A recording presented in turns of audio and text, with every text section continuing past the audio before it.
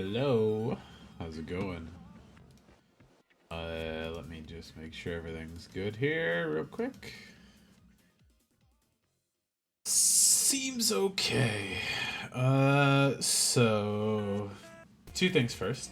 Apologies for yesterday. I came home, fed the cat, played with the cat, made some food, and fell asleep for 3.5 hours.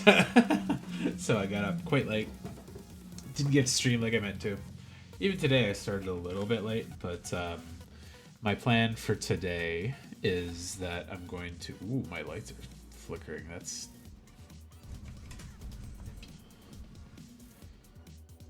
not good.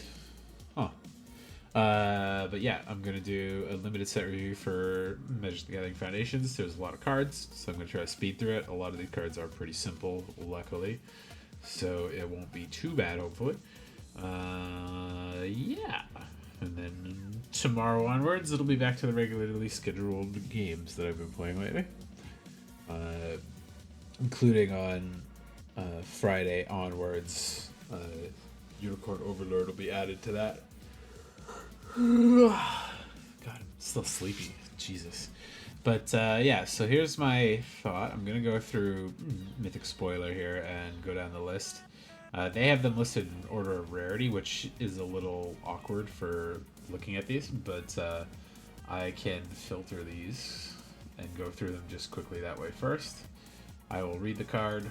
I will give my rating based on what I would normally consider these for limited, and then I will go from there. I'll probably give some thoughts about what I think of these for standard and onwards as well. I think this set is something like 60% reprints. I was expecting more reprints because they've talked about it being like these are cards throughout Magic's history, and they'll be powerful. And these are ones that are going to be in standard for 5 years at a time. So we'll do another one of these in a couple years that'll keep a good pool of cards available. But they printed a lot of like middling stuff, but good stuff. It's really awkward to describe this set in like any real terms here. There we go. Yeah, perfect sizing. Sort of, actually. White's really there. That's centered enough. No, it's not. It bugs me. There we go. Anyways, so I'll get right into this real quickly.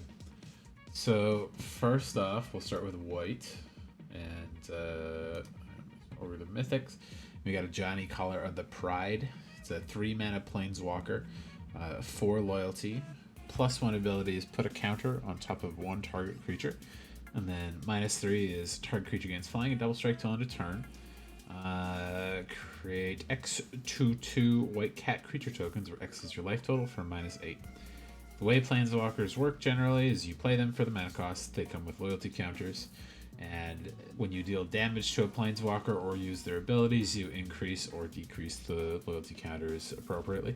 And generally, the best planeswalkers make you a blocker or protect itself from damage for the +1 is the ideal way for them to go. And then the minus ability usually gives you some kind of card advantage or removal or a way to push some damage through. And then the third ability, if they have 3, is usually the one that wins you the game. Generally, they cost quite a bit more, so it takes a few turns to trigger it, unless you're playing with like Doubling Season or something, which is in the set, so you can do sort of weird stuff if you've got the right setup. That one is something that will often be overwhelming in a way that you should win the game basically on the spot, unless the person has like a perfect counter for it. There are other exceptions, of course, like this guy is actually closer to a +1/+1 counter planeswalker, so if you have synergies like Doubling Season that give you extra counters, that care about getting extra counters put on them, etc. The -3 is a little expensive, but flying and double strike is pretty powerful, because if you're familiar with Magic Limited rating systems, it's called bread. So it's like bombs, which are cards that are like, oh, it's a 5/5 lifelink trample for strike death touch. Like, that's stupid and crazy, and that's a bomb. And then you have removal, which is things that destroy creatures or remove them from the battlefield or make them smaller or inconsequential in a way. Anything that can get the opponent's stuff out of the way. And then you have evasion, which is flying, unblockable, shadow, stuff like that. That makes you allowed to get around your creatures. And then you have aggro, which is like the rest of your stuff that's meant for like attacking and getting beefy creatures and making sure you're always playing aggressively, because limited is a smaller deck. It's not usually as complex as like full magic with lots of counter spells and crazy stuff. So, and then you've got your draft chaff, which is stuff that like is meant for commander or is just bad. So that's the order you should try to pick your stuff in. Like a good bomb is almost always good because the opponent might not have drafted removal, might not have opened removal, and they may just not be able to deal with like a 6/6 with trample if you got it out faster than regular. So we'll go from there. So Johnny, 3 mana is strong. A lot of planeswalkers that are 3 mana are really good. He doesn't protect himself, so I would put him a little bit lower than that, but he starts with 4, so he could probably take a hit the first turn that he's out without dying, especially if you +1'd him first. Ideally, you put a creature out first, turn 1 or turn 2, then you put this guy on turn 3, make that creature a little bigger, and it can safely block whatever the opponent has. You probably don't want to put him out and then immediately -3 him, because he'll be in the danger zone of getting destroyed. And unless you're winning with that swing, you might not want to do it. But you could if you play him like turn 4, turn 5, turn 6. Maybe you've already got a 5/5 or 6/6 or something like that, and you've dealt a bit of damage. Flying a Devil Strike could be the thing that lets you win that combat. And of course, his -8 is you should probably win the game. At any point of the game when you have more than 10 life, getting 10 2/2s on the board should basically win you the game.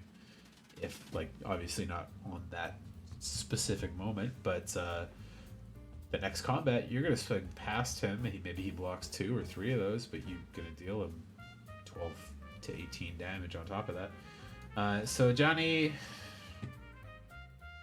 planeswalkers, I think almost always should fall in the A to B range, unless they're like really particularly bad or really broken. I don't really think he's broken, and I don't think he's that good. He's obviously really good, and if you're in white, you're probably going to play him.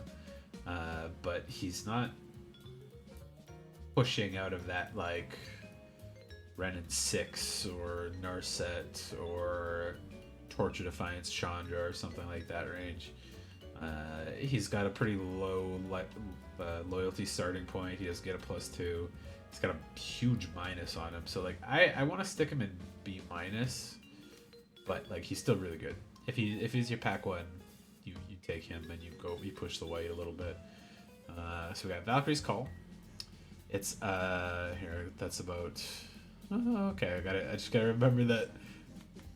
Oops, I just opened a new window with that.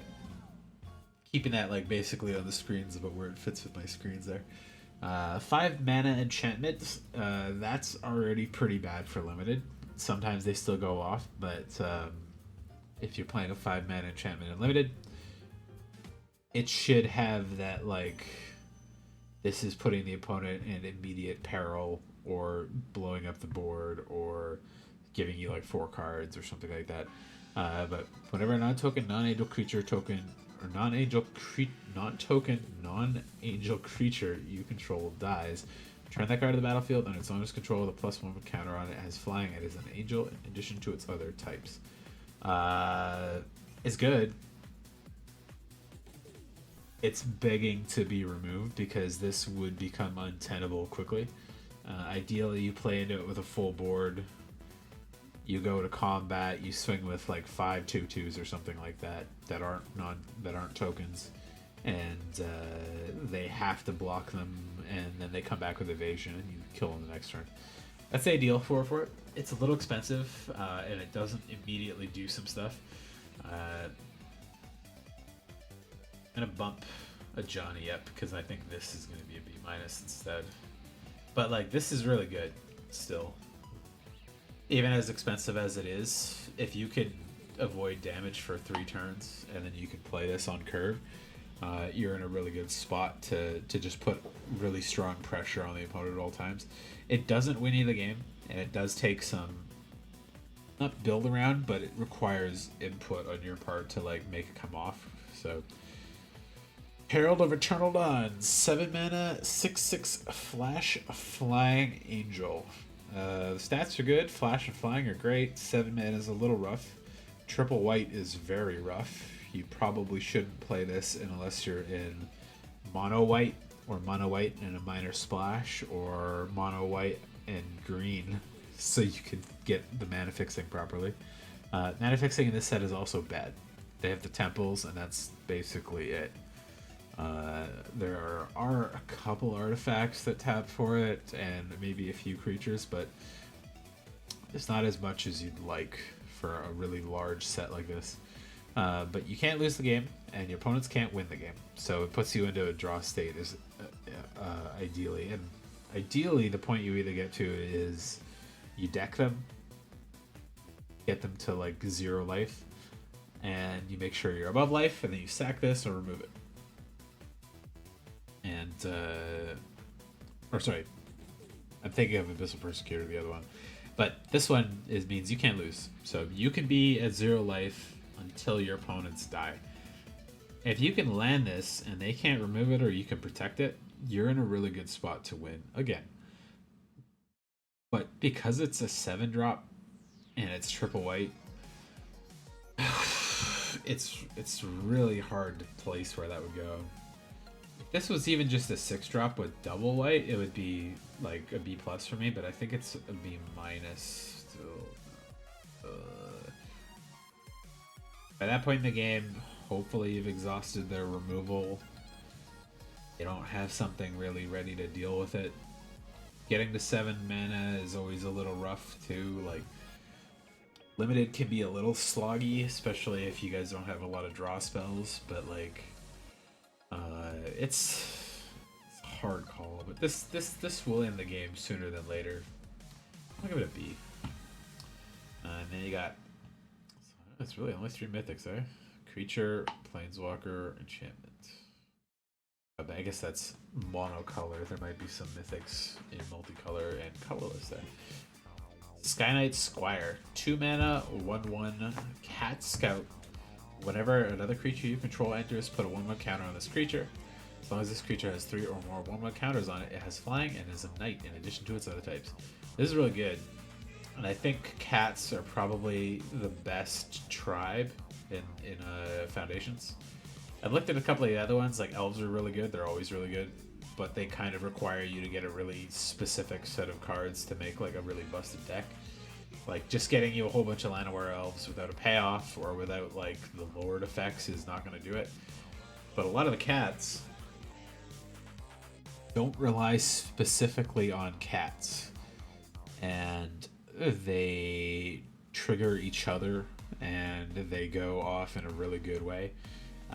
Vampires for the Black Tribe are, I think, they have the most potential, but they don't have all the pieces you need in the set. So it's like a lot of things that care about lifelink, but then most of the regular vampires don't have lifelink. Or things that care about sacrificing, but they don't have any sacrifice sources. So it's like, okay, awkward. But these ones, a lot of the cats are like, when a cat enters the battlefield, get another cat. It's like, okay, it's really good. Let's go to rare and Sky Knight Squire. Obviously, it's a 1/1 for 2, which is bad, but you're gonna put counters on this pretty quick, especially if you build into the cats. Like I said, there's synergy there for gaining life, making cat tokens, cats entering, triggering this. This guy can become really big really fast if you're not careful. I think, yeah, Heir Apparent does come out in this set, so you've also got a really busted way to pull a whole bunch of bodies on the battlefield really fast if you're gonna be crazy and force a draft on there. Uh, I can't put this above C because it's really squishy for a couple turns. But 3 counters is not that much to ask, and there are cards that put out like 2 goblin tokens, and this doesn't care about if they're token or non-token. So I don't think it's this. It's hard to turn this on to a next type here. I think there's a way for me. Yeah, let's say I think there was a way to put a range on this, but uh, yeah, I'll leave it at C for now. But like, if you can build around it, this goes up to like C plus B minus territory, especially if you've got some like fast tokens. Authority of the Councils is not a strong card on its own, but it's fun, and it's a key control card, and it's very strong overall. So, Authority of the Councils, 1 mana enchantment, creatures opponent control enter tapped, and whenever creature opponent controls enters, you gain a life. So if they got a counter strategy, you're gonna gain a bunch of life back, and they all come in tapped, which leaves you open to swing, leaves them a turn behind essentially for defense and stuff. So it's like it's a tax stacks control piece, but it can leave your aggressive deck open in a good way. I played it a lot back in Kaladesh side with like Jessica Energy and stuff. It was really fun. I really like it. I call that a solid B. What does she think? Limited, they're gonna play some creatures and stuff, but that lifelink would matter more. What a synergy. Does that show up? Oh, it has my comment on it. Oh, okay, okay, okay.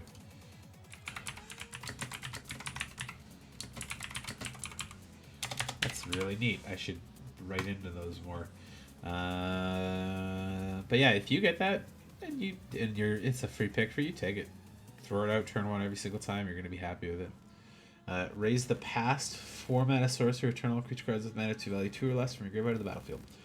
If you're playing limited, this card's real strong, but it requires 2 things: that your cards have to be dead, and that they have to be in the graveyard, which I think Scooz is in this set. Yeah, it is. And there's probably a couple other cards that exile your graveyard.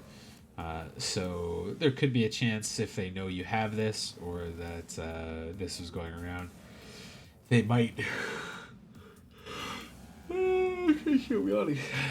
that they might remove your graveyard before you get to really make use of it. But like a red-white deck or a mono-white deck in this, you could easily have most of your creatures in that range for this, and this can become a really good card. Because of that, though, I'm just going to put it into C, because it may not trigger for it a little bit.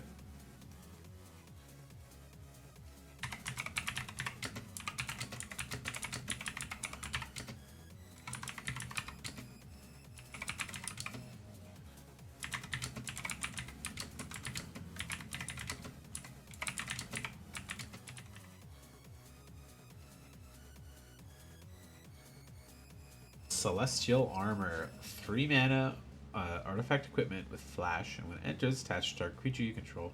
That creature gains hexproof and indestructible to end a turn, and it gets +2 and +0, and it gets flying. That's a really pushed piece of equipment.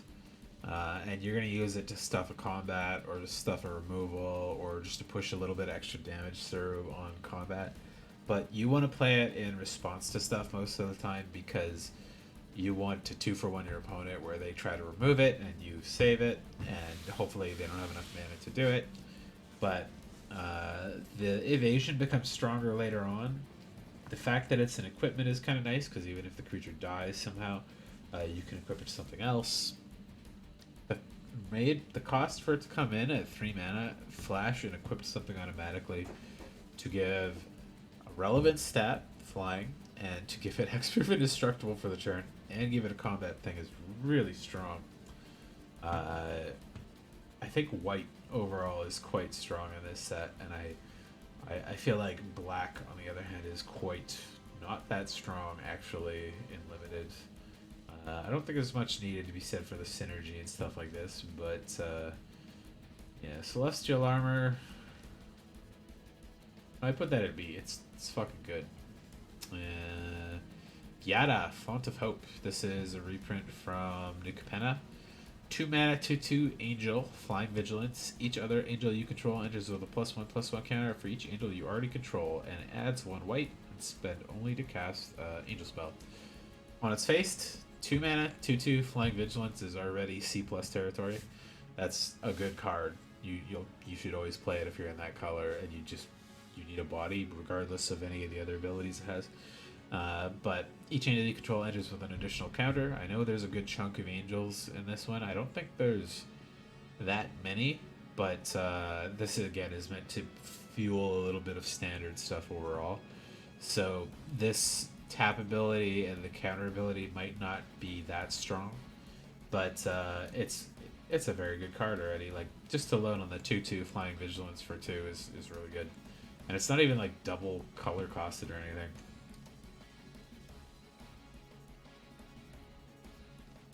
Angels, +1/+1 counters, and flyers. Exemplar of Light, as just speaking about another angel right there. 4 mana, flying 3/3 angel. Whenever you gain life, put a counter on this creature. Whenever you put one more counters on this card, draw a card. It triggers only once each turn. So, whenever you gain life, via Authority of the Councils or something else, put a counter on her. Whenever you get a counter on her, you draw a card. Even if it's only once, that's still good. You want it to pay off like twice, and you're pretty happy with it. And you don't have to put that counter on through life gain. You can get it through other stuff, like the other stuff, like a Johnny or something else that we have there. 4 mana is a pretty good spot for a 3/3 flyer. It doesn't have flash or vigilance or anything like that, but I'd still happily play that, and then just hope to get a couple things that like mesh with it really nicely. I would put that in the B- area. Because if you can trigger it twice, like I said, you've paid it off with the card draw. And a 5/5 flyer is nothing to sneeze at. That's hard to deal with in a lot of decks. Assuming they don't just have like murder or something like that. Arabo, the First Fang. This cat avatar has been around before. I don't remember if this specifically is the reprint, but he's a cat tribal synergy guy already, obviously. So 3 mana, 2/2. Cats you control get +1/+1. And whenever Arabo or another non-token cat you control enters, create a 1/1 cat token creature. So yeah, makes your cats bigger, makes more cats when you play cats. He's good. 3 mana for 2/2 is a little underrated, but he comes in with an extra body, which means he's essentially giving you 4 power for 3. Which means your opponents either need to remove 2 things, or they remove him, and you still get a body out of it. And every other cat you can play, and there are, like I said, good cats in this set, so you can really synergize with the cats quite easily. Like, again, Sky Knight Squire. If you have Sky Knight out, you play a Rabo, he gets a counter on it. He also gets +1/+1, which would immediately make him 3/3. Then your non-token creature comes in, and that triggers this guy, making him a 4/4. So he's not at that yet because one of those +1/+1s is not a counter; it's just a static ability on the field. But that means only one more thing, and this guy's triggered. So like, you could just curve right into having this guy be like a 5/5 flyer as well. Which, if you can get it, you're going good with it. I would put Arabo at C+, because the extra body there is good. Cats. He doesn't play around with the lifelink or counters, but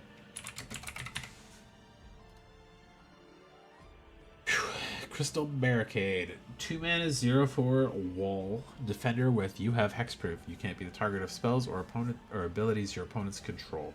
Prevent all non-combat damage that would be dealt to other creatures you control. As the magic count put out, mono red, you lose.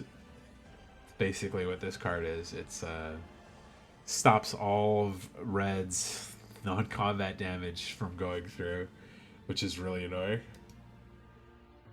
Not to him specifically, if the wall is considered a him. 2 mana 0/4 is pretty good for a wall. Defender sucks, obviously, but they usually tilt them very defensively to make up for that.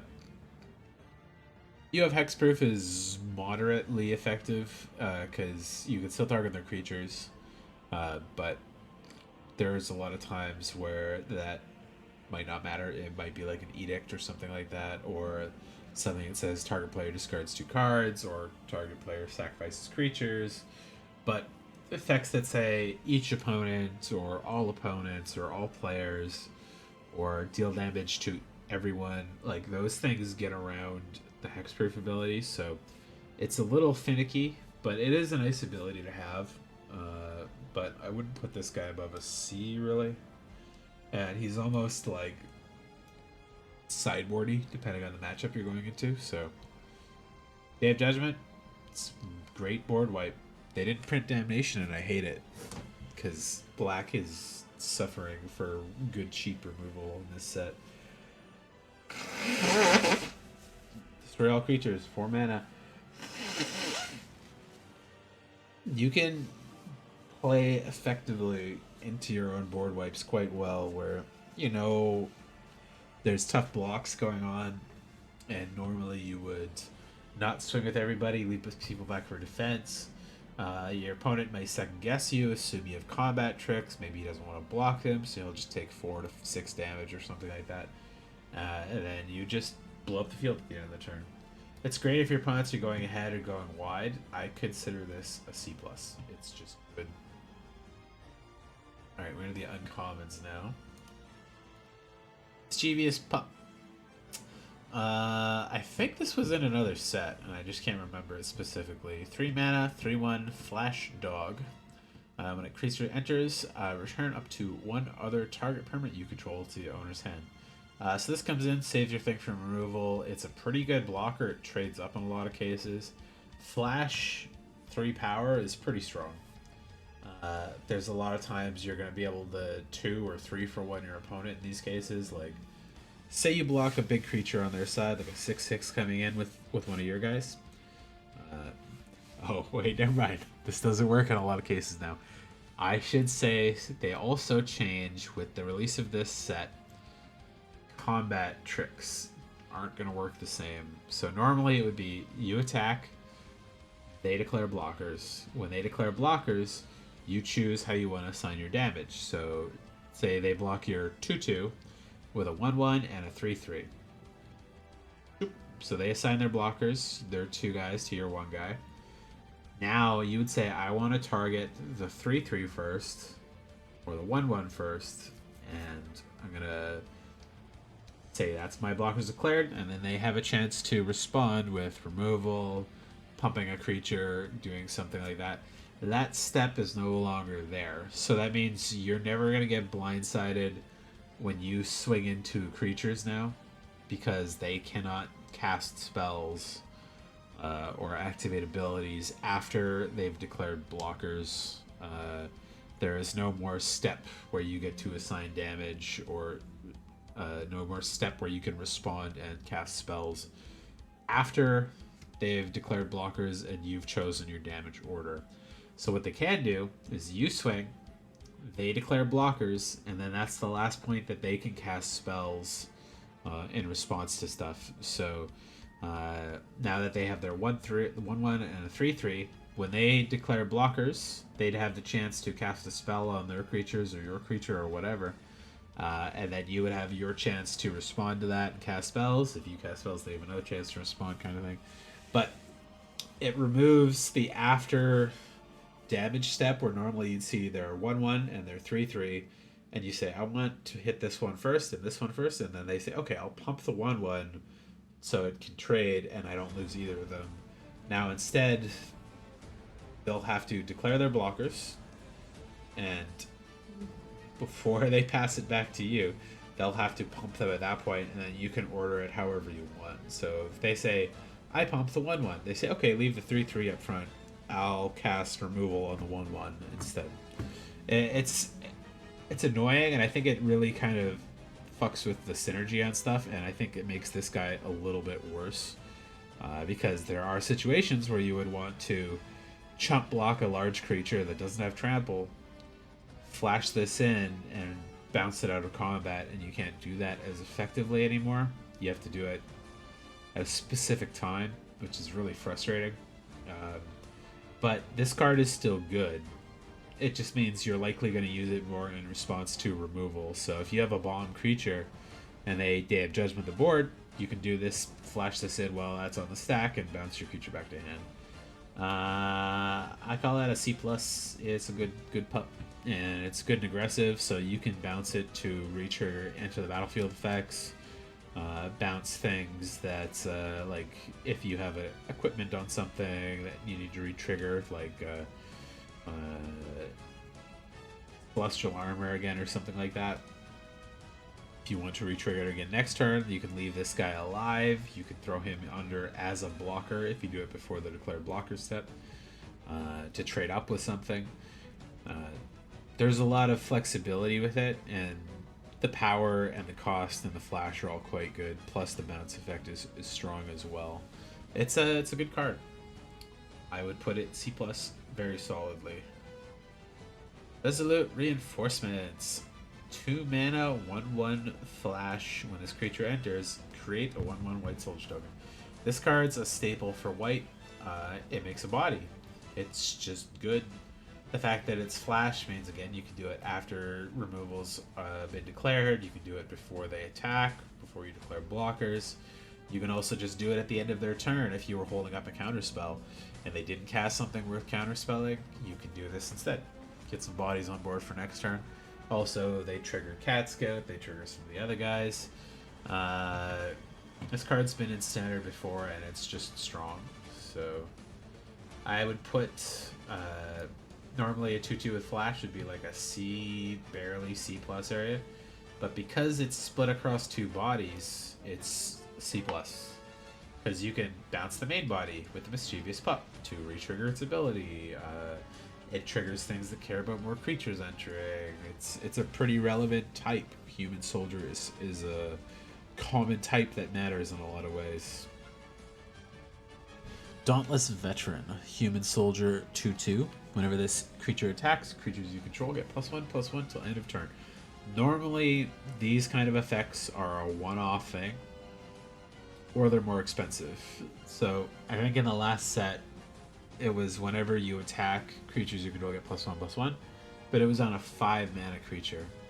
So this one requires itself to attack, but it does buff itself, and it comes in 2 turns earlier than the one from the last set, and the last one is pretty strong. Human Soldier, it's a relevant type. 2/2 for 3 is not great, but the ability is real good. This does mean you need to attack with it to get it to trigger once, so they can just bump it before it gets there. I would still consider it fairly strong. I would put it in that C+ territory, because like I'll happily play this on curve, swing with it on turn 4, or even maybe not swinging on turn 3 to like build up a good board state. But it's good. It's not busted, but it's good. I'm thinking about that Mischievous Pup again, and I want to put it up to B-. That puts in a lot of work. Joust Through. 1 mana instant white. Joust Through deals 3 damage to target attacking or blocking creature, and you gain 1 life. This is one of the best rates that the white mana removal have come through. I don't like the way they worded it, because that blocking thing, again, is just such an awkward timing now that they made it that way by removing that extra step where you would normally want to cast removals. But the rate's good.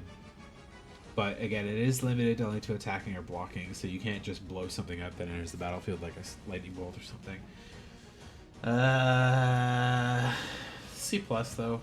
The life is meh, kind of matters. It's not bad, but there are lifelink synergies that will care a little bit about. Twin Blade Blessing, a 3 mana enchantment or a flash. Enchant creature, conjure creature has double strike. This is another kind of side grade to a reprint. Like, they've done other enchantment effects like this, but this is better in cost. The flash is really nice, um, but the blocking stuff gets a little weird again. So I'd still say this is really good. Um, Double strike is hard to beat, and a lot of times you can get around a lot of combat abilities like death touch or lifelink and stop them from triggering because you get first strike as well. There's no power buff to this. Power buff to this. So I don't think this can be higher than C+. But if your creature survives because of it, this will stick around and you get to swing big next turn. So be careful where you put it. Be careful when you cast it, and you'll probably have a pretty good time with it. It's a good card. Youthful Valkyrie. I think this is a reprint as well from Kaldheim. Yes. Yeah. 2 mana, 1/3 angel flying. Whenever another angel you control enters, put a counter on this creature. So this triggers with the +1/+1 counter synergies. It triggers with the angels. We've only seen 3 angels so far, but there is that enchantment that cares a little bit more about angels. But unfortunately, creatures that are already angels do not trigger with that and come back. So 2 mana, 1/3 flyer is not that great of a rate, but you build around this a little bit and you kind of force yourself to get a couple more angels, or you get things that allow you to trigger it a little better, and then it becomes quite good. But I'd only put it at a C for the start, just because it's value-wise at default. If you have no other angels, it's not that great. It's average, I would say. Divine Resilience. 1 mana, instant kicker 3. Target creature you control gets indestructible to end a turn. This spell is kicked. Instead, any number of creatures you control get indestructible to end a turn. It's standard to Fairy's Protection, but more expensive and also less good. But 1 mana, give a creature indestructible. It's not bad. It's not great, but it's not bad. It's just awkward. 4 mana, save your field is pretty nice. And I like the flexibility of kicker, so I would put that at a C+, because 1 mana I'd call it a C. 4 mana I'd probably call it a C as well, but you can do both. You get a little bit of a bump for that. Cat Collector. 3 mana, 3/2 human citizens. When this creature enters, create a food token. Whenever you gain life for the first time during each of your turns, create a 1/1 cat token creature. 3 mana, 3/2 is already really solid, and it also makes a food when it enters, which I'd call that pretty strong. And then if you gain life, which includes its own ability with the food, you get another body. So it's paying for itself decently if you have a couple life gain triggers. And if you have a lot of life gain triggers that you can repeat every turn, this will pay off dividends for you as well. And it fits the go wide decks, it fits the cat decks, it fits the life gain decks, which all kind of slot into white here pretty good. I'm going to call that a C+ as well. Could be better, could be worse. But 3 mana, 3/2 that gives you a food token and will probably get you 1 cat is pretty fine. Guarded Heir. 6 mana, 1/1 lifelink human noble. When this creature enters, create 2 3/3 white knight creature tokens. So for 6 mana, you're getting 7 power across 3 bodies. This is really good for white. Normally they don't get a lot of good spread like this. And that's a very wide, decent power spread. Like 3 power, 3 toughness is a really good spot for a lot of stuff. I might even call that a B-. That's a really good card.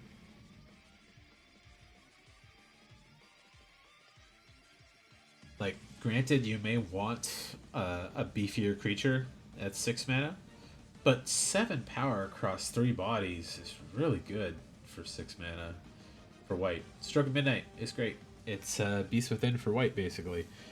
3 mana. It's an instant. It destroy non-land permanent. Its controller creates a 1/1 white human creature. So you get to blow up one thing of theirs, everything that isn't a land, and they get a 1/1 instead. So you pick their biggest bomb, you blow it up. If they have Celestial Armor, or the big Herald of Eternal Dawn. No, it's a Valkyrie's Call. That's the one. Some big stupid enchantment that's gonna win them the game eventually. You blow it the fuck up. They get a 1/1 instead.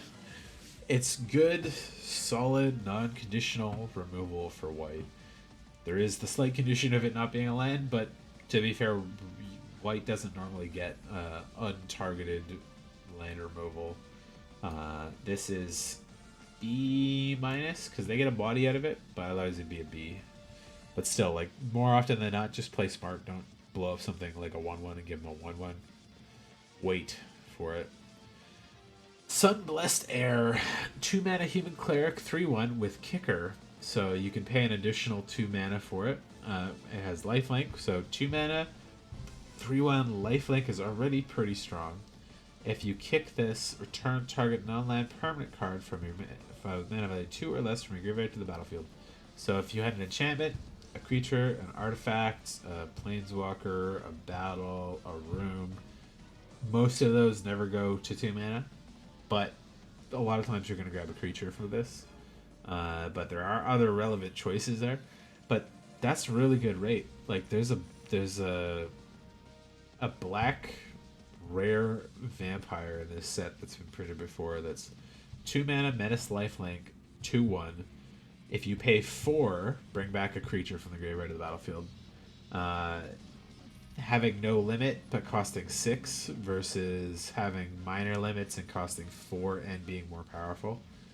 I'd probably happily take this guy over it every time because 3/1 lifelinkers are nothing to sneeze at. They're trading up.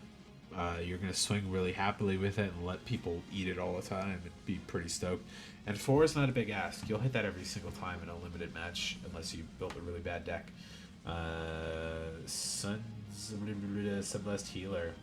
I think that guy's a B minus. It's too squishy to get out of that otherwise, but the value's good. And if it hits the field, like they don't counter it while it's on the stack, you'll be able to trigger that because you pay it as you cast it. And as long as it hits the field, that ability will on the stack, they won't be able to stop that, even if they blow this guy up right away. He's really good. That's a really good card. Claws Out, 5 mana. This costs 1 less to cast for each cat you control. And creatures you control get +2/+2 on the turn. 5 mana for that effect is a little overcosted. It's not that much overcosted. Normally they cost between 3 and 4, depending on the kind of stat boost they give. Sometimes they give +2/+1, or +1/+2, or +1/+1. But at 5 mana, 2 for 2, I'd call it average. I'd be like C+. No, C. I'd call it a C. But at 2 mana, if you have 3 cats, like if you curve out with the 1-drop Lion, the 2-drop Cat Scout into Arabo or something like that, and then turn 4 is you swinging with this and another combat trick in hand, like you're gonna blow the fuck out of them right there. It's gonna make a bunch of bodies and you're gonna pump them to lethal and be very happy to do it, and you'll be very good for it. So the flexibility, putting it in C+ because of that. But yeah, a little builder Andy because it's for cats specifically, but it's good. Let's see, did I? Yeah, let's.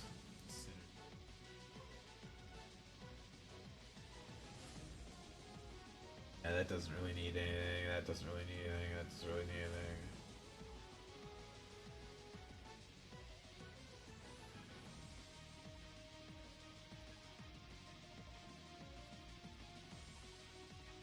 That card's just fucking good.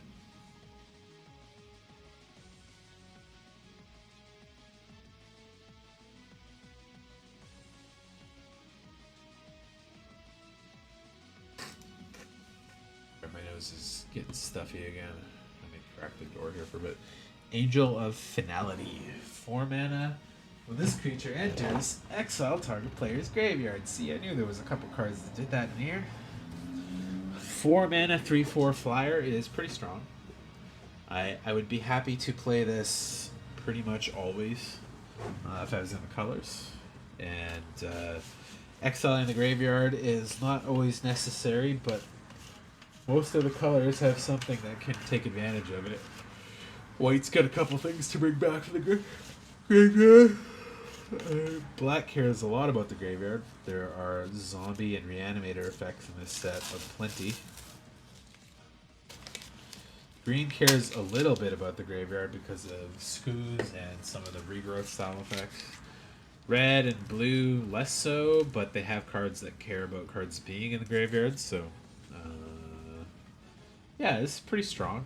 And 4 mana 3/4 is pretty solid for like a flyer stat. So I would put this in the C+ area as well. Savannah Lions, one of the most classic Magic cards around. 1 mana 2/1. That's it. It's a cat, which is relevant for synergies. But you're always going to be happy to play these. It trades up for 2-3 turns a lot of the times. Like you're going to trade with almost every single 2-drop. You're going to trade with all 1-drops. You're going to trade with a lot of 3-drops and sometimes even 4-drops. But it synergizes really well. And it's very above rate generally. It is an older card, so it doesn't get all the fun keywords that modern cards get. But I'd still happily play that a lot of the time, especially if you know you're going white. Sarah Angel, the very classic angel that always shows up in most starter kits and core sets for Magic. 5 mana 4/4 Flying Vigilance. So slightly better than the other one. I would still put this in a solid B- tier because 4/4 flyer is pretty hard to beat. 5 mana is a little expensive, but not too expensive. The evasion and being able to hold up the blocking after is really good. I think that's only 6 angels so far. There might be a common one or two, but yeah, the angel tribal I don't think is that likely. I think it's probably like a sub theme. Yeah, 5 mana 4/4 Flying Vigilance is real strong. And his Pridemate, he's been printed all sorts of values. It's a staple classic for life gain. It used to say when you gain life, you may put a counter on this creature, but there's pretty much no situation when you would want it to not put a counter on it. And I think they did it specifically to mitigate moves taken on Midgo, which is annoying. But it is what it is. On its own, this is a C. If you have cats or lifelink, this becomes a C+ very easily. I think I still have to put it in C based on itself because you don't naturally gain life in Magic without playing spells or triggering abilities that do it. Oh, they missed Condemn. Condemn is put target attack creature on the bottom of its owner's library. Its controller gains life equal to its toughness. It's your Swords to Plowshares, essentially. It's not an exile, but that's fine. You'll be okay with this. Opponent gaining life is not as big as it seems. Don't treat it as strongly, because if they gain 3 life, you hit them with 1 more creature normally. And sometimes that little amount of life will make the difference, but more often than not, playing smartly and doing this, it's not gonna matter. You're going to remove their best thing for probably the rest of the game, and you're going to be pretty happy to get it out there. I would put this in B- area of pretty much non-conditional removal. It's just, yeah, B- is still good. It has to be attacking, but that's not really too big of an ask generally. Okay, we're gonna look at the commons now. Armasaur Guide, 5 mana 4/4 Vigilance. Like the Sarah Angel, it's not bad. But it does not fly, which makes it considerably worse. But whenever you attack with 3 or more creatures, as if you curve into this guy, you should have 3 creatures. Or if you've been playing some of the token guys that generate extra tokens, put a counter on target creature you control. It's not great. It's not busted, but I would put that above rate. So I'd call that a C+. Again, 2 triggers and you're probably pretty happy with it going off. But if you get 2 triggers and you're putting it on this guy, that's a 6/6 Vigilance that you're probably pretty happy to have. But in a lot of cases, you're going to buff up your weakest, like rare bomb or something to keep it alive. But 4/4 survives a lot already. Making it a 5/5 will make it survive a lot more. It's not a bad card, not a great card, just a good card. Banishing Light is great. It's fucking super great. Unconditional exile removal, removing enchantments in every other color except for green is usually pretty fucking hard. I would call that putting that into B minus. Now that being said, there are at least one card in black that can do this, and 2 cards in blue that can bounce it, which can like they can. If your strongest card has an ETB ability and they bounce this, they get the ETB ability again, so they're gonna be happy with that. You're not gonna be happy with that. But yeah, still good. Play it every time. Snap it if you're in white. Go for it. Dazzling Angel. That's one of the common angels. Whenever another creature enters, you gain a life. 3 mana, 2/3 flyer that incidentally gains you some life. 3 mana, 3/3 would be pretty on rate. 3 mana, 2/3 with flying is below rate, but the evasion is strong. And this, again, the Angel Tribe is viable if you're lucky. I'd call it a solid C+. Gaining life whenever another creature you control entering is not that crazy, but if you're in the life gain deck or the Angel deck, you're probably going to be pretty happy with it.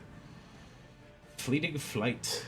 1 white mana, instant, put a counter on target creature, +1/+1 counter, gains flying until end of turn, prevent all combat damage that would be dealt to it to a turn. Okay, this is fucked up. So Mighty Leap used to be 1 mana, +2/+2 flying, but didn't prevent all damage that would be dealt to it this turn.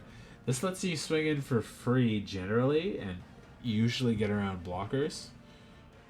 Or because of new combat stuff, you swing, you cast this, it becomes a flyer, and then they go to block it, and hopefully they have a creature that can bounce with it, so it doesn't die, your guy doesn't die, but you get to swing with something big and be pretty safe that it's not going to get blown up by creatures. That does not mean they will not be able to remove it in another way, but counter's permanent, it sticks around. The flying doesn't, but the anti-removal via damage is pretty strong, or rather via combat damage is pretty strong. That's a hard one to call, but I like it enough that I put it into C+, and be happy to play it often. Healer's Hawk is a C. I would normally put it as a C-, but the lifelink is very relevant. Bird doesn't matter. Flying is nice. It's in a good spot to be very useful first drop for you. A lot of the times there's enough lifelink triggers that it's going to matter. And sometimes just having that ping once a turn is going to be the thing that gets you an extra card, gets you an extra cat, gets you an extra counter on a couple creatures. I think you're happy to play this if you're in the lifelink. Otherwise, maybe it's a sack target or a chump blocker. It's not really that good in that case, but the evasion is good.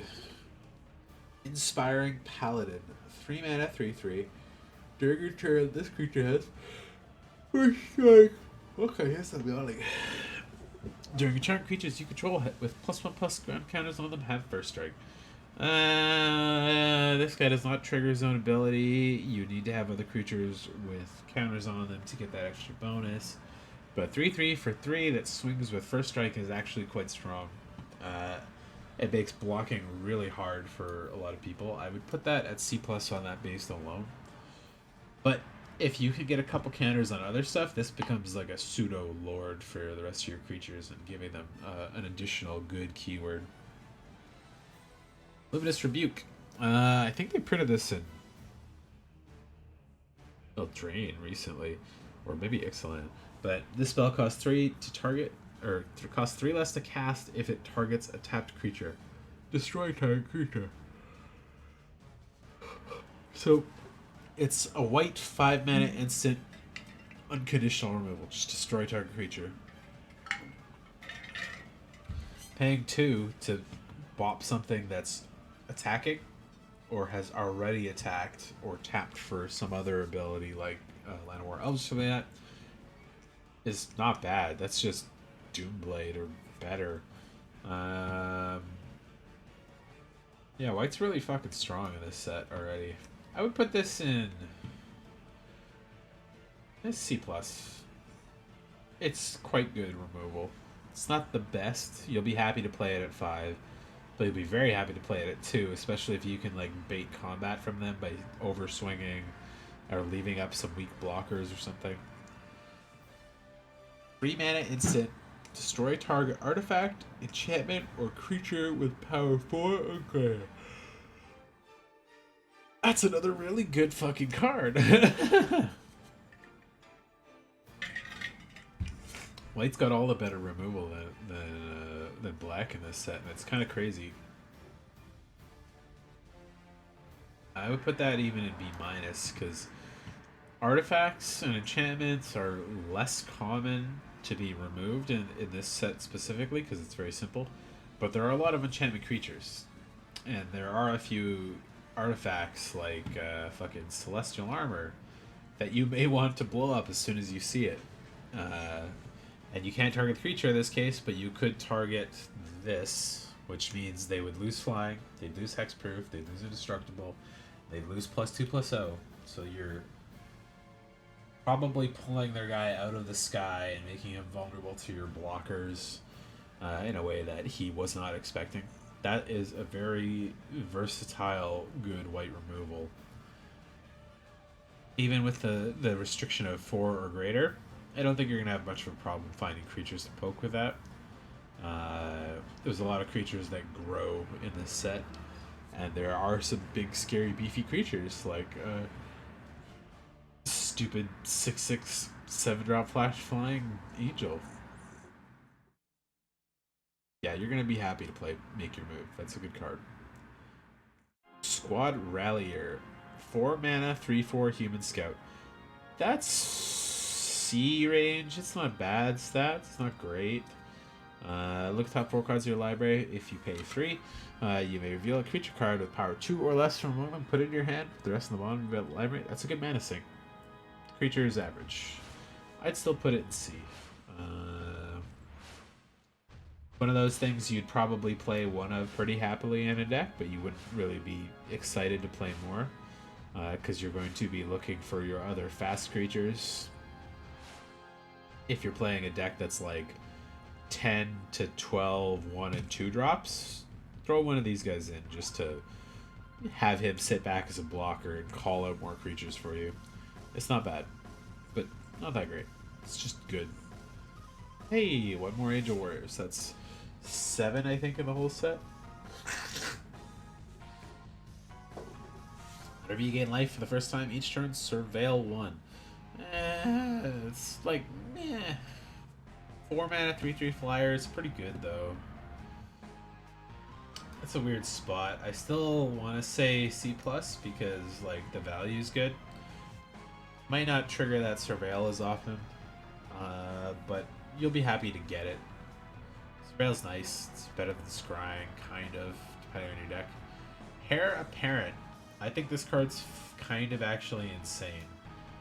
If you can do something stupid and draft like 10 or 15 of these somehow, you're going to be in a very happy spot. Just like 10 of these, maybe 12 of these with removal and a couple Lord spells, you're in a pretty happy spot. When this creature enters, create a number of 1/1 white rabbit creature tokens equal to the number of other creatures you control named Heir Apparent. And deck can have any number of cards named Heir Apparent. So you get 1, it's a 2/2. Second one gets you an additional 1/1 rabbit. The third one gets you 2 additional rabbits. The fourth one gets you additional 3 rabbits. You can see how it goes. And if you're playing this as like a very bulk of your creatures, I'd say in the 4 or 5 or plus range of them, you're pretty happy to just snap every single one of those up. Outside of Limited, I think this is going to be a really strong card. It's White's second, and a deck can have any number of these cards, and I think this is the most busted one of all. It's really, really good. it's gonna rapidly make your field really huge in a way that like Relentless Rats or something can't do. So I'm still gonna put that in a B minus. Another good aggressive flash card for white. So 2 mana, 3/1. Cathar Commando has been printed a couple times, I think in Innistrad. It's a good blocker. It's a good aggressive play after they've declared attacks. And you could pay one to sack this and blow up an artifact or enchantment if they have like a Banishing Light or something like that to play against you. You're going to be happy to trade this and get your better creature back. But I'd play 3 or 4 of these just as aggressive cards. Like in my 2-drop slot, flash this in after their combat when they've declared attacks already, either to block their best thing it can trade with, sack it to blow something up, or just flash it in and swing in for 3 additionally. Like C+. It's good. Already been here for an hour, another ad starting already? Wow. Okay. Prideful Parent, 3 mana, 2/2, Vigilance Cat. It's average for the stats. When it enters, create a cat token. That's nice. It's a good go wide card. There's like 3 or 4 cards in white that give you an extra body in a good way like that. It is pretty key for the cat deck, especially if you have the Cat Scout or a Rabo. You're going to be in a pretty good spot with this, but yeah, I can't put it above C, I don't think. Maybe it just edges into C+, but I'll put it into C for now. Like, in Dustboard, it was a 3 mana, 2/2 that makes...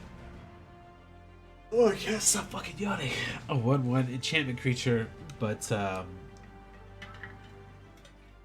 those enchantment creatures had very relevant creature types and triggers on enchantments. So this guy's not that good, but he does have vigilance, which means you're pretty happy to attack this thing all the time. And cats are very relevant.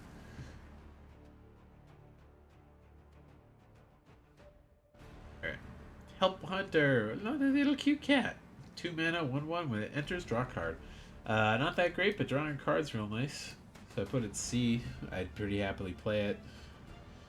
Peladar Savior, another cat. 4 mana, 2/3, lifelink cat beast. Creature enters, put a counter on each of up to 2 other creatures you control. So that's 4 mana, 4/5 power that you're putting on to at least 2 other creatures. Don't play this if you have no other creatures. 4 mana, 2/3 lifelink is not that good. Not that bad. You can still play it if you had to, but you're going to very happily put this on with your Healer's Hawk or Heir Apparent or something like that. It also fits the counter strategy. I can't put this in not C+. I think it's just good. Energy. Here, let's see. Helpful Hunter. It's just a good card. No, it's got synergy too.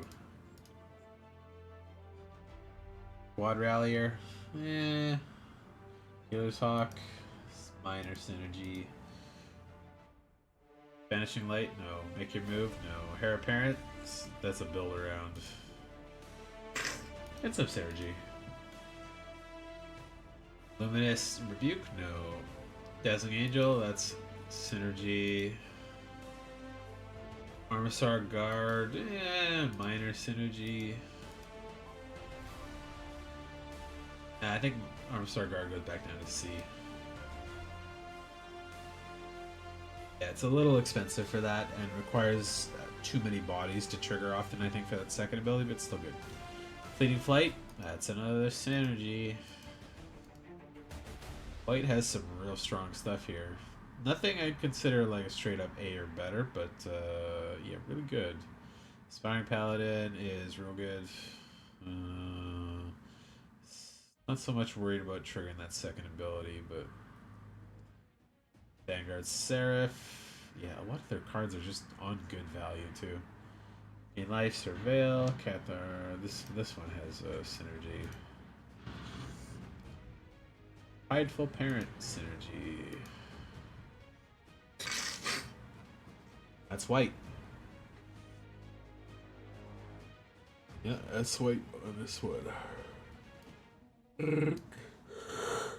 Let's look at. Ooh, it's Kaito.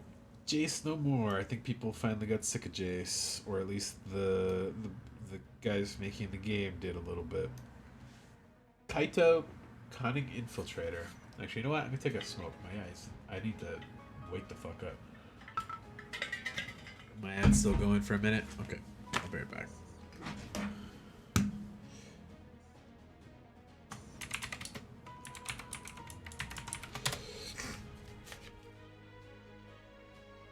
Can't wait for Friday. I'm gonna buy myself a fucking pizza. It's been like months since I've had a pizza.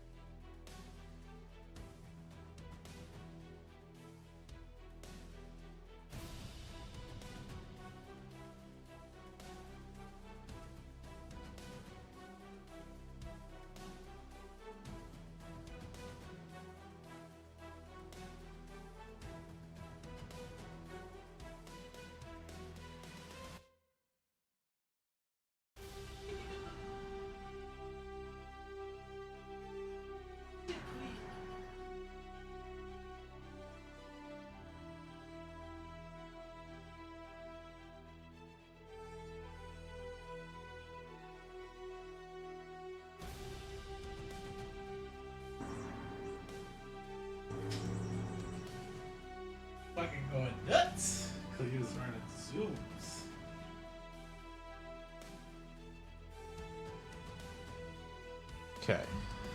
Phone back on the charger. My water's good. Yep.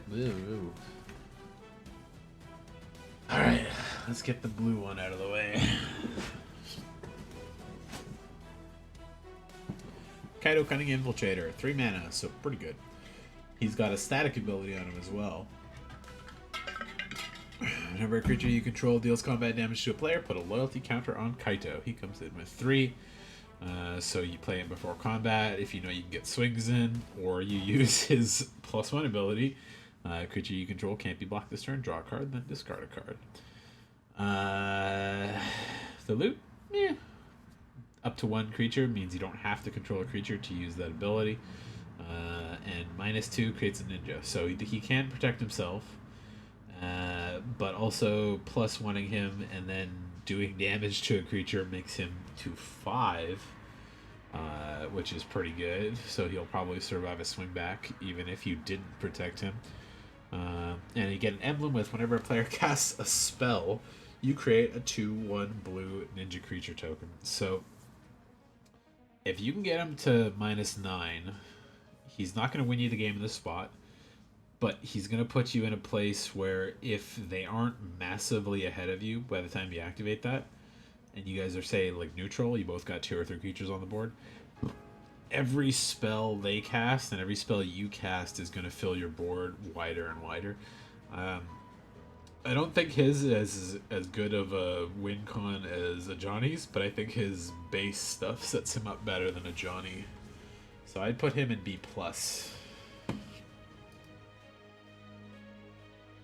Because I like his top 2 abilities more than I like his than a Johnny's ones.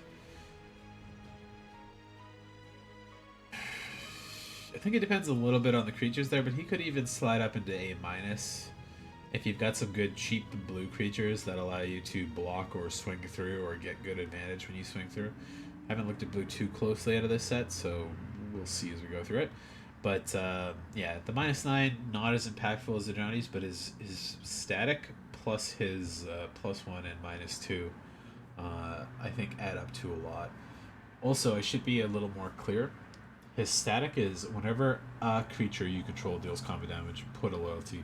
So it doesn't have to just be, it's not 1 or more creatures, every creature you have. So if you had 3 creatures or 4 creatures, when you swing with them, if they all do damage, even if it's just 1 damage apiece, he'll get a loyalty counter for each of them. So you could get him reliably to 9 faster than you expect if you've got a good field of like small creatures.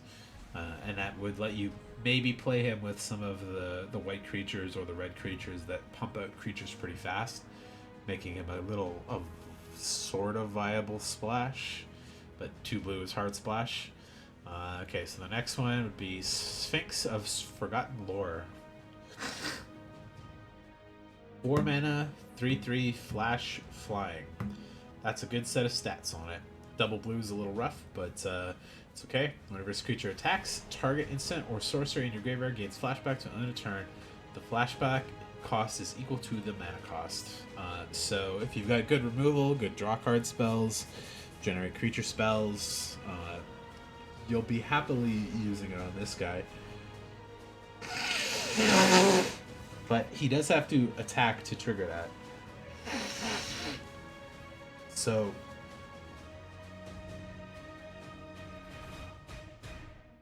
you're probably going to want to flash this guy in after your opponent's cast his spells for the turn.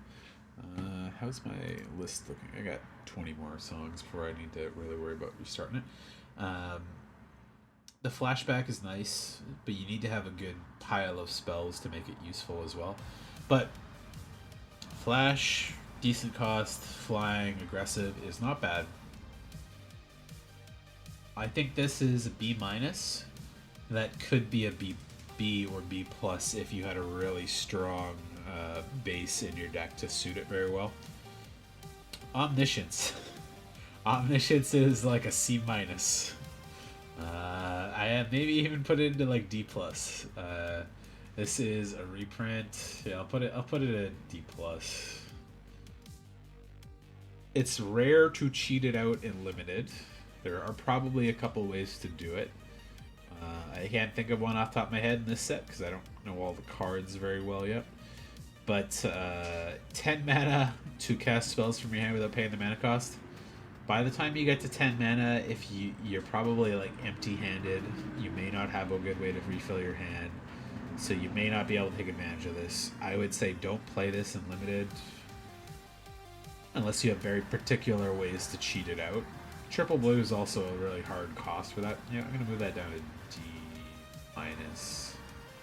Very situational for that one to be good. All right, temporal manipulation. Oh, okay. This is there's the guest card or two in each of these slots. That what the Grim Tutor is as well? Yeah, I think so. What was the one that was in here that I missed? Valkyrie's Call? No. They're not a white one? Oh, okay, maybe it's in multicolor for one of the white ones. Temporal manipulation, because the special guest cards do show up a surprising amount. Take an extra turn for 5 mana. That's one of the ones that you can usually win the game with. I think there's 2 or 3 cards that let you copy a spell, including the previously mentioned Sphinx lets you cast this from the graveyard. Extra turn's real strong. It's a little expensive, but it's kind of at that right point where you've probably got a pretty good field or you've got a decent stuff in hand that you haven't cast yet. I'll put that at B minus. It's pretty strong. It's a little too expensive to be like fucked up, but it's not bad by any means. Alright, Corsair Captain. 3 mana, 2/2 human pirate. Kind of looks like a chubby Aladdin. It's weird. When this creature enters, create a treasure token. It's okay. Other pirates you control get +1/+1. I know there were some pirates in this set. I don't remember how many there are. Yeah. Pirate lore that makes you a treasure. I don't know if I would have put this at a rare, but I don't think it's bad. Where are you, Corsair Captain? I fucking blind. Did they not put that on the list here? They don't have it on the list. Okay, well, it's Drakecatcher. That is on the list.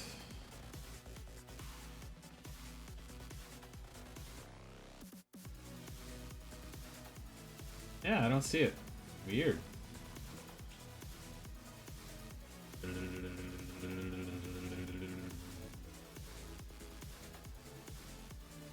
I was looking for like a help, you got an error. I don't see one though, so alright, well, I would probably put Corsair Captain at C+, because like the Lord ability is not too strong.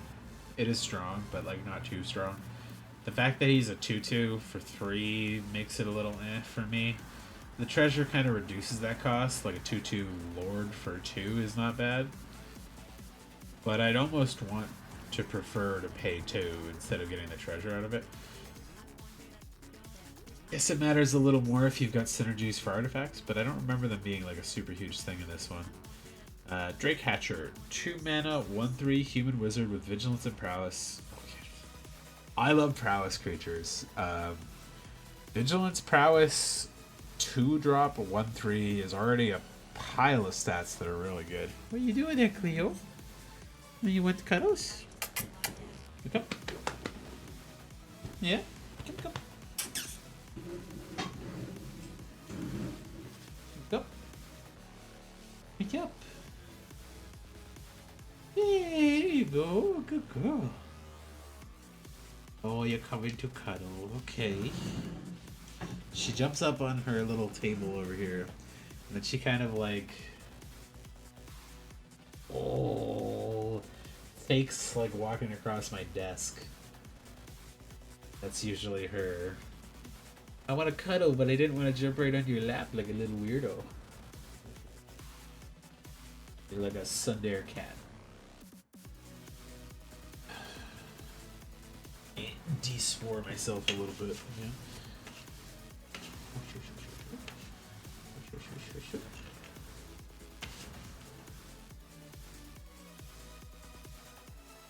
I know you like the glue.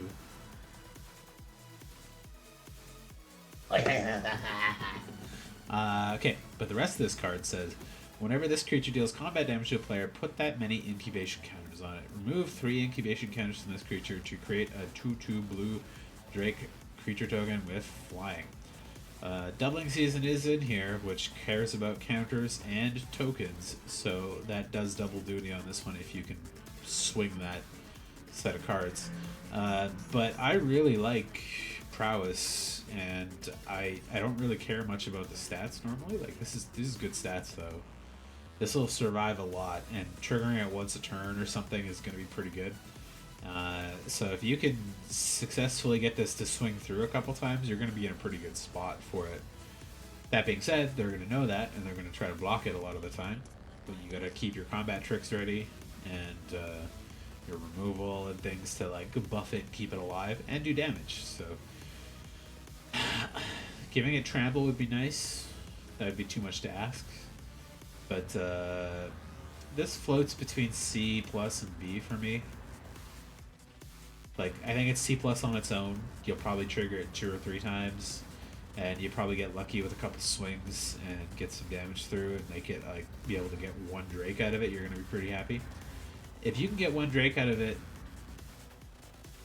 I think it's paid for itself in a positive way, and I'd put it up in the B area.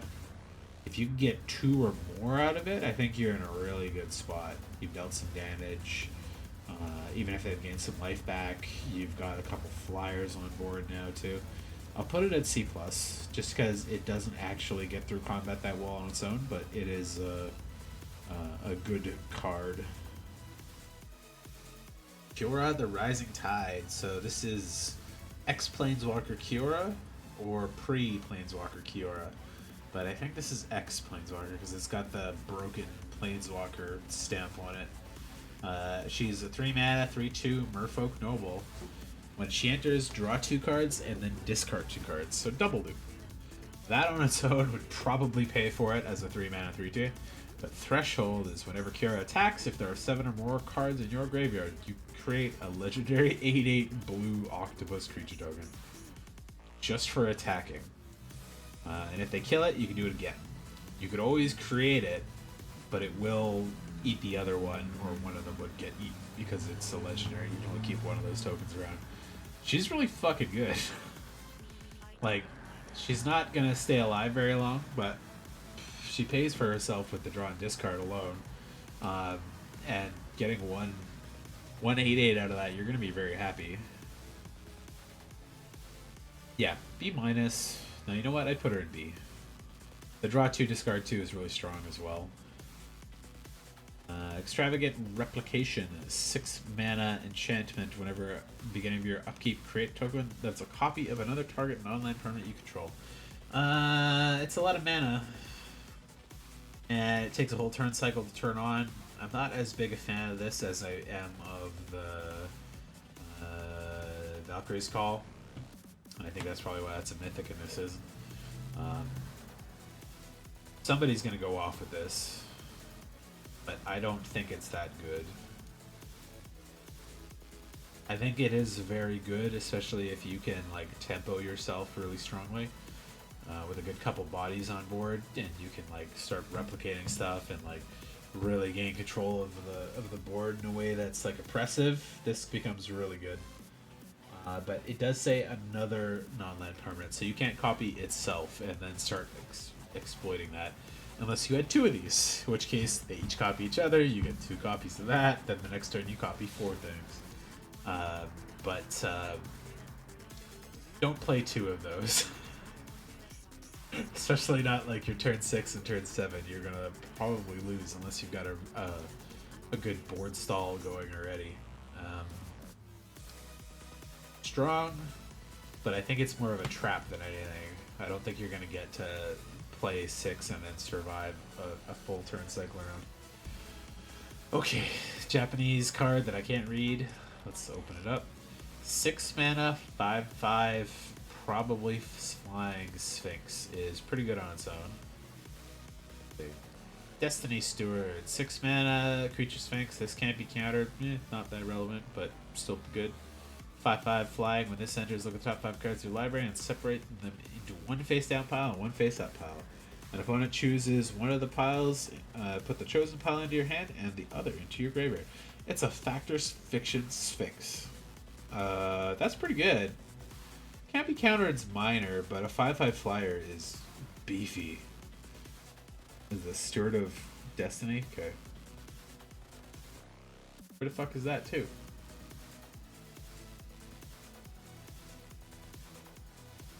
Curator of Destinies. There we go. I would put this as like a straight up E. Yeah. Is it when it enters? You do that ability when it enters? Yeah. We'll look at the one here. Top 5 cards in your library and separate them face down pile, face up pile. Opponent choose one of those piles, put that card into your hand, the other into your graveyard. Yeah, that's pretty good. 6 mana game ender, and you get 2 or 3 cards, assuming how you split your piles up. You could put, like, here's a very powerful card face up. And here's 4 face down cards that could be anything, and depending on how they like to pick, or 2 face up moderately powerful cards, 3 face down real powerful cards, or 2 face up powerful cards, 3 face down not so powerful cards, depending on how they feel like going. Gotta guess your opponent a little bit, but yeah, that's really good. That's just a good ass card. High Fae Trickster, a 4 mana 4/2 fairy wizard that looks kind of like a merfolk. Flash, flying, cast spells as though they had flash. That's fucking great. That's a very aggressive flyer, and flash is always strong. Giving other stuff you have flash is really good too. You're probably not gonna have that much mana to do it this turn, but being able to like put this in after they've cast their spells, flash it into block if you really need to. But it's nice and aggressive for blue, which is kind of rare. I'm gonna put that at B-. I like that a lot too. Lunar Insight. 3 mana sorcery, draw a card for each different mana value among non-land permanents you control. At 3 mana, this is probably going to draw you 3 cards, which is not that above or below rate. I think it's pretty safe rate for drawing cards. Because ideally you've got a 1-drop, a 2-drop, and a 3-drop by the time you play this, which means turn 4, or it gets better the later it goes on, especially if you've got a couple like tokens and a couple big cards, a couple things. Like realistically, I don't think you draw more than 5 if you've got a token for 0, 1-drop, 2-drop, 3-drop, 4 or 5-drop is where I kind of see the maximum going. You know, obviously you could draw more, but I think on average you're going to draw 3 with this, and that's pretty good. That's better than divination value, but it's a little build aroundy. I think I'd put it in C+ just because it does require you to put some stuff on the board and keep it there, and while this is on the stack, they can remove stuff, so that's unfortunate for your ability to like abuse it. Unless you've given it flash with that fairy, you can do it in response to something. Homunculus Horde. I've seen this card previously. It's not that scary on its own, but it could get very scary very fast, especially if your deck is good at double spelling. Homunculus Horde, 4 mana, 2/2. Whenever you draw your second card each turn, create a token that's a copy of this creature. So if you're able to cast a spell that draws you another card, or you have something like Phyrexian Arena, which is in black, this gets on hand real fast, especially because each copy of this has that ability, so you're going to double the amount of these that you have on the field, basically. But you can only do this once each turn, so it is a little limited. And these retroactively no matter how many cards you've drawn per turn, so you're kind of going to get stuck if you don't have the copies on the field before you draw your second card. But I like it a lot. It's not hard to draw 2 cards a turn in blue. And you can reliably build your way there with a couple of these other things like where's that little cat? Help the hunter. Grab 3 of those. Play this guy. Play one of those next turn. Wait till next turn. Play another one. Play another one. You're going to rapidly have a field. Archmage of Runes. Giant Wizard. 5 mana. 3/6. Instant and sorcery spells you cast cost 1 less to cast. Whenever you cast an instant or sorcery spell, draw a card. Works really well with Horde of Homunculus is up there. 5 mana is a lot. There aren't probably that many spells you still want to cast after that you really need a cost reduction for. Like, you're probably at 5-6 mana already. But drawing a card is nice off of on top of those. And, like, you can obviously build your deck to have a little more oomph in it with your instant sorceries. On his own, though, I think he's just in a C+ range. Like, he'll survive a lot, but not that impactful until you can go off with him a little bit. Drawing like 2 cards off of him, I'm pretty happy though. And like, I'd happily play that into Lunar Insight or something. Cost reduction and drawing more cards is good. Time stop. End the turn. This is bad most of the time, but it's really funny some of the time. I would put that at C. Yeah, it's not that good. I think a lot of the time this doesn't go in your deck, but being able to cast this at instant speed and like doing it on their upkeep or something is really funny, because it's essentially an extra turn spell at that point. You just end their turn after their upkeep. Maybe they get to untap, but you can really do some stupid shit with it. It's like ask to hold priority when they get to their upkeep phase. Bop. Or after they draw is a good common place to do it. But yeah, ideally, if they're going to do something to you that would kill you, you can end the turn. Stop that going right there. You can wait till they declare attacks, and the turn, all stuff just gets removed off of the stack, basically. Yeah, doing it on your own turn, not too many reasons you would do that, unless you have a card that says you're going to lose the game at the end of this turn. You can put this on the stack while that's on the that lose the trigger ability is on the stack, and the turn, so you don't lose the game.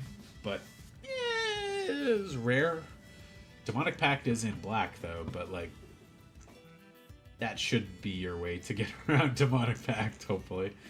Okay, so we're on to the uncommons in blue. Brineborn Cutthroat, Merfolk Pirate, 2/1 for 2/1 Merfolk Pirate with Flash for 2. This guy's a reprint. Whenever you cast a spell during an opponent's turn, put a counter on this creature. This guy is a solid blue aggressive creature. I would rate him pretty high. The flash is really nice, and there's a lot of flash in blue, it seems. Where is he? Brandbound Cutthroat. He's not that beefy on his own, but you can get him pretty high. And at rate, I think he's fine. You can flash him in as a blocker for 2, and he's hitting appropriately for his thing there. But if you're able to cast more spells on their turn, like even an opt or something, like you're already doing well. And it can trigger multiple times. It's not limited to once or twice per turn, so you can up if you have the mana for it once he's out, and get a bunch of counters on him, and then swing for like 5 or 6 on your turn. He can be really strong, but he's not that crazy on his own. But yeah, just a very solid. I've talked myself into putting him into a B-. I like that card a lot. Rune Sealed Wall. 3 mana artifact creature wall defender with 0/6 and tap to surveil 1. That's a surprisingly good wall. It's a little expensive, but it'll block a lot, and being able to surveil at the end of their turn to look at your next card and chuck it to the graveyard if it's something you don't want, pretty good. I would actually happily take that into a lot of cases. No higher than C+. It's not winning you the game, but it can really set you up for some good turns. Spectral Sailor, there's a lot of flash in blue. Holy shit. Spectral Sailor is great. It's a 1/1, flying 1/1, puts it at sea.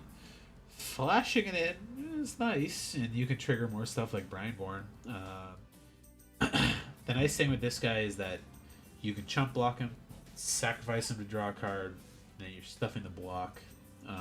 You can respond in removal to him and draw a card with him, and triggers Pirate, which is nice. It's a pretty good card. I'd be very happy to take this. In a lot of cases, not higher than C plus though. It's just a good card. Essence Scatter, great standard removal spell for blue. Essentially, counter creatures is going to be pretty high and limited, maybe less so in constructed. Doesn't move up into B minus, but C plus. It's always effective. You're going to find a place for it a lot of the time. Self Reflection, I'm not a big fan of. It's a little too expensive, but it's one of those cards you're happy to pitch early in a discard and then flashback for cheaper. Create tokens, copy a target creature you control. If you have the mana for it, copying a creature and then doing it again the next turn gets you a really good board quite quickly for under value a lot of the time. Yeah, I put it as C because it's a little expensive. But 2 uses or cheaper in the graveyard is nice. My nose is just getting gross. Non-stop blocked nostrils today. Goddamn.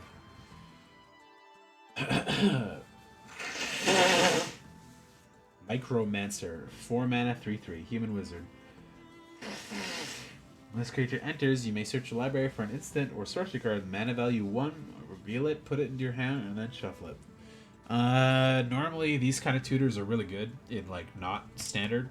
An instant or sorcery with mana value 1 is rare and not that impactful. I think like Unsummon or something similar to Unsummon is in this set.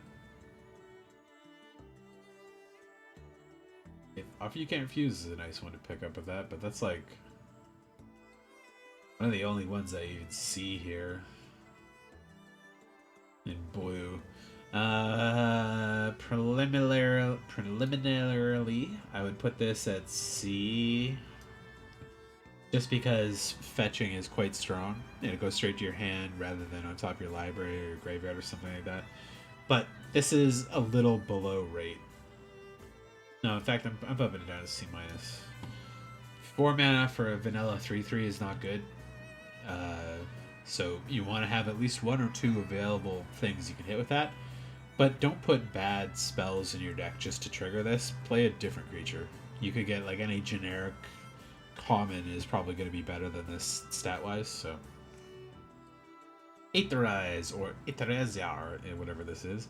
Is this Italian? Instantaneo. 4 mana, return all creatures attacking to the people's hands. Is that what it is? Attacking creatures to their owner's hand. Yeah. Aetherize is pretty good. It's a good gotcha for people getting too aggressive, especially if they leave the blue player with mana available. 4 mana is a pretty good spot for that, and you can really stuff some guys. It's a little expensive. If it was cheaper, it'd go to B minus, but it's just a C plus for there. But very good still. Like, it's a very valuable spell in that. I don't know what the fuck that is. Cephalid something? I saw one of them on here. Cephalid Ink Mage. 3 mana, 2/2. When this creature enters Surveil 3, that's a big dig. This creature can't be blocked as long as there are 7 or more cards in your graveyard. That's interesting. Threshold's an interesting one to have, because I don't know how happy I am to do that on 3 mana. If this was a 1 or 2 mana 2/2 that can't be blocked, as long as there's that in the graveyard, even without the Surveil, I'd probably be pretty happy for it. But 3 mana creatures, I feel like I want to be a little more impactful when they hit the board. The Surveil's nice though. You get to fix your next couple turns for sure. And if you just don't need lands, and you got 3 lands, pitch them and you're like half the way there to this. I think it's just in a C for me. The dig is nice, but it's not a draw. And threshold's iffy, but probably blue-black lets you hit it a lot best. That's usually the colors for that. Offer you can't refuse. Counter target non-creature spell. Its controller creates 2 treasure tokens. Early in the game, these treasure tokens are way more powerful than they are later in the game. If you counter a big removal or bomb spell that they cast on turn 6 or 7, who gives a shit, right? The 2 mana doesn't matter much at that point. Like, that's probably one of the last spells in their hand. They're not able to double spell after that. But playing this early is less good, and it's not as strong in regular Magic as it is in like Commander or something like that. So I would stick it in C. But people misunderstand how good a 1 mana counter spell is, because a lot of people assume that 2 is where that sits at generally. And if their way to clear a board stall or remove your creatures or bounce the board or damnation or something is what they're going with, and you just have 1 mana available, you'll happily trade this for that spell generally most of the time. And again, the later turn 5, 6, 7, 2 treasures means nothing for what hits their board. Like, they're gonna have the mana to cast almost whatever they pull out anyways, unless they're being stupid and playing Omniscience or something like that. But yeah, don't worry about countering stuff. The later it gets, you'll be happy to have it in there. Licant Sky Mage, 4 mana, 1/1 Bird Wizard with flying. Whenever you draw a card, put a counter on this creature. This is like, what the fuck is that guy? Ledger Shredder, but the uncommon version of Ledger Shredder. It's a little better because it's not picking one of 2 cards and throwing it away. You just have to draw to trigger this. So if you have a good set draw engine in your deck, this could go really big. But also 4 mana comes in pretty late. Flying is nice. Your limited deck is not that big, so you might not always have what you need when you need it. I don't like this guy as much because costing 4 is a little rough on this one. I'd put him at the C- as well, but it could be really good. You could build really well around this to always draw an extra card every turn, or have a bunch of instant speed spells that you can draw extra cards on top of this. And make this guy really big in response to combat and stuff. There's a lot of gimmicky shit you can do with that. If he cost less, he would be rated much higher. But 4 mana is a little, again, you want that creature to have an impact by the time it hits the board. What is this? Fairy Wizard? Mischievous Mystic. 2 mana, flying, 2/1. Whenever you draw your second card each turn, create a blue fairy creature token with flying. Like that guy. That's 10 times better than that Licant Sky Mage. Granted, you have to draw 2 cards every turn, but each time you draw that second card, you're making a body that goes a little wider, and it also has flying. The Licant Sky Mage will get bigger, but you'll happily chump it with your fairies all day, and you'll still have a 2/1 out of it. I'd put this at a C+. 2 mana flyer, fly. 2 mana, 2/1 flyer already is pretty good on rate for that. Nice and aggressive early flyer. And drawing 2 cards is not that hard to do in blue. And it's a little hard to guarantee in limited, but I'd still happily play that as a 2 mana, 2/1. And even unlike the Flying Piranhas from Dustborn or whatever, this doesn't come in tapped, so you can block with it if you really want to. What's the next one? Trapped in the Moon. Imprisoned in the Moon is a fantastic card. It stuffs a lot of stuff. Creature, land, or planeswalker. Gen Permanence is a colorless land with add 1 colorless. It loses all other card types and abilities. They get a big scary bomb or a big scary planeswalker, as long as they don't have hexproof or ward or a counterspell. You put this on it and it just turns into add 1 extra land. Again, this is one of those ones that gets better as it goes on, because you could play it right at turn 3 and get whatever their best creature is, but if you're able to stuff their 6-drop with this, they don't really get that much benefit out of getting another land at that point.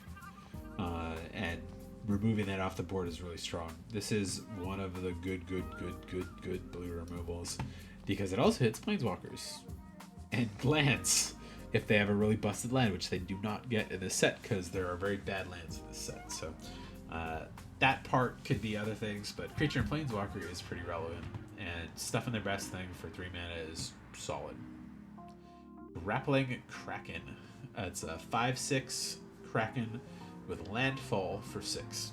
Whenever land you control enters, tap target creature your opponent controls and put a stun counter on it. For 6 mana, it's a little slow, but it's pretty beefy. Like 5/6 for 6 is not bad, right? Stun countering some things, especially if you can double landfall trigger with like a green creature or something. That could get really strong. I'd still put this just in that C+ range because the stun is nice, but you're probably only getting 1 a turn out of that. Rarely getting a 2 out of a turn for that, but that is going to keep their best creature like locked down. And if you can trigger that landfall on their turn, you can get a full extra turn cycle out of that stun counter by, like, say, Evolving Wilds. Wait till their turn, then you crack it, get that landfall trigger, tap their best creature down after their own tap step. It'll be tapped for that whole turn, and it'll have a stun counter for the next turn, which means it's locked down for 1 more turn cycle. So you could get cheeky with this and make it work for you really good. Yeah, 6 mana, 5/6 is fine enough rate for something like that. Inspiration from Beyond. 3 mana sorcery. Mill 3 cards, then return an instant or sorcery card from your graveyard to your hand and flashback for 7. That's pretty okay. I think this is particularly what kind of deck you put it in, so I don't think I'd put it any higher than a C.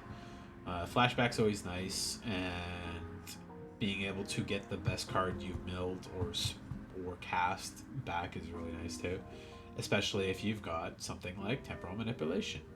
So cast Temporal Manipulation, cast Inspiration from Beyond, then that same turn, the next turn, get that card back, go again for another turn. Oh look, it's 7 mana time, get it back, go again for another turn. This does not cast it for free though, so you are paying 3 mana to get something back and mill some cards, which can hurt you. Limited is not that many cards. Like, by turn 3 you've already drawn a quarter of your deck. Milling 3 twice can really speed that up too, so situationally good, but pretty good for those threshold decks. Keep an eye out for that, I guess. Skyship Buccaneer. This guy's Kaladesh. 5 mana, 4/3 human pirate, flying with raid. Whenever this creature enters, if you attack, draw a card. It's a single trigger raid, which is not as good, but 5 mana for 4/3 flying that will draw you a card, assuming you play it correctly. That's not bad at all. It's a C+. It's not crazy. If it was a 4/4 that drew you a card every time you swung, that would be really good, but it's not quite as good as like Sarah Angel or something. It'll trade with Sarah Angel though, but I'd probably take the Sarah Angel over that to hold up the blocks every time. Sphinx's Tutelage is in here. Hell yeah, that card's fun. It's a good mill card. Fabloom Trick. 3 mana instant. Create 2 1/1 blue fairy creature tokens with flying. When you do, tap target creature and opponent controls. This is a pre-combat stuffer, basically. It's the equivalent of flashing in 2 bodies and tapping a creature. It does not give them a stun control or stun counter the way some of the other ones do, but that's still pretty good. So far, at least, I think there's 1 spell in at least 4 of the colors that you can cast to get 2 tokens, which I like. I like that those are all available. I don't think black has one. I think black is my weakest pick overall here, but Fabloom Trick I think is quite good. I like tempo a lot, and bodies, especially flying bodies that you can do at instant speed is quite strong. Arcane Epiphany. It's been a while since I've seen this one, or art for this one. This may not be the same one. This costs 1 less to cast if you control a wizard. Draw 3 cards. So compared to uh, the rare spell there, Lunar Insight, as Lunar Insight. Play around this. Instant speed means you can cast it at the end of their turn and hold up removal or counter spells or flash creatures because there's 50 of them. Um, if you control a wizard, pay 4 for it. I'd rather pay 4, draw 3 cards, than maybe not being able to draw 3 off of paying 3 on sorcery speed. In a lot of cases, this is going to be better than Lunar Insight. Lunar Insight's obviously going to be better in Constructed. Maybe, but 4 mana is a lot to pay in Constructed, but in Limited, this is definitely better. Like, I'd still happily play 5, draw 3 cards at instant speed. Like, that's nice. Aegis Turtle, one of the best statted for cost creatures of thing, but that did not have the special guest card, so this would normally be an uncommon, but it is special guest, so it is technically a mythic in the rate of opening in the packs. But I think they fall into, in the play booster packs, there's a slot they can fall. It might be foil or land, where these can just show up at a certain rate as well. Whenever you draw a card, target opponent mills 2 cards. If 2 null land cards share a color and will mill this way, repeat a process. This card's really strong and like Turbo Mill, which was the deck it was used in. I don't think that's going to be a thing because there's not that many fogs in Standard, and I don't think there is, maybe 2 in this set. But if you can trigger a draw, especially if you can trigger multiple draws, you can really mill down a monocolor or 2-color deck quite fast with this. Lands don't have a color, but cards do. Every other card does outside of lands and artifacts. Yeah, you can do some good work with this. The nice thing is it's got the mana sink for looting, which is probably where I like have it sometimes mill a card unlimited. Like, I think the rate is if you can mill like 10 cards over 2 turns,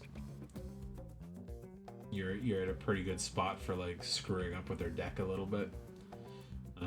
Especially the earlier you get it, you can disrupt their stuff a little bit. I don't think I'd put this higher than a C because it doesn't draw a card on its own. It said when this enters, draw a card and then do the thing, you'd be okay. But 6 mana draw card and discard card is not terrible. It's not that great either. C minus. It's build around. Alright. To common. Aegis Turtle. Turtles are great. This is a pretty good turtle. It's a wall. But you can't beat the stats for 1 mana 0/5. Like that's pretty strong. It'll last a while and you can strategically block good things with it. Elementalist Adept. 2 mana, 2/1 flash prowess. I love it. That's a good card. It doesn't have haste, so it's not as good as my favorite card. Oh god, I'm forgetting their name. Monastery Swiftspear? No, that's the white one. Monastery Swiftspear?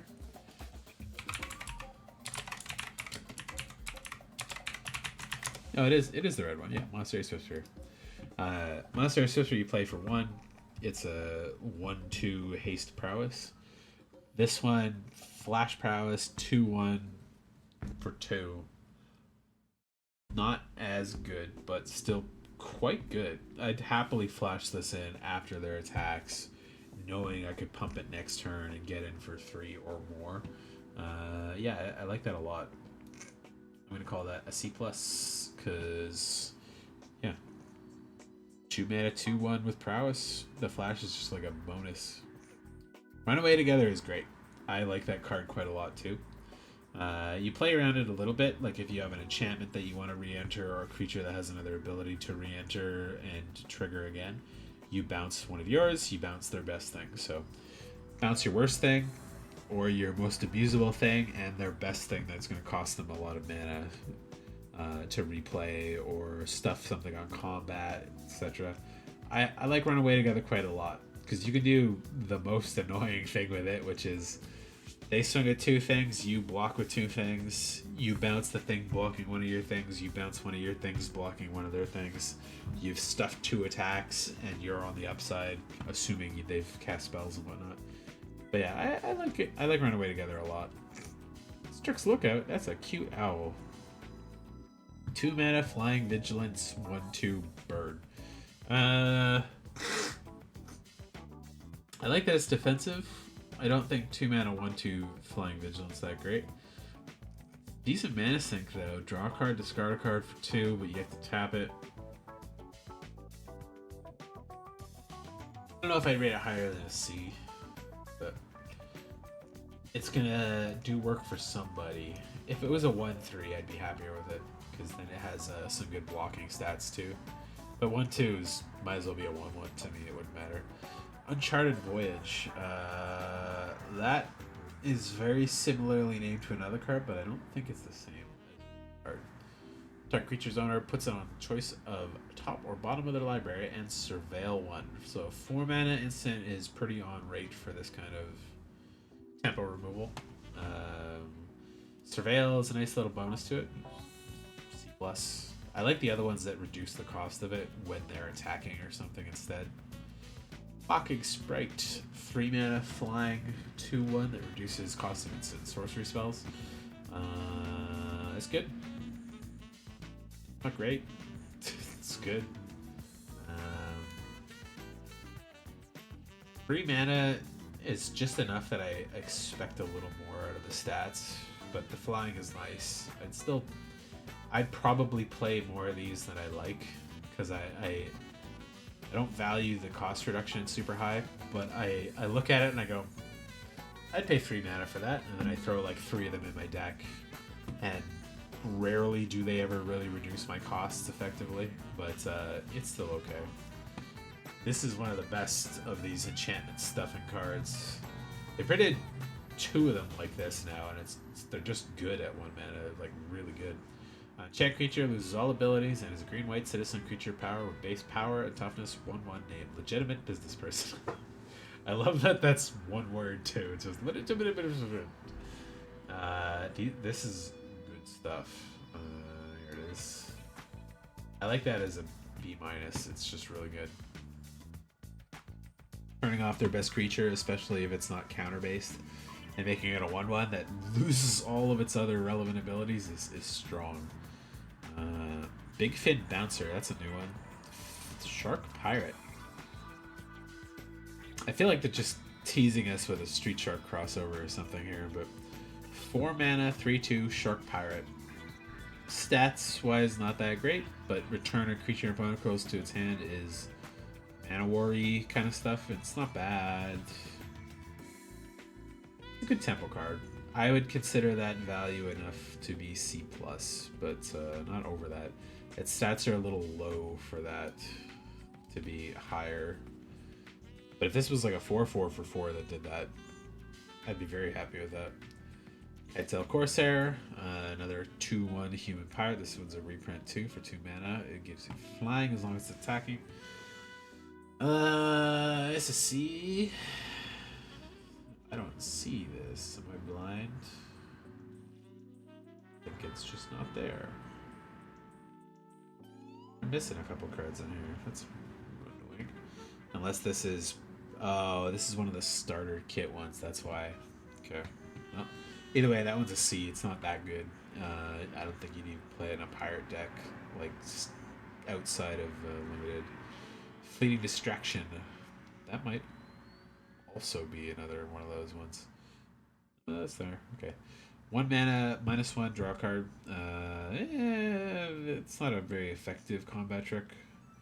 It might stop some things if you're careful on the blocks, but as we discussed a little earlier, the new blocking order removal thing kind of screws with the way you could play combat tricks before. If this reduced their toughness, I'd be happier with it. But the draw card trigger is probably going to be relevant in a couple things here. I'm going to stick that into C-. Icewind Elemental. This creature enters, draw a card, then discard a card. 5 mana, flying, 3/4.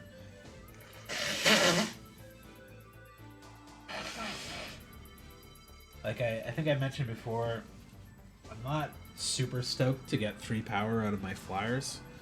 Draw and discard is not really a great enough upside for me to be excited about that.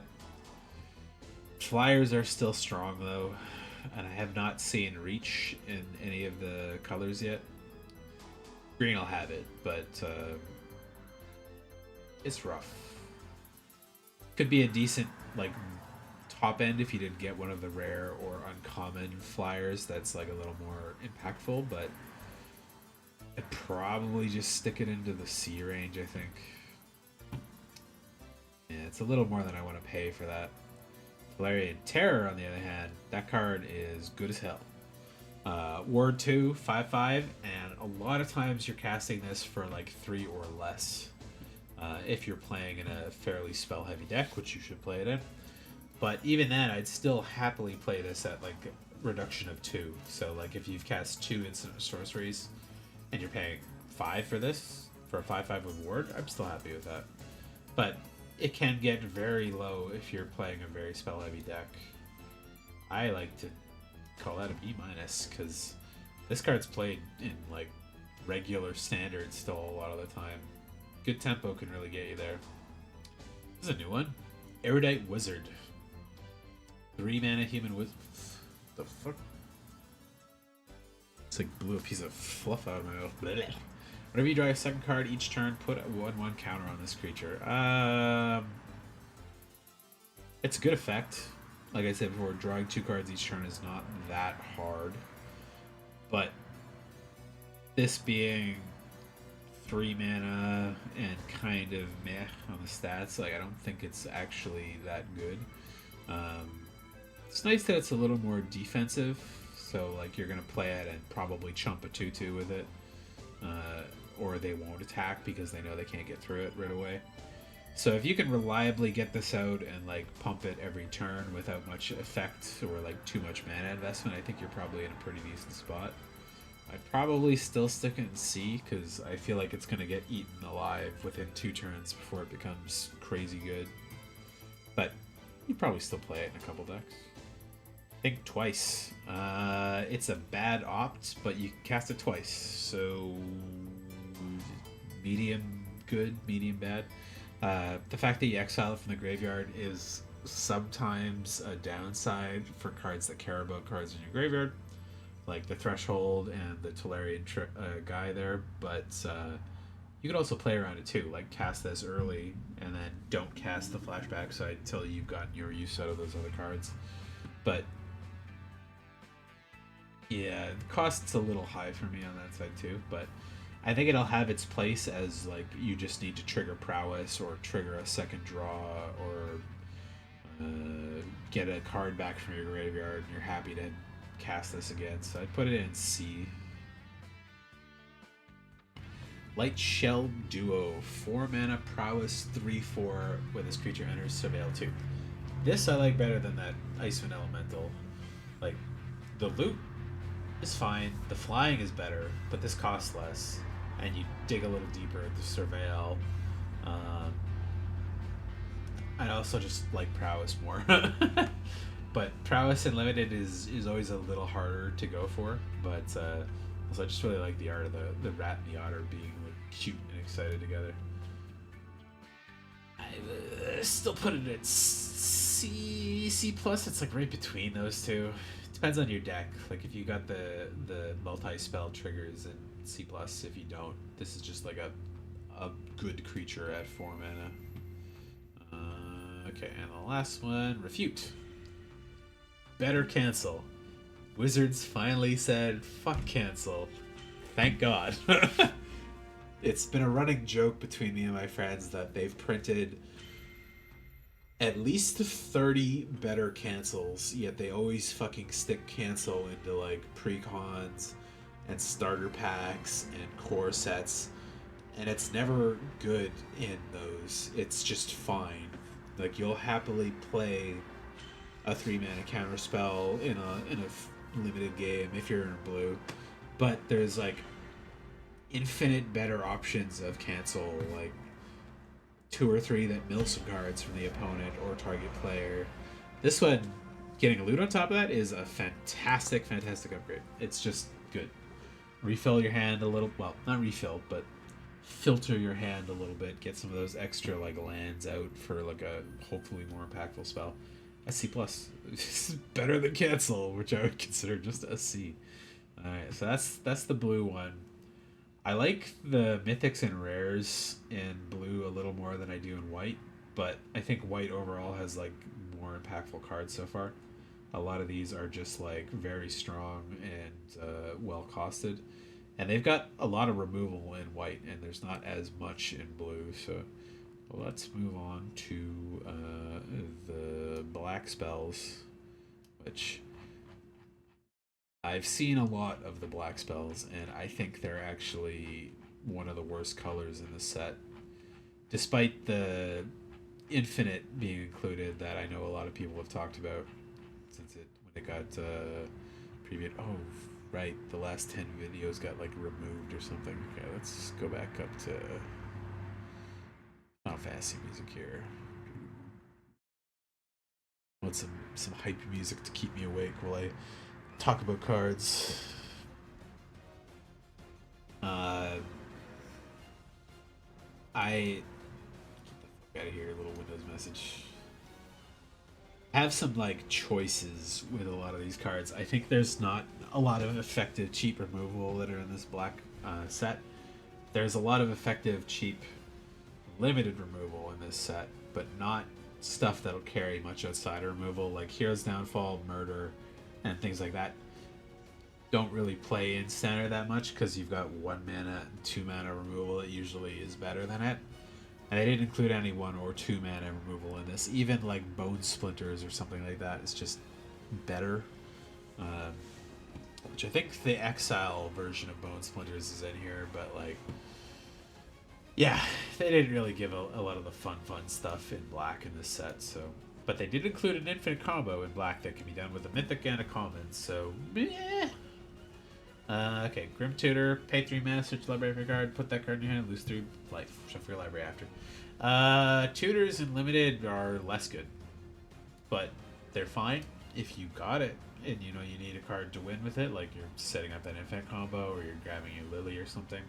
You're probably happy to play that. Okay, so let's look at Lily Dreadhorde General.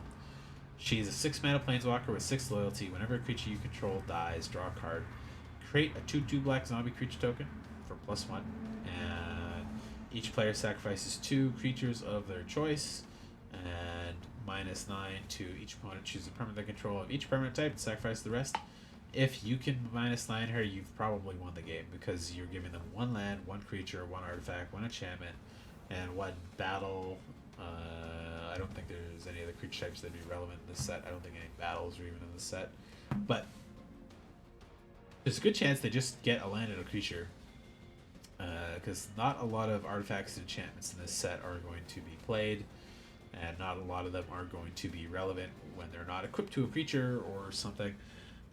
Some of them may even be like an artifact creature, which in that case does allow them to keep 2 creatures or something, but stuffing them back 7 or 8 lands down to 1 can really fuck up the rest of their play.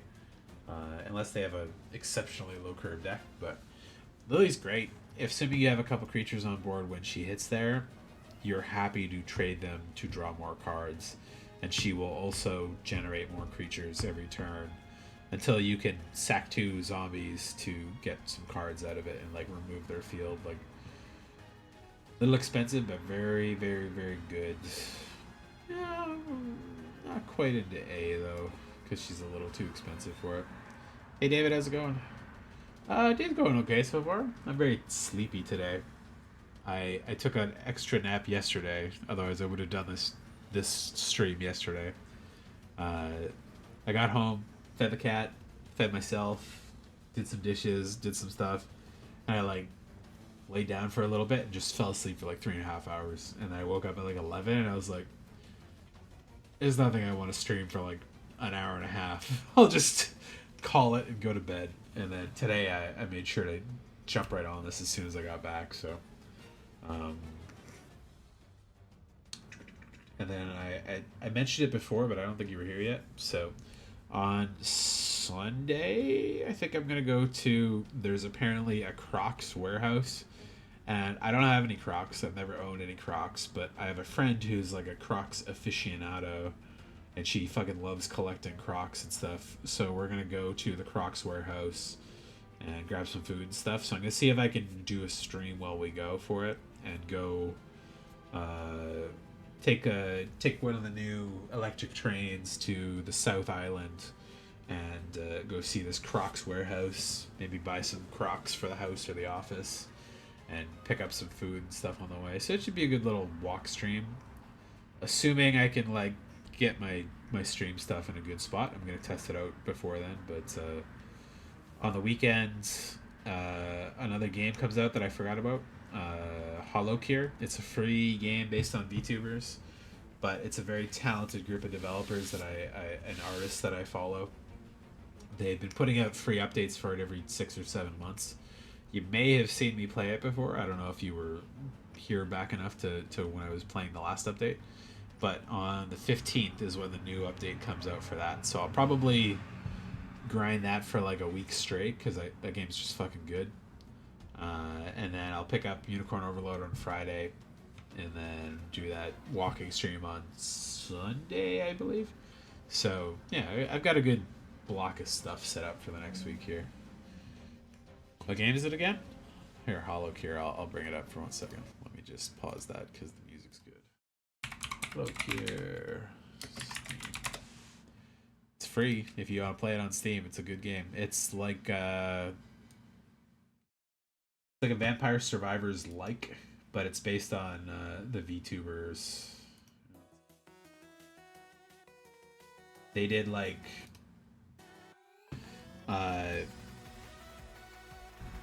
versions of all their songs, so all the music is their music and stuff. There's like 45 characters. I think this new update will add, I think, another 8.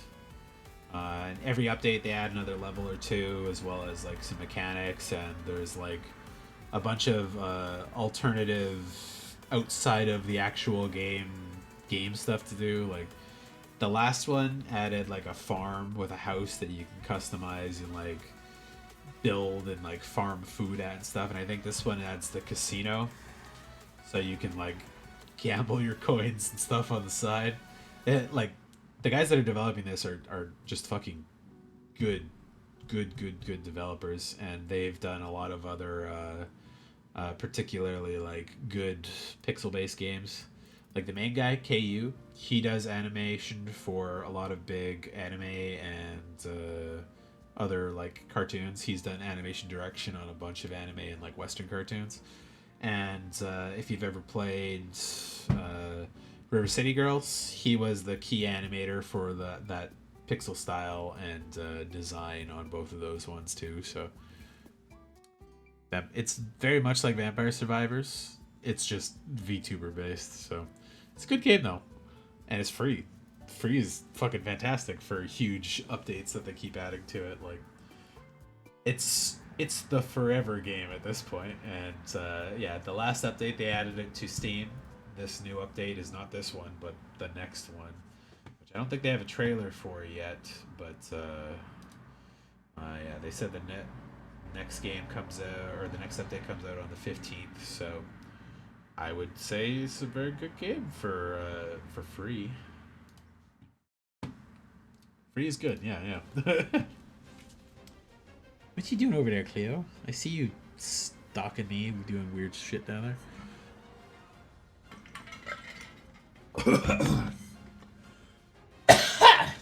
Sorry, choked on my water there. Okay. Bloodthirsty Conqueror. This is one half of an infinite combo in this set that you can do in limited if you get lucky and draw this card and the other. You want to come cuddle now? You being a little stalker. Hey, just happy for some cuddles? Okay. Bloodthirsty Conqueror is a 5 mana, 5/5 flying Death Touch Vampire Knight. With whenever an opponent loses life, you gain that much life. The way this is worded is not specifically like lifelink, which is a little different, as that's a static keyword that triggers on damage, which is not a triggered ability. It just turns an additional ability on top of that, but you could give this guy lifelink with an enchantment or something. You will gain twice as much life, but also, fuck, cat hair, sorry. Got too much in my mouth somehow. What's wrong with you, cat? Let me scoot your cute little chin. Chin rubs. The combo is with this guy, and where is it?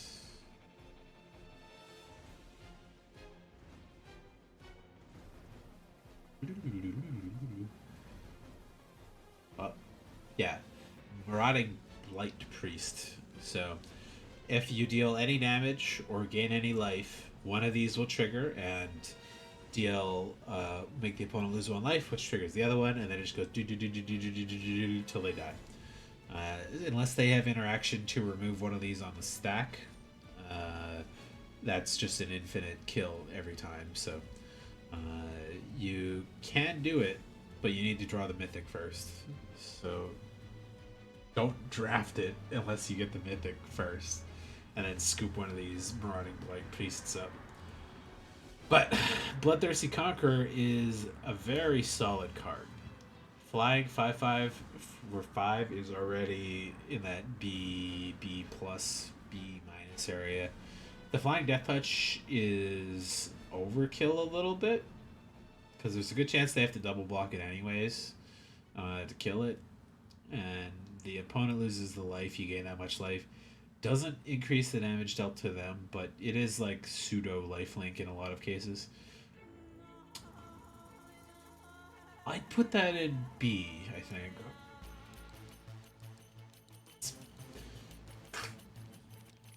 Normally, I'd consider the B minus 5 mana, 4/4 flyer with some other kind of ability.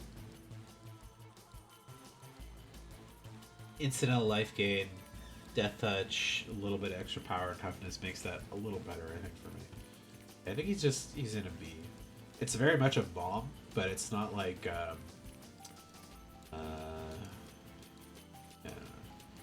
no bomb tag I can give it. But it's a weird one. Could be better, but it's a bomb. You're gonna play it every time you get it, if you're in black. Okay, so Rise of the Dark Realms for 9 mana. Put all creature cards from all graveyards on the battlefield under your control. This is more commander card than anything. 9 mana is a lot. You could get there for sure, but like I said, there are cards that care about removing stuff from the graveyard a little bit, and there may not be that much stuff in the graveyard. There's a lot of token stuff. There's a lot of exile. I consider this a C minus because it's expensive. It should win you the game if you get to cast it, but yeah, it's awkward. If it was put all creature cards from your opponent and your graveyards on the battlefield, I'm sure they could like reduce it to like a couple points off of that, but all creature cards from all graveyards works better in Commander than it does in Limited or Constructed. Abyssal Harvester is pretty nice. It's a weird one though. 3 mana, 3/2, Demon Warlock. Exile that creature card from graveyard that was put there this turn, either via mill, destroyed, discard, any of those effects, as long as it went into the graveyard this turn. You can get a copy of it if you tap this guy in response. Because it's tap, that means you can't do it the first turn he's out, and it means you need to really pay attention to what's out there, and he cannot swing as well. So it's a little bit of a a downside for him, I think. But I think he's in a fun place that his abilities are quite strong. Uh, you'll probably get a good use out of it, especially if you're playing like Blue Black Mill or Threshold or something like that. You could get some really strong stuff out of it. I'd consider it a C plus just because it's 3 mana, 3/2 that has a pretty good ability attached to it, but it's awkward, is what it is my best way to describe it.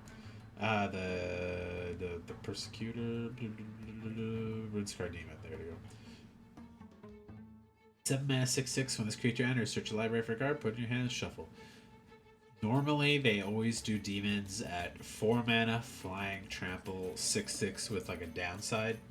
You lose some life, or you've only got a set number of counters before you have to sacrifice this guy, or you have to sacrifice a creature every turn, or something like that. This guy is just more expensive with no trample, but a better ability. So, if you can get 7, 6/6 flyer is really good, and you'll get one of the best cards out of your deck. This usually hopefully sets you up for a win or something like that. So I would stick this guy in that B plus area. But 7's a lot. I want to just fucking stick it back in B. I'd rather pay 5 than 7, even if it's at the cost of an extra card. But it's good. No trample sucks though.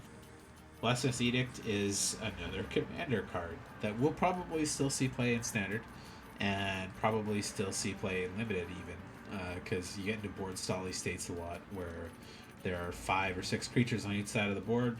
Sometimes some guy's got like 10 tokens that are 1/1s, but he doesn't want to swing in because you'll just eat them all alive and you'll only get a couple damage out of it.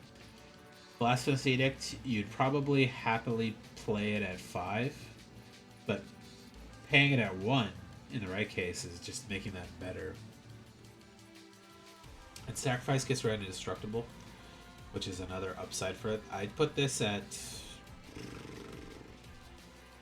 B minus. Like I put Day of Judgment at C plus because it's just quite solid.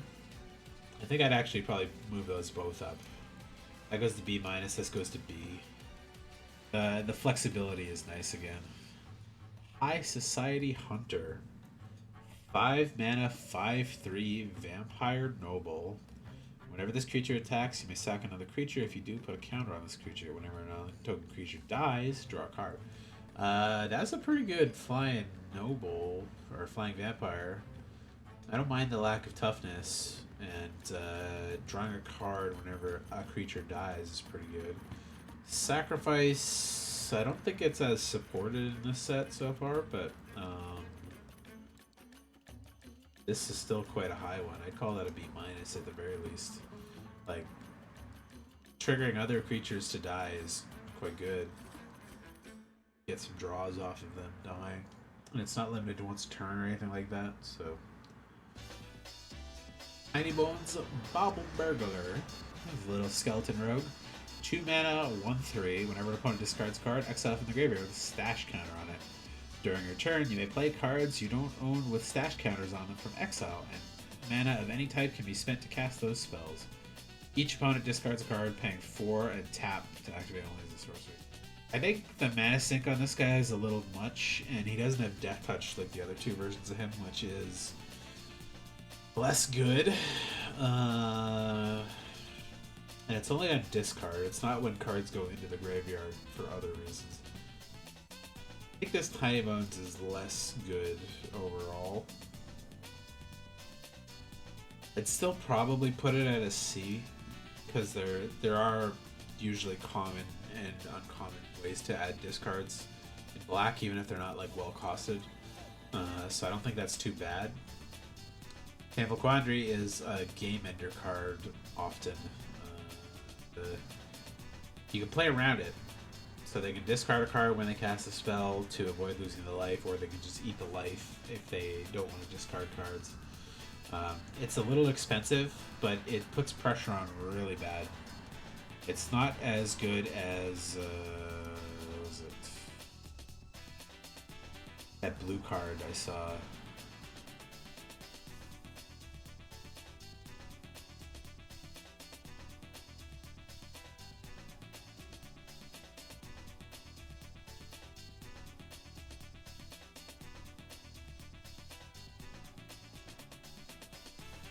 Extravagant replication. It.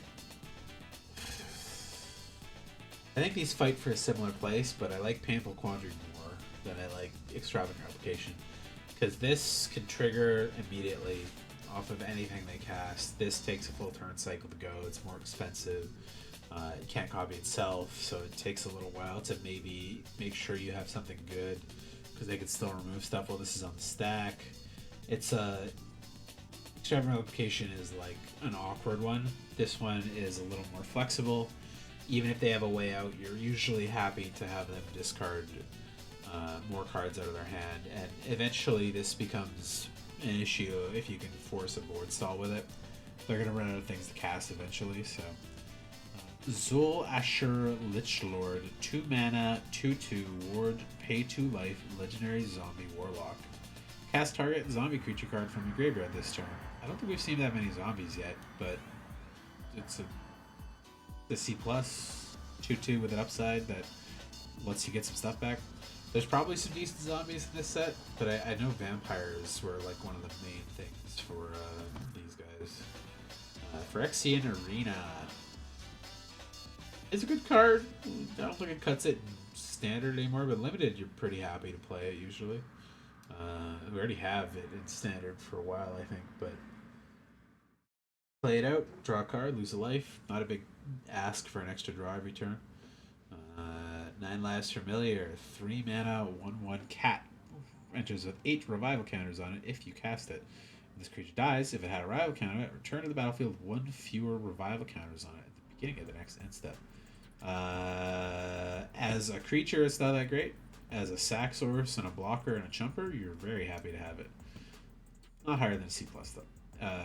Without like bouncing at your hand and recasting it to get the revival counters on it.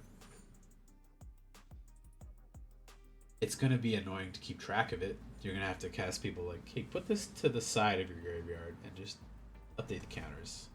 So you don't accidentally flip it up to 7 or something again. Alright, so we're on to the uncommons in black.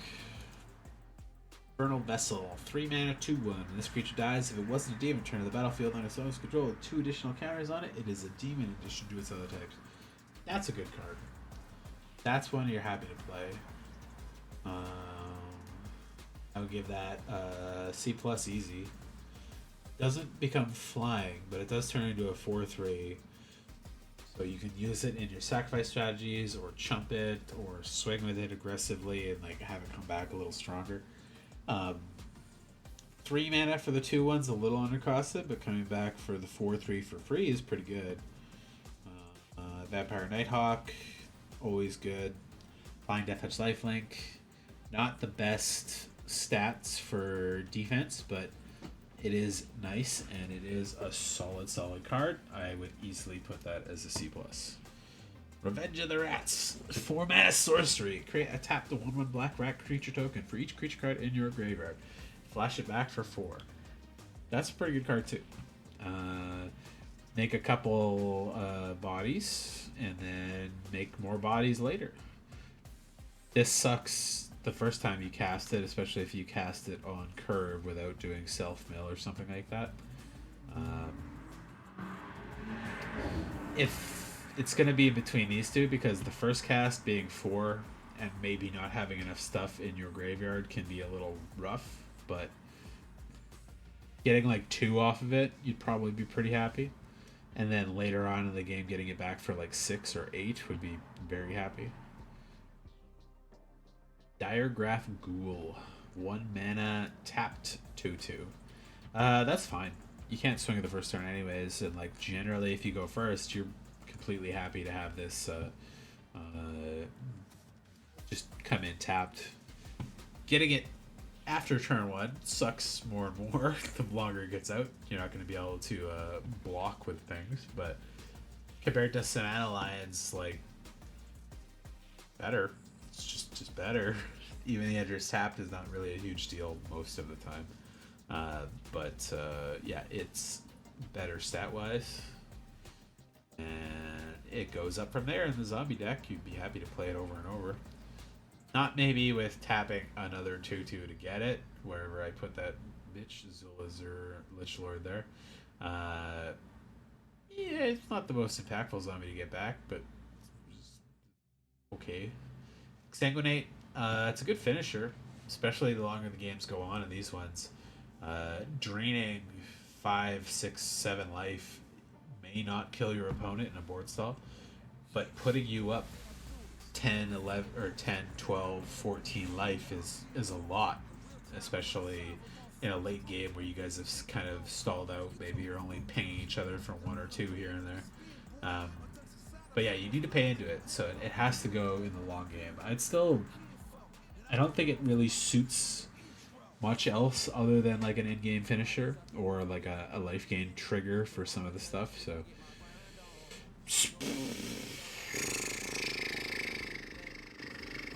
yeah, C minus. Particularly good in one spot, not so good during most of the rest of the game. So it'll help you finish your. It didn't say it would help you find your way home. So it would help you finish your adventure. Aw, poor witch lady, or adventurer man. Sexy vampire sucked your blood out of your eyes. Arbiter of Woe, 6 mana, 5/4 demon. Additional cost to cast this spell: sacrifice a creature. Flying. When this creature enters, each opponent discards a card and loses 2 life. You draw a card, gain 2 life. That's a good demon. No trample again. That's annoying. But sacrifice is not really a huge problem in black. And 5/4 for 6 that draws a card, discards a card, and drains you 2 life. I would easily stick in that B minus area. Reassembling Skeleton. I love this guy. He's always good. It's a little bit of a shame because it comes back tapped, but you can cast the ability at any time, which is very strong for the sack decks. So I would stick that in a C plus because you're going to get it back over and over and over and over and over and over and over and over. Seeker's Folly. Choose one. Target opponent discards 2 cards, so Mind Rot or a bad minor board wipe. Seeker's Folly. Mind Rot effects, I think, are average in limited. If you can wait till turn 3 or 4 or 5 before you play it, you're probably emptying their hand, which is good. And this does have some flexibility, but like, if it was target creature got -3/-3, I would have liked that better rather than -1/-1 whole field. Because like there are, like I said, token generators in most of the colors that give you a couple 1/1s. But it's not an instant. It's an awkward spot. I would either prefer this to be an instant, and I would like this a lot more, or this was just target creature gets -2 or -3, and I'd be a lot happier with it. But it's not a bad card. It's a better than a Mind Rot card. It's the Black's version of Mind Rot, but better. But I don't think it's quite good enough to be a C plus. Tragic Banshee, 5 mana, 5/3 spirit with Morbid. When this creature enters, target creature an opponent controls gets -1/-1 until end of turn. If that creature died, if a creature died this turn, creature gets -13/-13 instead. This has Tragic Slip stapled onto a 5 mana creature. I'm happy with a 5/3 for 5. Like, I like aggressive statted creatures. Let's see, Tragic Banshee. And if you can trigger a creature dying, you get to blow up the biggest thing on their board, basically, no matter what it is. Like, I'd probably put that at a B minus. Like, I'd be very happy to swing and lose a creature or 2 to remove a huge thing off the field and get a body out of it. Zombify. 4 mana, return target creature card from the graveyard to the battlefield. It's only your graveyard. That sucks a little bit. Where's Zombify? I call it a C. 4 mana is not bad. They usually have an effect like that at 5 mana, but sometimes it's in white. If it's in black, sometimes you get a lifelink counter, or you gain a couple life, or it gets a +1/+1, or something like that on it. 4 mana, sorcery speed, only your graveyard makes it less exciting for me, I think, weirdly. But, yeah. Gastronome Vampire. 2 mana, 2/2. Where is that gonna be? Vampire Gourmand. When this creature attacks, you may sack another creature. If you do, draw a card, and this creature can't be blocked this turn. I don't like this at 2 mana, 2/2. It's blech. Like it might be okay, but sacking another creature on turn 3 is not exactly where I want to be with this. Drawing a card, this creature can't be blocked this turn, could probably be good in some stuff. Sacrifice could probably be okay. Drawing a card's not bad. Even my personal dislike, it has to be a C+. Oh yeah, the Midnight Snack. It's a funny looking card. At the beginning of your end step, if you attack this turn, create a food token. Raid. Repeatable raid, which is repeatable lifelink and repeatable token generation in this case. 3 mana for this enchantment. That effect on its own is pretty good. But paying 3, sacrifice this enchantment, target opponent loses X life, whereas the amount of life you gain this turn could be very big, and that's just about as good as an Insanguinate. I'd probably call this better just because of the food token generation. You gotta be aggressive with it. Probably gotta be in a little bit in the life gain matters thing, but this could kind of enable it on its own, even if you're just aggressive. Coming in and sacking like 4 treasures, foods, and then popping that on like turn 8 or something. Only 3, but that would be 9 life. That's pretty good, and that's more life too. So yeah, it'll do its work. Vengeful Blood Witch. This was them just not wanting to print Blood Artist at like an uncommon or something. And it's fine, but it's only creatures you control dies, and only target opponent loses a life, you gain a life. So yeah, less good than Blood Artist.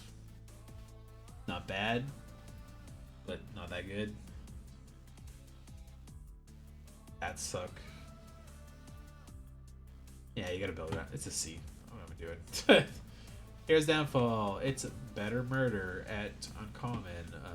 It's a C+. Hits Planeswalkers too. That's the only real difference. Downgraded from a rare after many years. Yeah, I didn't put murder at C+. Like, Planeswalker doesn't really make much of a difference for me to put this at uncommon. I'd probably just rather murder at common, I think. But Stormcurve Bloodleaf, I didn't like this when it came out then, and it's probably not going to be much different now.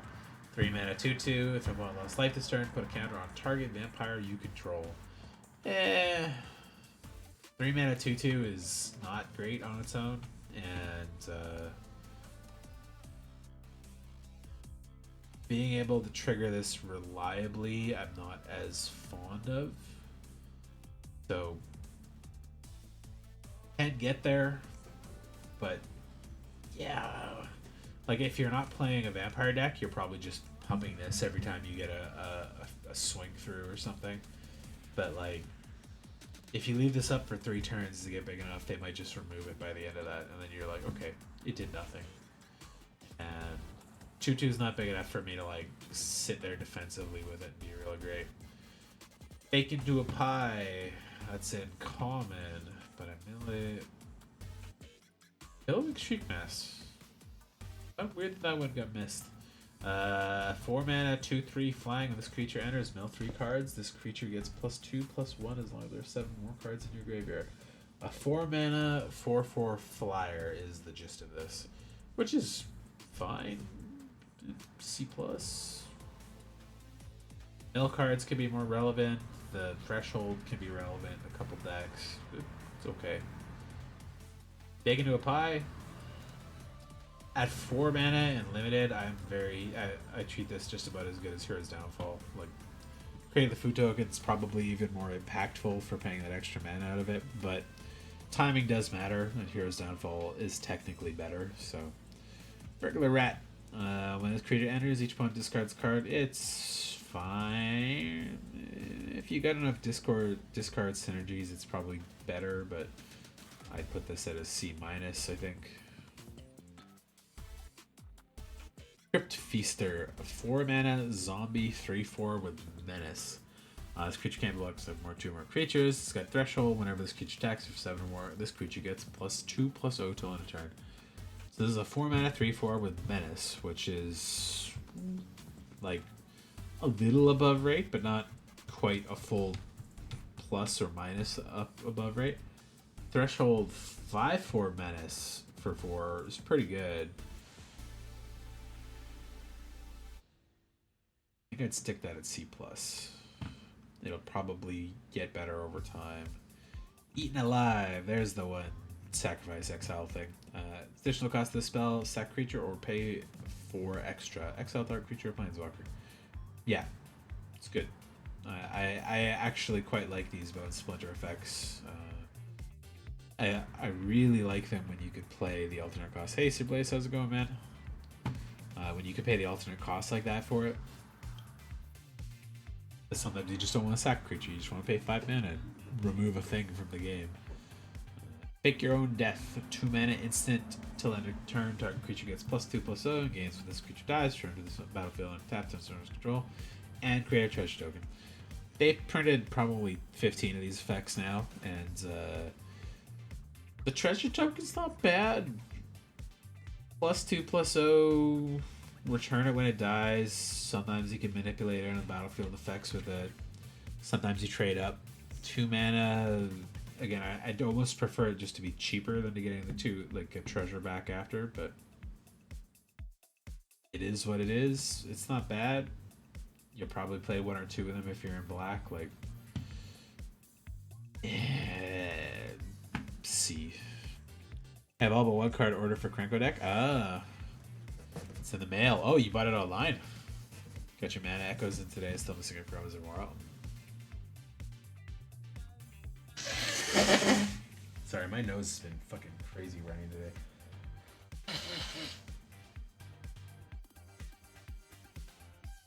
You said Krenko Mob Boss was the thing, eh? If your deck's good, people are gonna hate you fast.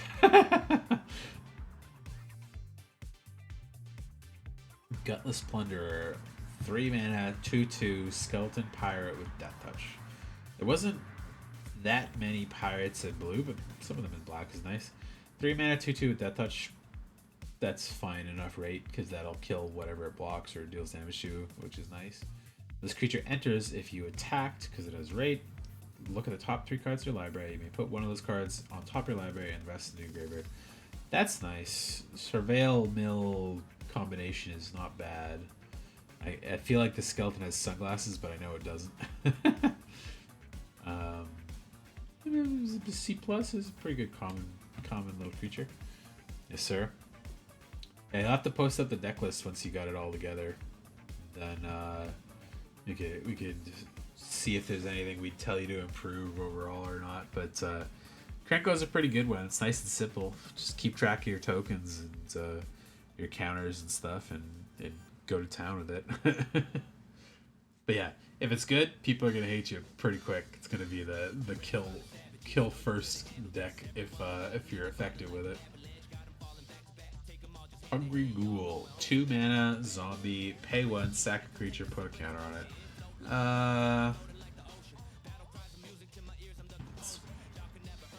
Let's see.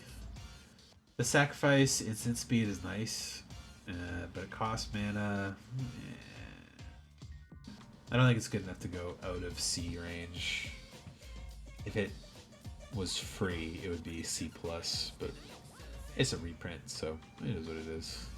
You have 850 tied up into it. Lots of good cards like Mana Echoes, Coat of Arms, Vanquisher Banner, Deflecting Swat, Mana Echoes, good nuts though. Yeah.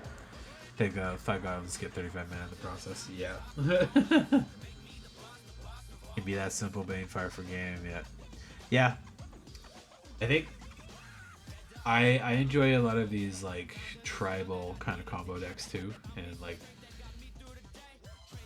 Vanquisher's Banner and Deflecting Swatter are just on the line of like, this card's a little more casual, this one's on the power side. So I think you're floating in a pretty good spot where it'll probably be pretty fair for the most part. And but you'll still have some good spice for like interacting with the more powerful decks. But like, you can make Krenko stupid fast, and it's really impressive. Infestation Sage. Elf Warlock, 1 mana, 1/1. This creature dies, create an insect token with flying. Eh. I don't like that as a 1/1. That's a C-. Takes a body, replaces itself. It's good for sacrifice, but the cat and stuff are much better. Cabaret Waltz, bring back 2 creatures, and discard a card. It's one of the worst versions of these effects, but I always like the arts on it. Marauding Bite, please, because it's part of a combo. I don't think it's better than C+, but gain life, each opponent loses a life, you can trigger multiple times, you get more pings off of it, and of course you get the infinite with Bloodthirsty Conqueror, but not that good. At 20-year Magic event, tell me it's a high 7, low 8. Everybody's a high 7, low 8s is what they say, but I think that's because most people can't objectively judge their own cards a lot of the time. They just think like, I don't win all the time, and I don't have an infinite combo, so it can't be a CDH deck, but that's not always where I'd consider that stuff. I think that new tier system that they've been talking about will probably be like, you get to go to the table and say, I'm mostly a tier 2, but I have some tier 3 and tier 4 cards in the deck. And people will be like, you can play with the tier 2s, and then they'll go from there. The more I think about that, I do like their tier system. I think a lot of people are just going to be really sneaky when you come to tables and stuff, so it's going to be like, oh, don't worry, I just got this like artifact deck that makes tokens, and then I have a couple counter spells, and it's like, it's mostly a tier 3, and they'll be like, okay. But it's like, oh, they're Force of Negation, Force of Will, Flare of Negation, and they're gonna be like, oh, fuck off, man. Mostly tier 7, tier 8 stuff. They're gonna tell me to go home. Well, the new tier system is 4 tiers only. So the way it is like draft chaff and like precon filler is tier 1, like all the basic vanilla creatures and stuff. Tier 2 is stuff like Soul Ring, Arcane Signet, the classics, Command Tower, stuff like that. And like good creatures that are like strong but not too strong. Tier 3 is like a couple free spells, a couple really impactful spells that'll like change the state of the board in a way. I think Krenko probably falls in that tier 3, but you could build Krenko to be a tier 4 stuff real fast. But stuff like Deflecting Swat, those are tier 4 things where it's like a free spell that'll counter or twist like a thing away is where a lot of that stuff's going to go. So you're probably going to be in that tier 2 with tier 3 and 4 cards in it. And then they'll be like, yeah. But when people say power level 7, it's because they don't know if they're either like downplaying how impactful some of their cards are, or they don't actually know if their cards are that good or what kind of synergies they go on there. People just always have a hard time like judging their own piles of cards. And sometimes they are just a 7 because it's like, oh, I got 10 really powerful cards in the deck, but I have like a shit mana base, so it ends up being like a much weaker deck overall. But that's why that system was always bad to judge cards by. The new Wizards mandated 4 tiers of cards. If you're playing Mana Vault, that's a tier 4 card kind of thing. They'll probably be a little easier for people to differentiate their decks, but it's going to be about how honest people are with their decks too. That Rule 0 stuff, right? Pilfer at 2 mana, sorcery, target opponent reveals a hand, choose an online card from it, the player discards the card. That's like the least exciting effect of these so far. It's C-. I don't like paying 2 mana for that. My duress back, I'll happily take that over there. Whenever this creature attacks, the opponent loses 1 life and you gain 1 life for Sanguine Siphoner, 2 mana, 1/3. I don't like the non-aggressive stats on it. The life loss, life gain triggers might be kind of valuable, but this is a C- card for me.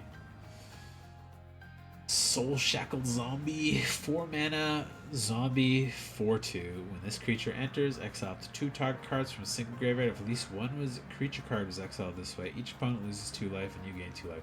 That's a pretty good card.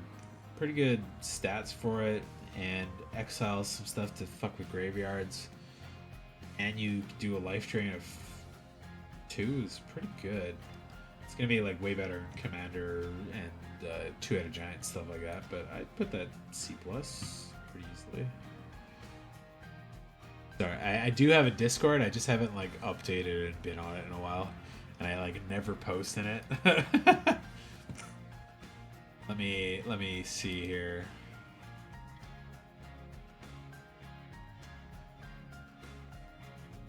Get out of here. But I have not actually set up the integration with the bot because I was like, I'll get back to fixing the Discord later. Let me see if I can get you an invite thing for it. Here, let's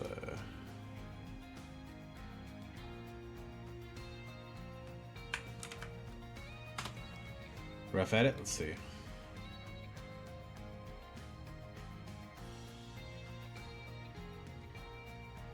Oh. I want to combine it with that. I want to just pop it up here. Franco Mob Boss. Yeah, it's a good one. Okay, Snoop. So it is Goblin based at least. Alright. Snoop's good. Very combo-y. Denizen's pretty good. Chain Whirler. Chieftain's great. Trudgeon's pretty fun. Walk. Playing Blood Moon in here? Yeah, you play Blood Moon. Good. Okay. Matron, Rabble Master, Recruiter, Ringleader, Sharpshooter, Trash Master, War Chief, War Diver. The other Krankos. Legion Loyalist. Legion Loyalist is one of the really good ones.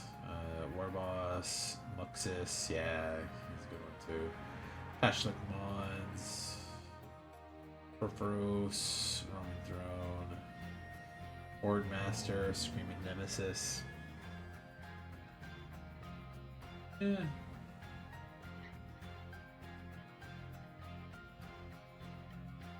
You don't get the what's his face? The Goblin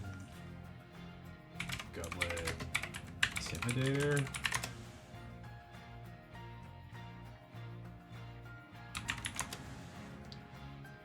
Instigator, that's the one. Nope, that's not what I'm thinking of. What the fuck am I thinking of? What's his name? Goblin Indestructible.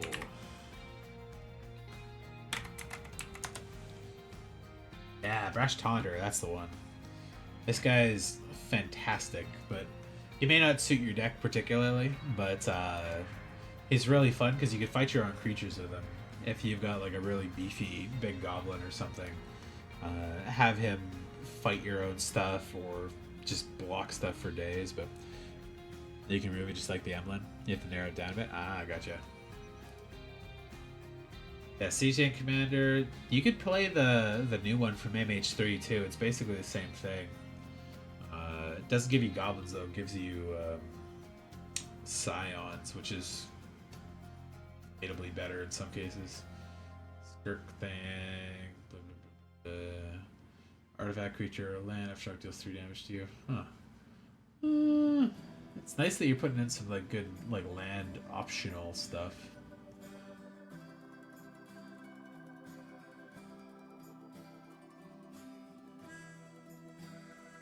Target. Electro Duplicate's good. Fireball. Got more strike.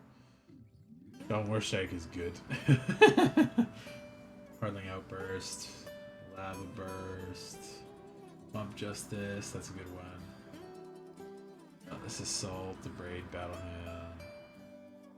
Bolt Bend. SWAT. Raid. Healing Song.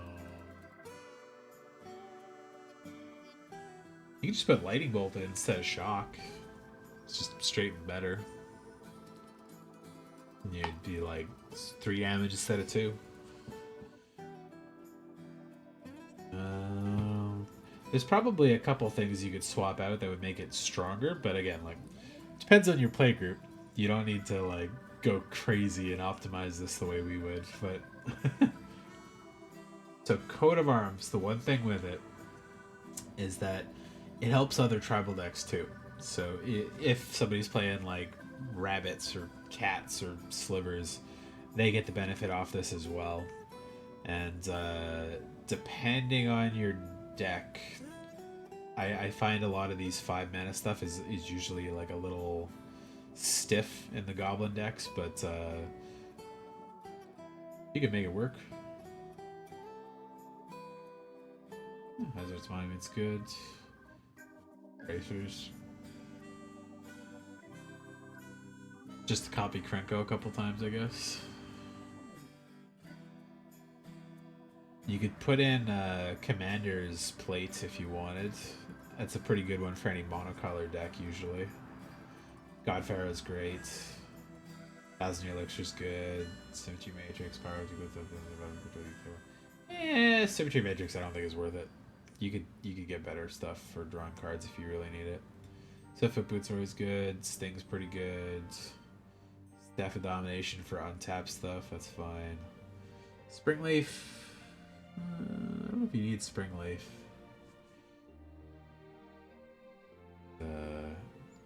The only thing I don't like with Springleaf is that it requires you to tap this as well, so you only really get 1 mana out of it comparatively. Like if you wanted something that let you tap more creatures, you have a good chunk of legendary goblins, so you got like 3, 4, maybe 5. I was gonna say the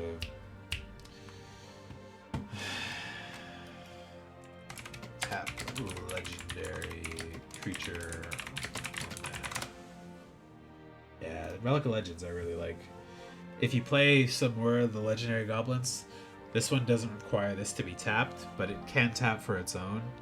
And you can just be like tap, tap, tap, tap, tap, tap, and get like 6 extra mana out of it, depending on your deck. But Springleaf's cheap, obviously, which is nice. 1 mana is good. Skullclamp's great. Ruby Medallion. Do you need that? It'll help a bunch of your spells.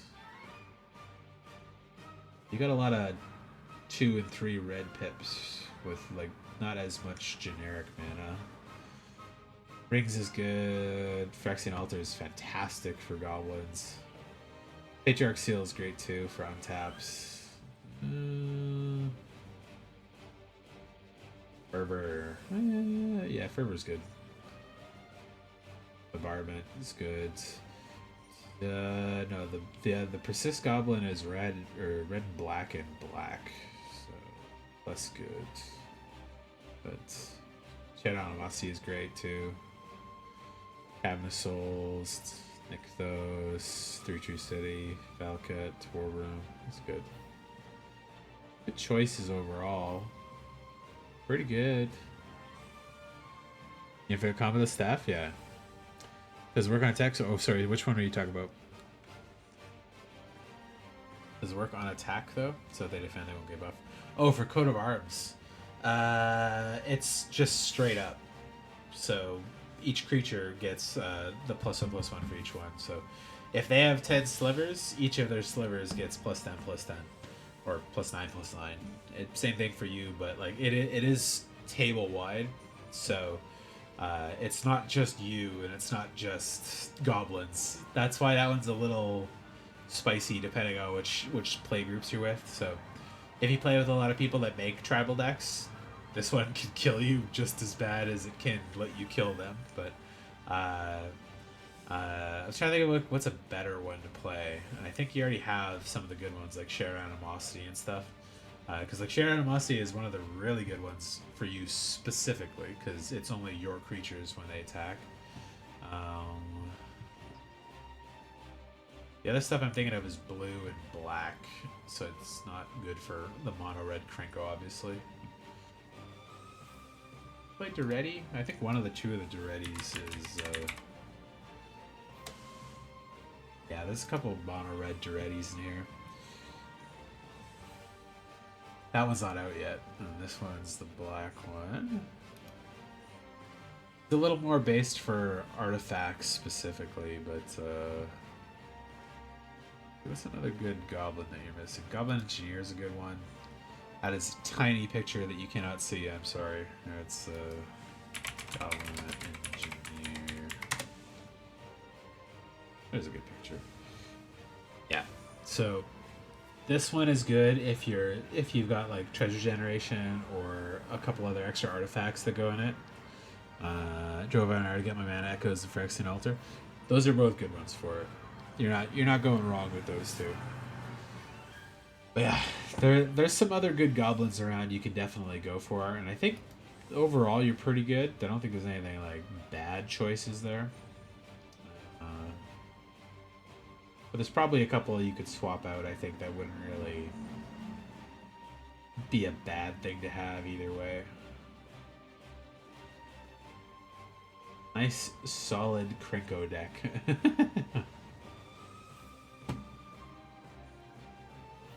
I'll go back to my finishing off my my thing here. Stab at 1 mana, -2/-2 Dawntree. It's a good card. It's good removal. They've printed 2 or 3 similar effects on like enchantments and sorceries and stuff. It's not super strong, but it's a solid C. It's the shock for black, basically. Vampire Soul Caller. This creature can't block. When this creature enters, turn target creature card from your graveyard to your hand. That's fine. 5 mana is a little expensive for this, but the flying makes up for the non-blocking. Wish it was a little more powerful attack-wise, but you're getting a creature back to your hand too, so C+. Alright. On to the red creatures. Or red cards, I should say.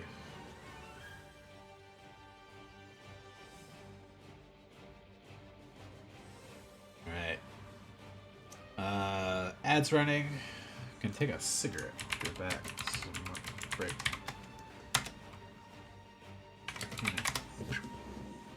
And my water's okay.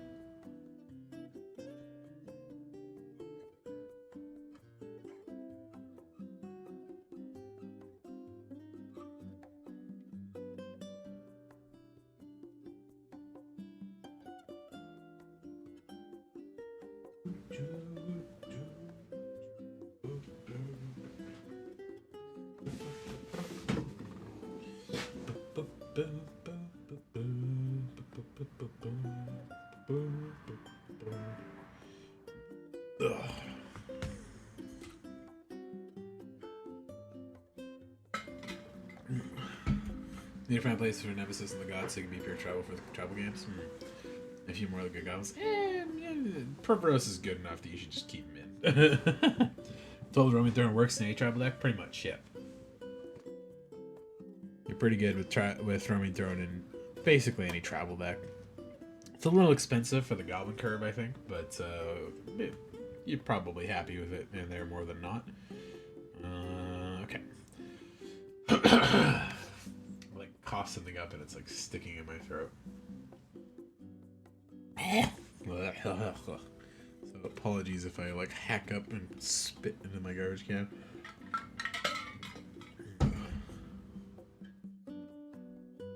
Might enjoy, what is it? Horn of Heralds, I think. It's cost reduction 1 of creature type, and it taps for mana, rather than Ruby Medallion, but you can run both as well. I think it also gives +1 to stuff as well. Horn of Heralds. Oh, it's such a tiny ass picture. There we go. Choose a creature type. Creature is the spell you cost chosen one less keep. Being in your library, look at the top card of your library. If it's a creature card of the chosen type, you may reveal it, put it in your hand. There you go. There's also like Kiki-Jiki horns too, or Kiki-Jiki you could play as well. Kiki-Jiki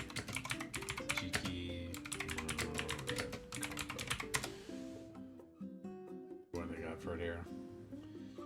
There you go. Some easy combos you can do with Kiki. It's good goblin. Twin Flame, you can do with a bunch of stuff, extra turns, Combat Sovereign's a good one with it. Other goblins you can mix them up with that just go crazy. Minus Siege Gangs and you playing the red version. But yeah, Kiki combos are strong. They're a good way to end the game. People are going to be annoyed when you get them out, but it's good enough on its own. Okay. Chandra Flame Shaper. I don't like this Chandra very much. I'm pretty sure there's some decent stuff you can do with her, but I would have preferred Torch of Defiance or the 6 mana uncounterable Chandra to this one, because I don't like this one. 7 mana, 6 loyalty.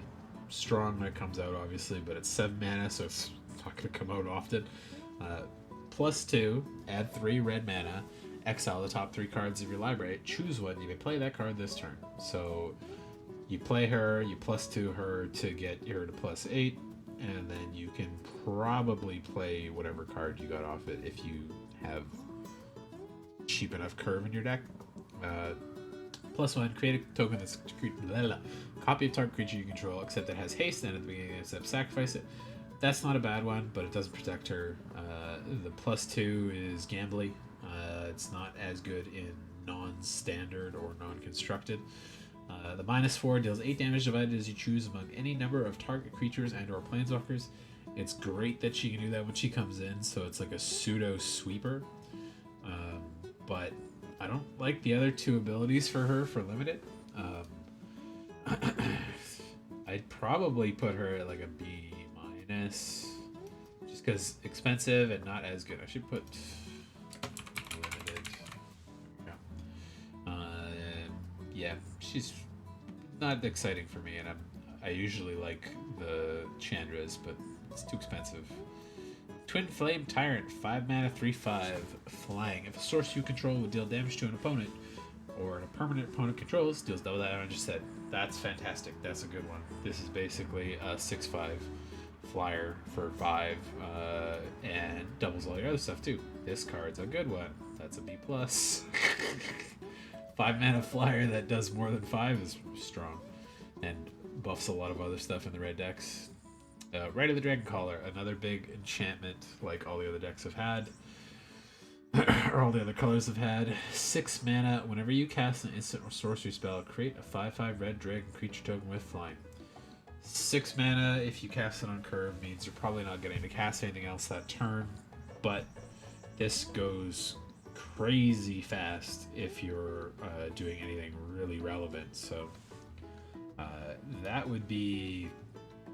I think I put it in the same category as Chandra here because it's a little expensive for red. And when you're at 6-7 mana and you're finally putting this out, you may have already burned through a bunch of your stuff that you may not be able to reliably trigger it at a certain point. So, if you get it to go off, it's crazy. Kiki-Jiki or Chroma's Memorial or both. Let me check your Chroma's Memorial. I don't use it that often. Let's see. It's good. I don't think you need it. Krenko generally wins fast or doesn't. If you did Kiki-Jiki, you'd probably have to swap in like 4 or 5 other cards that can like combo with him. But I think some of your cards already work pretty good with it, like Conspicuous Snoop and a couple others. But if you wanted something spicy that's a big cost and also is good for your stuff, Chimley is... oh, it's a tiny ass picture. But Chimley is just good. It's just always good. Oh god. MTG, not the food. But yeah, I think that's a little more like up to you because Kiki-Jiki requires a little bit of tweaking to like make sure you have the combo pieces and stuff. But I like Chimley a lot because Cascade, but better at the end of every end step is great. Also stops counter spells. This can be countered though. And Chroma's Memorial should win you the game when you play it if you can get it out and it sticks. But I think 7's pretty expensive a lot of the time. Chimley's right in that sweet spot of where you can kind of ramp to it a little bit if you got a good couple rocks early. But I just personally like the Discover a lot, and most of your deck should be under 5, so I don't think you'd ever miss with it really often. It's just gonna be like, top card a land, second top card, oh, do you want to cast this now? Put it in your hand, or put it for free onto the battlefield, right? Chimley is really good. And if you want some counterspell protection, it's just a good one for it, so... or... a Chroma... well...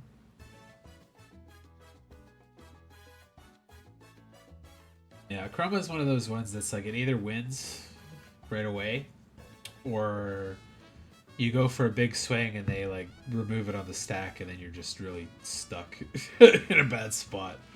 But it's hard choices. I'd personally go Chimley over a Chroma, but up to you. What's Eldrazi Memorial? I think that's like 9.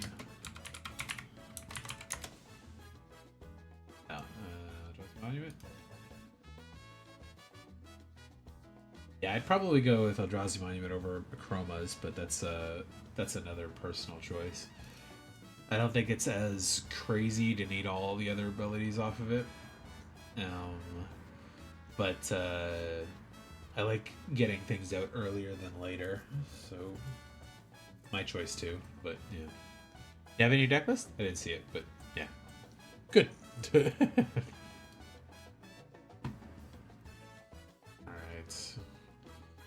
Rakaseth, Maw of Flames. This card is a fantastic one, and it is... oh, they got Evercleave in there as the guest card. Okay.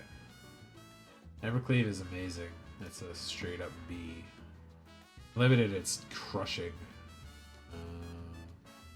Rakaseth is a rare in this one. Rakaseth is a beating and a half if you can get it to stick. It will rapidly remove the board and probably kill them really quickly if they can't blow it up right away. Flamewake Phoenix, less exciting, but still okay. 3 mana, 2/2 flying haste, creature attacks, combat each able. There's a lot of flyers in like the previous 3 colors, and there's definitely going to be some reach in the green, so I'm not really that stoked on this one being super effective. But haste and flying is always a good combo.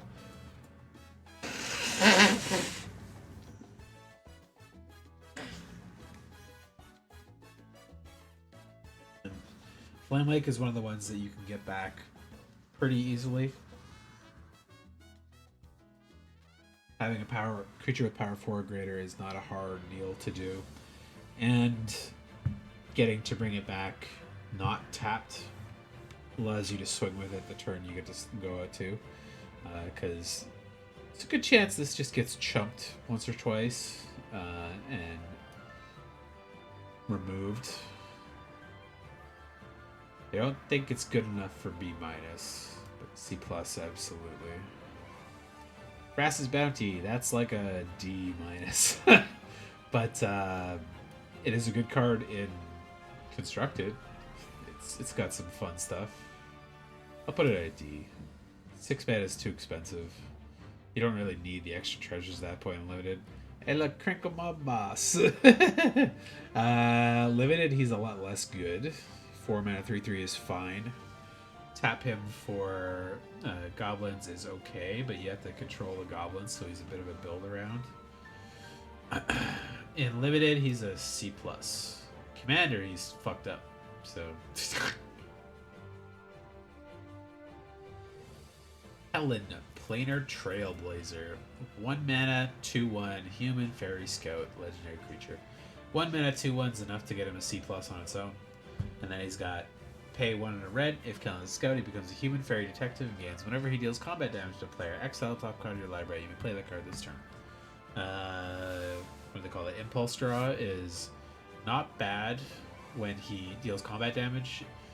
It's a shame he doesn't get flying or buff off of that, though. The pay 3, if he's a detective, becomes a 3/2 human fairy rogue and gains double strike. It's a lot of level up nonsense, but the double strike version of him is really good if you can get to it. Yeah, he's kind of the same spot. Not good enough to be B-, but him on his own, when you get him out there, 1 mana 2/1 is solid. Happy to play it all the time. Limited C+ commander dick move, yeah, pretty much. A lot of cards fall into that kind of thing where it's like limited. You want speed, consistency, removal, and like really good cards. But Krenko like takes a lot of build around, and he's a little overcosted for his stats. And he doesn't have haste, and he doesn't do anything when he comes into the battlefield. So he's kind of like 4 mana 3/3.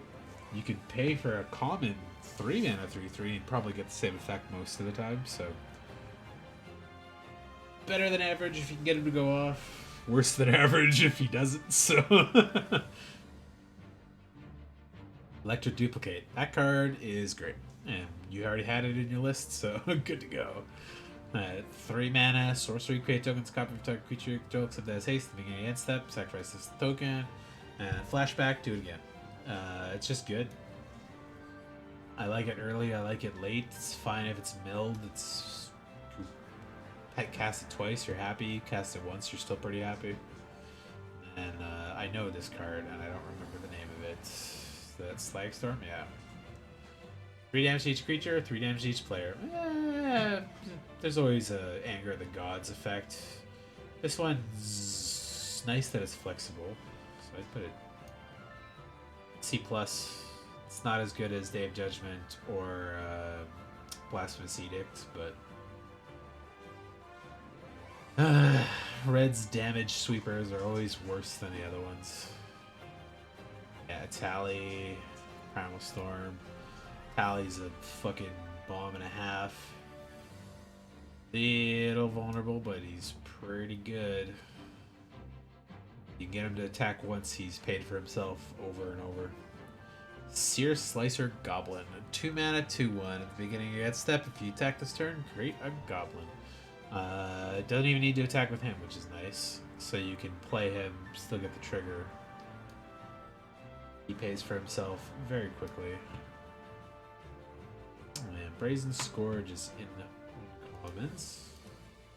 Haste, 3 mana, 3/3. It's already technically better than Krenko if Krenko doesn't get to go off or you don't have enough goblins. Brazen Scourge. There we go. Ace 3/3 for 3. Happy. So if I clone Krenko, will they kill each other due to legendary roll? Yes. There are a handful of cards that copy and make the copy non-legendary. But I think one of the only ones in red that does it is is colorless. It would be Helm of the Hosts. That's a pretty good one for that deck, but it is on the slow side, so you'd be playing a little bit more casual with it.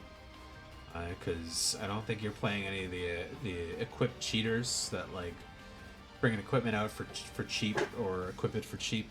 But Helm of the Host can do it. Let's see, is there any that would red do it? Create, copy, but isn't.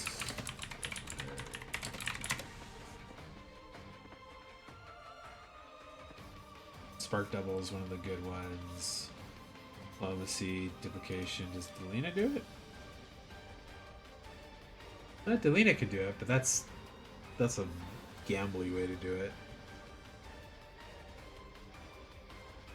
Helm of the Host, I think, is really the only way to do it.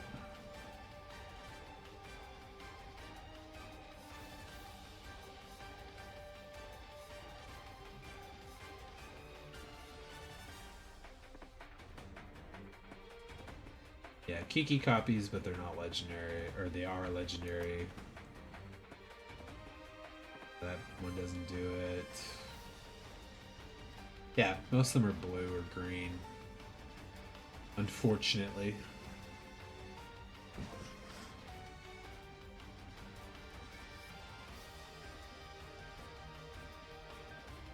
Bolt Wave. This is a weird one that I think is going to make some good commander spots. 3 damage to each opponent. It's just Lightning Bolt, but not to creatures.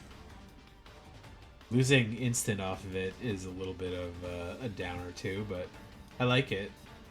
But it's in limited. I would probably only put that at like a D.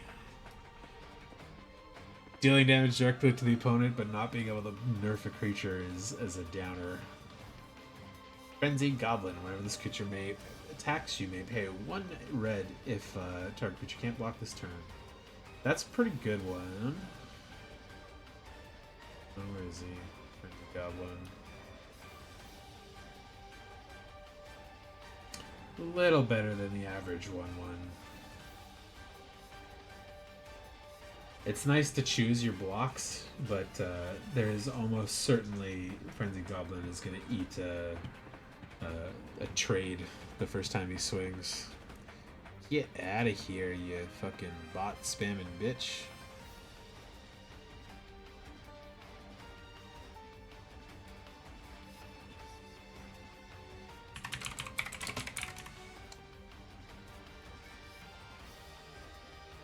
Helm of the Host, you're looking to put it in there, test what you got, see if you want. Yeah, like, Helm of the Host is slow, because it costs 4, and you have to pay a pretty high amount to equip it. There are red creatures that let you cheat equipments onto the field and onto creatures. Depends how far you want to lean out of the goblins for value kind of thing, so... Strongbox Raider is a 4 mana 5/2 Orc Pirate. I like the stats. When this creature enters, if you attack this turn, exile top 2 cards of your library. Choose one of them until the end of your next turn. You would play that land.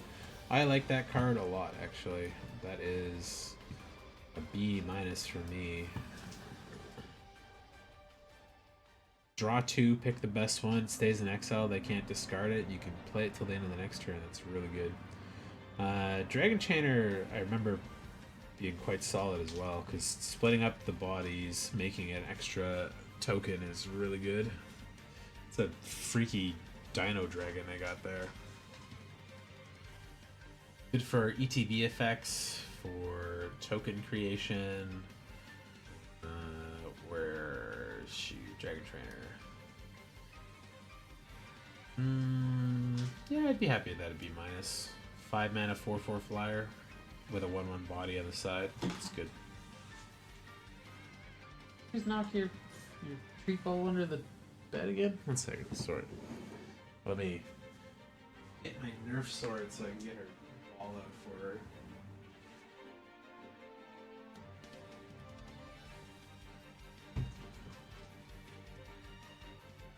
There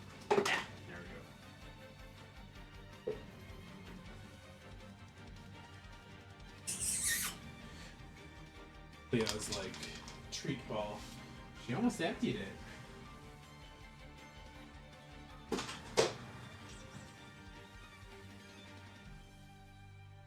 Me to play because it's late at night. Ugh. Where did I put Bolt Bent? I don't think I got to it yet, but it's pretty good. Goblin Negotiation. Red X sorcery deals X damage to target creature. Create a number of 1/1 red goblin tokens equal to the excess damage dealt to the creature this way. That's a good one. I like that a lot too. That is solid, scalable removal that makes you a bunch of bodies if you're able to pay the extra cost. A Braid is fantastic.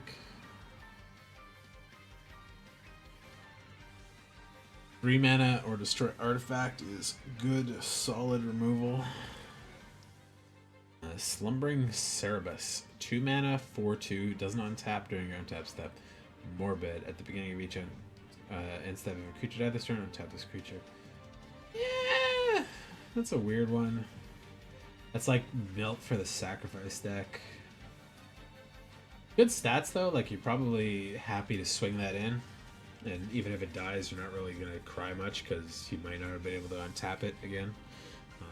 But dog, just dog, not like Demon Dog or Dog Beast or something.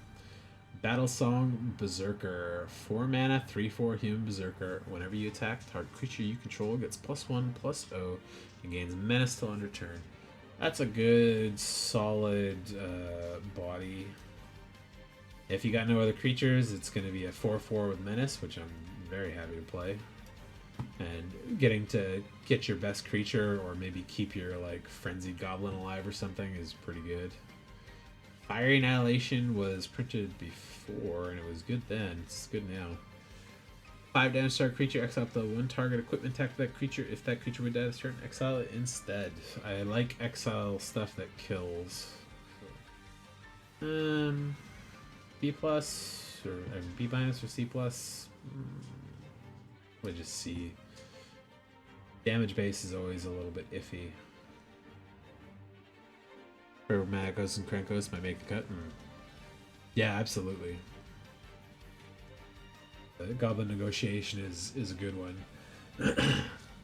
I've talked about how much I like Prowess before. Heartfire Immolator, 2/2 mana, or sorry, 2 mana, 2/2 Prowess, with pay 1, sack it, deal damage equal to its power target, creature, or planeswalker. That's the only downside with this one. If this was any target, this card would be a staple forever in every format. It's kind of like the worst version of the 1 mana mouse that's in standard right now. Being able to bop a creature after or during combat or something is kind of nice, but like losing the ability to shoot the person with him after is a downer. Would be Rupture, yeah. 2 damage to each creature without flying. Mini Sweeper, Pyroclasm is better. This can save some of your flyers, but there's not really that many good flyers in red that are 2 mana. It's like the 1 Phoenix and like the rest are 4/4 5/5 dragons, so yeah. I like the other one that's deals damage, and then if they were dealt damage, they can't block this turn. But I don't know why they printed this one instead. The Terra Sumasa, what was that?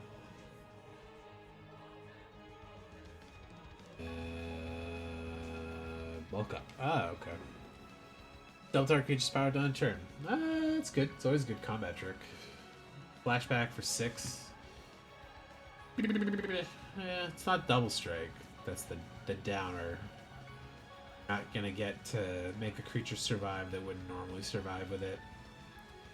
Flashback gives a little bit of bonus to it. Let's see. Fire Spitter Whelp. I actually quite like this one too. 3 mana, 2/2 flying. Whenever you cast a non-creature dragon spell or dragon spell, this creature deals 1 damage to each opponent. I love pingers, and non-creature is better than instant sorcery. That's why prowess is good, better than the non-keyworded one. And this flying is actually quite strong.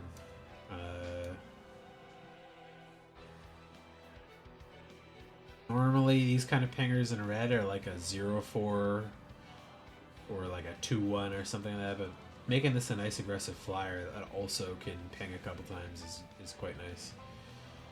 Shivan Dragon, the classic, the big boy. That's it's kind of weirdly like still a B-, C+ area. Like 6 mana 5/5 is good. Flying just makes it good. Being able to pump it is good. I guess I put Sarah Angel on B-, so I'll stick that there too. Glad they both got downgraded to uncommons. Hitagetsu's second right is fucking funny, and I hope it gets a bunch of people. If a player has exactly 10 life, it deals 10 damage to that player. It's a half game finisher, and I love it. I think it's a little harder to like perfectly get there, but it depends on the deck you're playing, because there's a lot of gain 1 life triggers in this deck. So if you can punch them down below it, let them trigger up a couple times, instant speed, kill them. They have to be able to not respond to it though, which unfortunately blue, black, and white all have some instant speed life gain they can do. So it gets a little janky, but Hitagetsu second right is just fun. Axguard Cavalry, 2 mana, 2/2 Dwarf Berserker. Target creature gets haste till end of turn. It's a common. I don't like these ones as much as I like the 1 manas with haste that do it. It's fine. It's a 2/2 with upside, so it's at least a C, but I don't think it goes into C+. Burst Lightning, classic too. 1 mana instant, you can pay 2. If it was kicked, deals 4 damage instead. I don't like paying 5 for 4 damage, but instant speed makes it nice and the flexibility is good. Otherwise, it's just shock with an upside. Courageous Goblin. 2 mana, 2/2 Goblin. Whenever this creature attacks while you control a creature with power 4 or greater, gets +1, gains menace on turn. That's a good little common goblin. Where is he? Courageous Goblin. Still a C, though. I don't think it goes above that. Crackling Cyclops. 3 mana, 0/4. Whenever you cast a non-creature spell, this creature gets +3/+0 till end turn. Limited, these are always hard. Instant sorcery is way too narrow, I find, for limited. Non-creature, you can trigger it enough, and it's not so bad.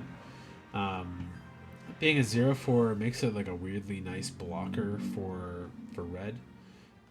But if you can double spell the next turn, make this a 6/4, then you're actually ahead on power. It's kind of build aroundy, so I'd stick it in C. But let's see, Fanatical Firebrand. There you go. That's one of the good hasty ones. I love Fanatical Firebrand. That's one of the quite good 1-drop goblins. I put that in C+. 1/1 haste, and then when it's out of range, ping it to blow something up, or ping a guy. Firebrand Archer. That's the classic one. And not better than the little flying dragon, but it's a solid C. Ping, ping, ping, ping, ping, ping, and then but the Fire Spitter Whelp's just better creature. Goblin Borders, 3 mana, 3/2 raid. This creature enters with a 1/1 counter on it if you attack this turn. A 4/3 for 3 is not bad. You just have to play around it a little bit. 4-3 for 3. Yeah. I don't think this would have been out of place if they made it a 3-3, but it's not, so oh well.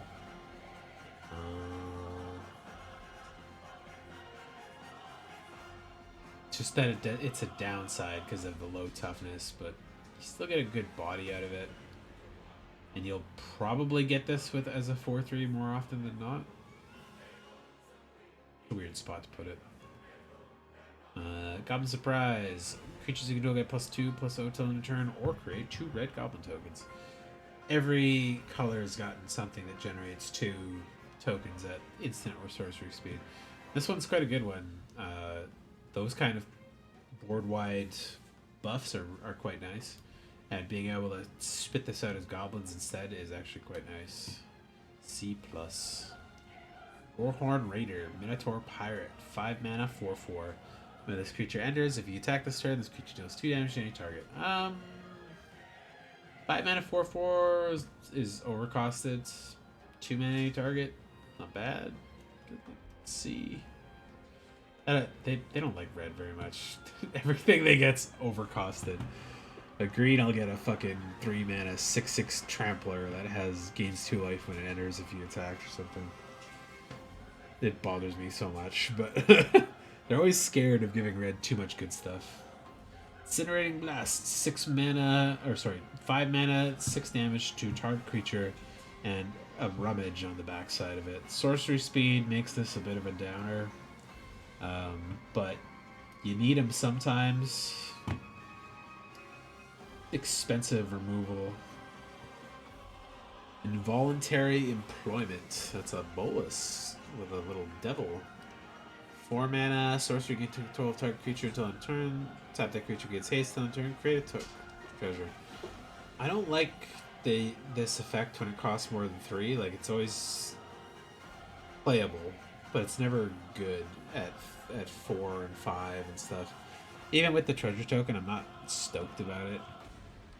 It just makes it slower. Spite put this down at C-. Like, generally these effects are great because you're stealing their best thing, or taking one of your things that's too big and doesn't have haste and giving it haste to swing. And they're primarily there for sacrifice decks. Like, you steal their best thing, you swing with everything, you sacrifice it before they get it back. And usually those 3 or 4 mana ones have some kind of upside to justify paying a little bit more for them, but the treasure's not enough for me. Sower of Chaos. I like this guy's look. He looks fucking cool. 4 mana, 4/3. Target creature can't block this turn if you pay 3. That's gonna be one of those ones that's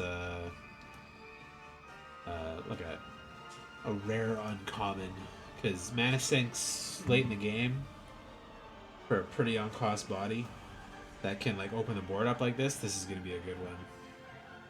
Spitfire Legak, it's fine. 3 mana, 4/3. It's less good than a 4/3 for 4. But the landfall triggers, maybe you get a couple triggers out of it. I don't think even... Is Evolving Wilds in this one? Yeah, Evolving Wilds is in this one, but like... Bunch of shit lands. And I don't like it. Fucking temples. Nobody likes the temples. Sure Strike's a good combat trick, but combat tricks are worse now, so... See? You're almost certainly gonna kill it, but the damage thing fucks with it. Throw Possibilities was the best of these 2 mana discard a card, draw 2 cards effects they've done, but they've also printed like 10 better ones than Throw a Possibility now, so this is ending up in like a weird spot. It's a C. It's mana, or it's like card advantage. Rather, it's card neutral. I think that was always the thing with this one. But instant speed's nice. You can pitch an extra land, get some good stuff out of it. And Bushwhacker. Bushwhacker's the special guest one too? Oh, they had 2. Oh, that's weird. Nice art though, actually. I like it. Bushwhacker's good. It's kind of like a B minus. Yeah, the whole board wide for Bushwhacker's just too good. Okay, on to the green. Random question: what kind of movies am I into? What's your favorite Final Fantasy of all time, and why is it F8? My favorite FF is Final Fantasy 7. It was my first one, and I loved everything about the music, the look, the style, the art, the like kind of steampunky world with like cool grungy punk aesthetics to it, and the remake was great. But I also like FF8. I like FF8 quite a lot. Cleo? Get some goo in your eye. Hold still.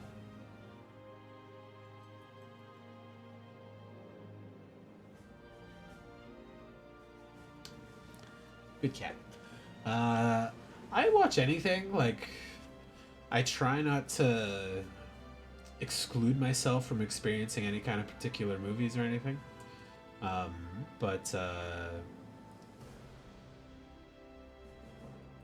you know, I like anything that's good. I'll watch anything if it's entertaining. But I mean, I like action movies. I like martial arts. I like good fantasy movies. I like sci-fi. I like mysteries. I like horror. I'm not a big fan of like gore porn horror or like really over the top like torture porn horror movies. But like I like thriller horror where it's like a good cerebral kind of like scare. But I like a lot of movies. I'll watch anything. If it was your first one to read from the strategy guide made with David Cassidy, we did the story as long as you read the page in the book. Okay. See, I had when I got FF8, I had a strategy guide in like a PlayStation magazine or something, and my aunt's cat like peed on it once, and I like spent all day like carefully peeling it and like washing the pages to try to like get it out. So because it like fused a bunch of the pages together. But FF8's really fun. I'm not as the characters are like less of a hit for me, but the music is fantastic, and I really love systems in games that I can abuse. So the triple triad card system, the draw system, and the upgrading your weapons and stuff. Like every time I play it, I always go for like getting all my ultimates like before I even leave for the first mission, which ends up with a really twisted like balance of my characters. But it's like, oh, I've got Squall with Lionheart. Right, so I spent 6 hours grinding cards, so I can just go into battle with 50 HP and then break the fuck out of the whole game, and that makes me happy. Oh, Shukuyo, you good girl.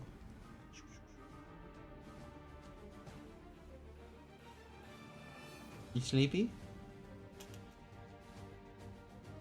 Give you some treats after. Later on, I read it was 7-year-old FFA master. Yeah, I had a weird relationship with Final Fantasy as a kid because like I liked it, but almost everybody else was just like, I just want to play NHL. And then the couple people that did play some RPGs were like too not mature enough to understand them really on like a storytelling level when I was younger. I was in that like 10 range. Like I got FF7, it was 1997, 1998, I can't remember. Because I got the PC version, it came out a couple months after the PS1 one did. And my aunt got it for me as a birthday gift, and I'd never played a 3D game at that point. So the graphics and the cutscenes and the music and everything was just a whole other world for me. And it was busted and terrible on the PC. Like it barely worked. Video card codecs were such a mess back then. Like if I ever updated my drivers, sometimes the game just didn't work. So a couple years later, I got a PlayStation 1 and 2, and then I went back and picked up all the FF games, and I have all of them now. Yeah, FF7 was like a world changer for me. Like I played good games on the Sega and Sega Genesis, Sega CD, and Saturn, but none of them were quite RPGs. Like, I know they had some, but just never ended up in my rural ass town. So, alright. Let's go to the green cards here. I feel like white's got the most, on average, good stuff still so far. Blue, black, and red have some better cards, but the average cards are worse than white's. Vivian Reed, 5 mana, Planeswalker with 5 loyalty when she enters. This one's the reprint one. +1, look at top 4 cards in your library, reveal a creature or land card from among them, put it into your hand, put the rest on the bottom of your library in a random order. It's a good thing. Good dig. Nothing exciting with it, but -3, destroy target artifact, enchantment, or creature with flying. Versatile, but not complete removal, so it's a little bit of a downer there. 3 mana is a bit expensive for that effect too. Her +8 is good, or -8 is good. Emblem with creatures you control get +2/+2, vigilance, trample, and indestructible, and that's the real goal with this one. But if you can get her doubling season, you just throw her out, immediately do her ultimate, and then you're basically good for the rest of the game. Because the emblem doesn't go away. Even if they bounce your whole field, the emblem stays, so you're good for that one. But yeah, she's. I almost want to call her like a C+, but yeah, actually I am gonna call her C+. I think for a 5 mana walker, her not making a creature or enabling you to play a creature to help protect her is a little rough, but and her removal is not strong enough to justify her protection on the field. Squall and Zella, they're the goats. I do the same. Ifrit, Shiva, and Q have all abilities there in a level 50 plus. So usually, Spider follows you at the end of the mission. If you have to knock it out, you get 50 battle and Siren maxed out by the end of the seed test every playthrough. No game until Jibs and I never about. Yeah, I don't usually bother with the compatibility too much because like by the end of the game, I don't think I even use the GFs anymore. It's like exactly. You get good junctioning and you manipulate their abilities, and then you end up with a really busted physical run, so you can just like kill almost every basic enemy and most of the bosses in like 1 to 2 hits or 1 limit break. And then you get to the end and you're like, none of these guys are a challenge except for Omega Weapon.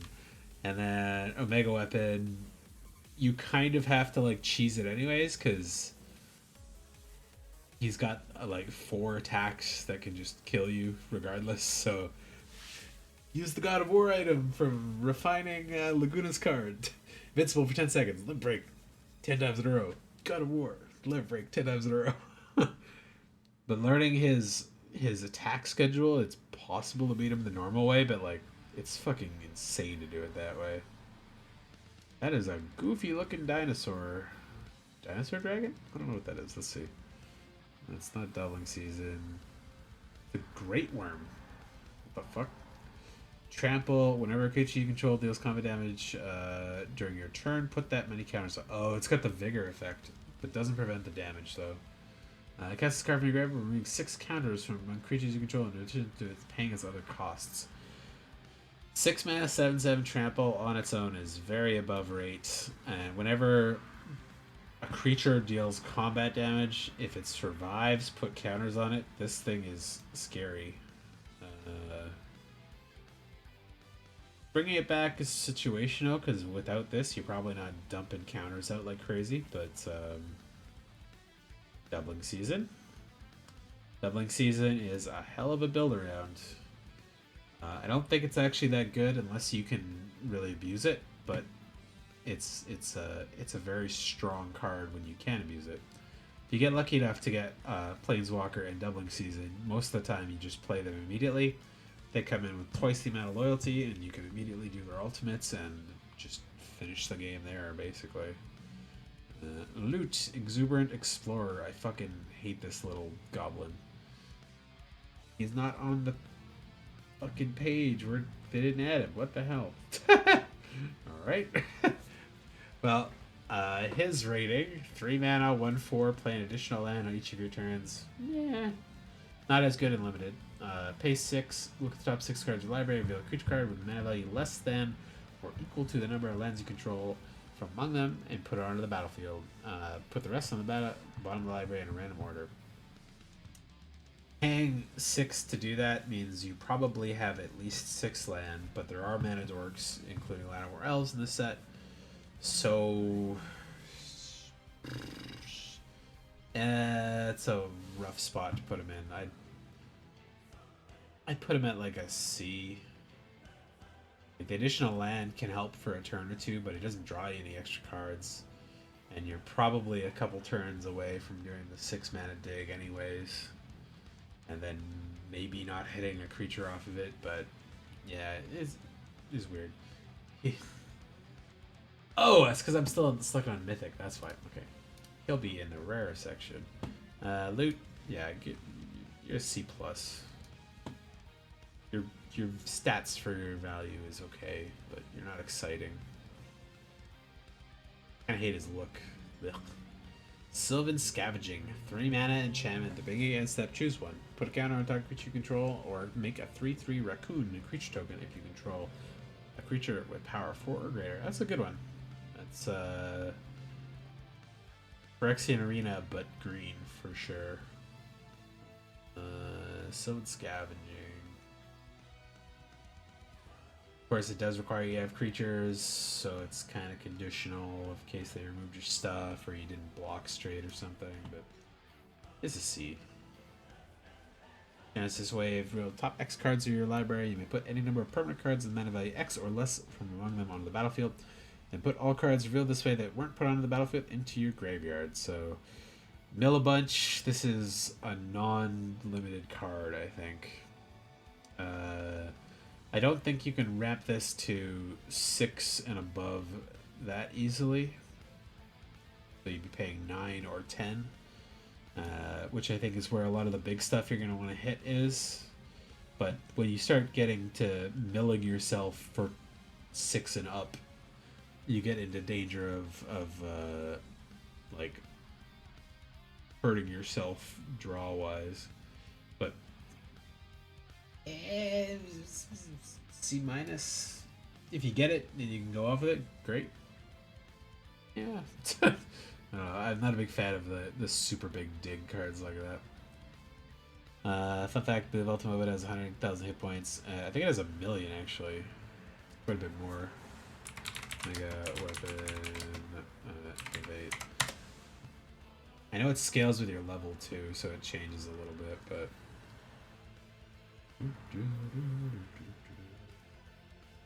Yeah, so it's level 1 has 111,000 HP, but at level 100 it's got 1,161,000 HP. It gets real strong real fast the more you level up.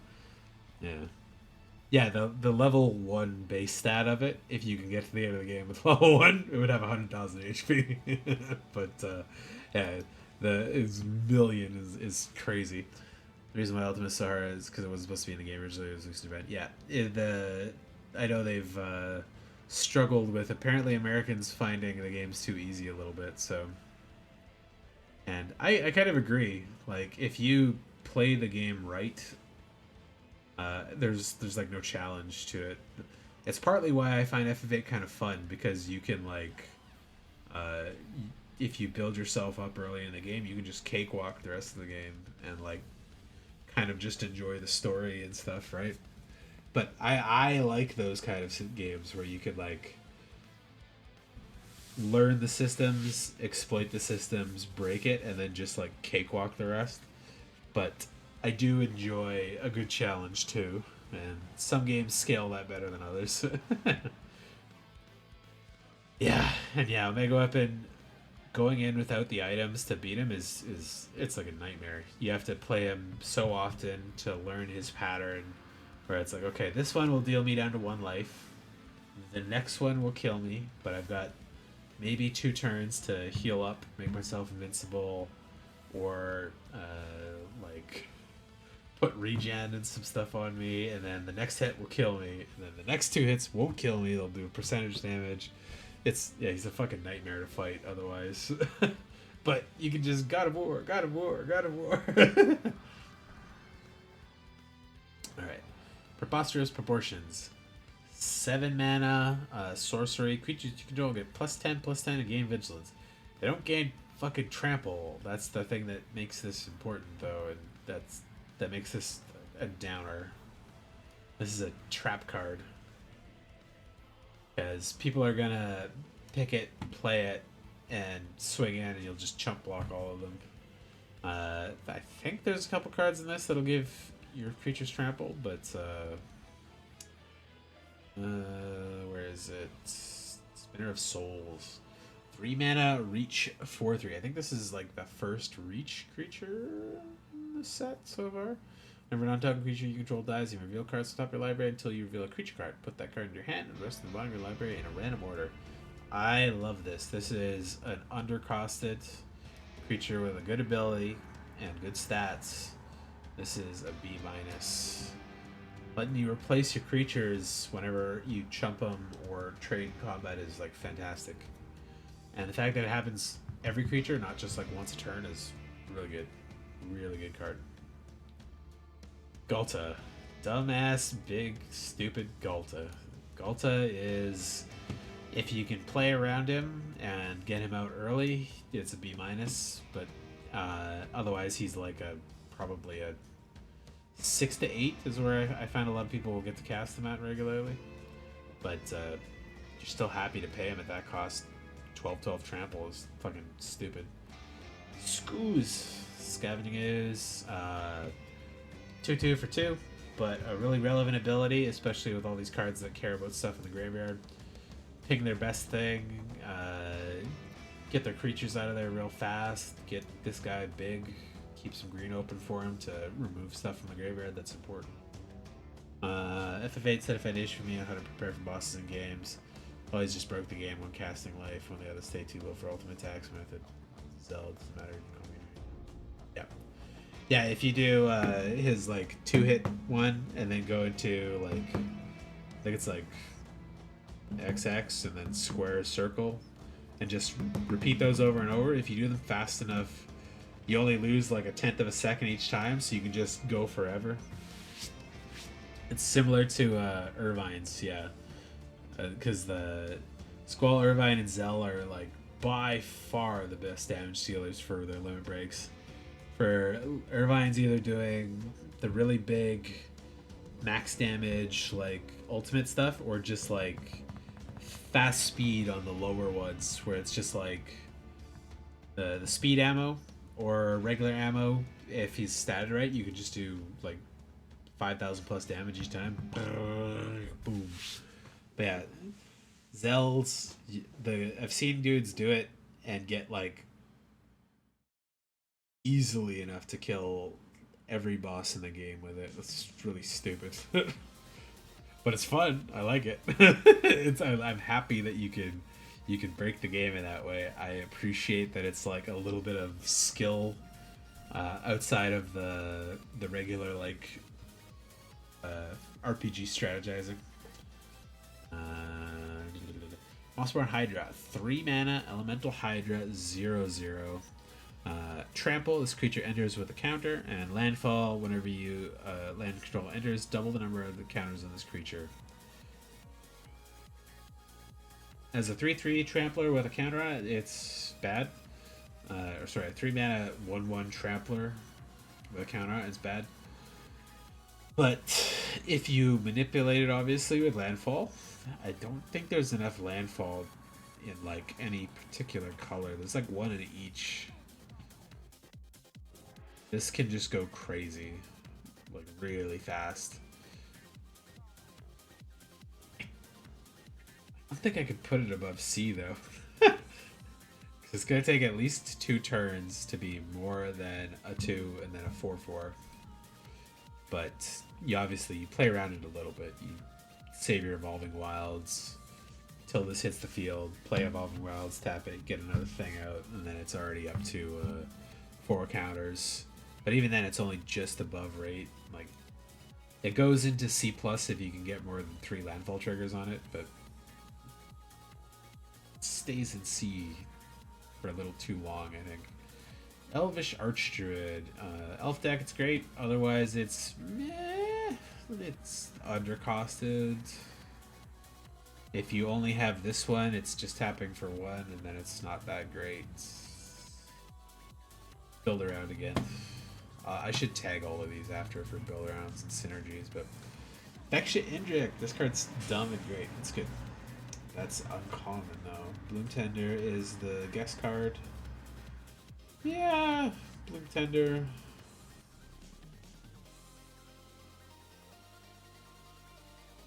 I think this is like a 2-color set for the most part. I don't think you really get into 3s, but there is some synergy across a couple colors.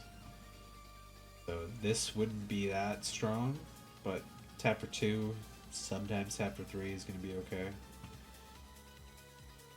Indrik. Okay, you're playing FF8. Yeah, I don't have the paper guide for mine anymore because I left most of my magazines at home, but I have my FF10 and FF10-2 guides on my shelf over there.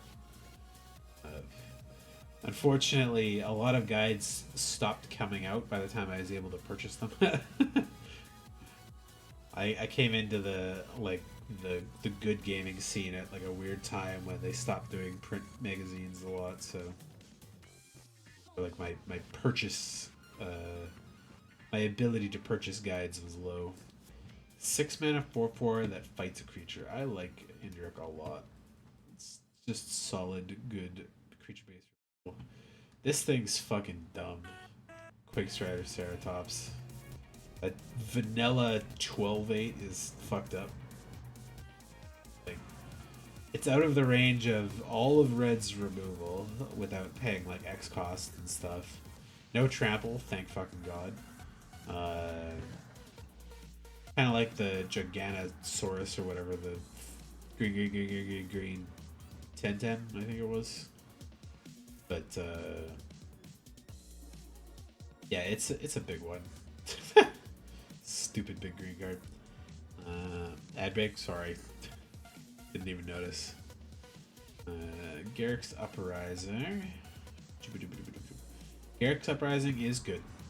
It's better in the green deck, obviously, but draw a card if you got a creature with 4 or greater. Draw a card if you play a creature with 4 or greater. All your creatures get trample. It's C+. It's one of those green cards that I think is too good for green, but you know. Eager Truffle Snout. 3 mana, 4/2 trample boar. Whenever it deals combat damage to a player, food token. I like that one a lot, actually. That's a very good one. Truffle Snout. C+. Good stats. Trample's nice. Get a food out of it. Probably once you'll get a food out of it and then it dies. Rex Sage, not that good in limited, but sometimes it's okay. It's a little overcosted purely on the stats. It varies between a C- and a C. Probably stick it at a C. I think it still has a place every now and then. Felling Blow, 3 mana sorcery. Put a counter on target creature you control, then deals damage equal to its power target opponent controls. Is that one clear? I don't think there's anything there. I think that's your own shadow or something you saw. Guard cat. She gets very cautious when she thinks she sees things outside. She's like, I want to get that guy that's walking inside the building. Felling Blow is a decent version of this effect. It's a sorcery, which is a little frustrating. They've printed like 1 mana versions of this in Modern Horizons 3, and I think this is just a worse one, but green needs removal, so counter's nice. Snakescape Veil is a great one. Great anti-removal, decent little combat trick, sometimes popping off on stuffing creature spells and stuff like that. Dwynen, oh, she got downgraded to uncommon. Reach 3/4. Other elf creatures get +1/+1. Whenever she attacks, give 1 life for each attacking elf you control. Based on her stats alone, she's a C+, because Reach is strong. And a 3/4 for 4 is okay. Obviously better with the elves. And gaining a life whenever you attack with just her is fine, but not exciting. Unmannered Librarian. 1 mana, 1/1. This creature becomes a werewolf. Put 2 counters on it and draw a card. Activate only once if you pay 4. So it's got monstrous, sort of. I don't think paying 4 to make her a 3/3 is really that good. It's not repeatable. Not really a great mana sink. I don't know why this is an uncommon. I don't think there was really any werewolf synergies either. I guess the counters can be relevant with stuff that cares about counters and doubling season and stuff. It's weird that they don't call her a human werewolf like they do on a lot of the other cards.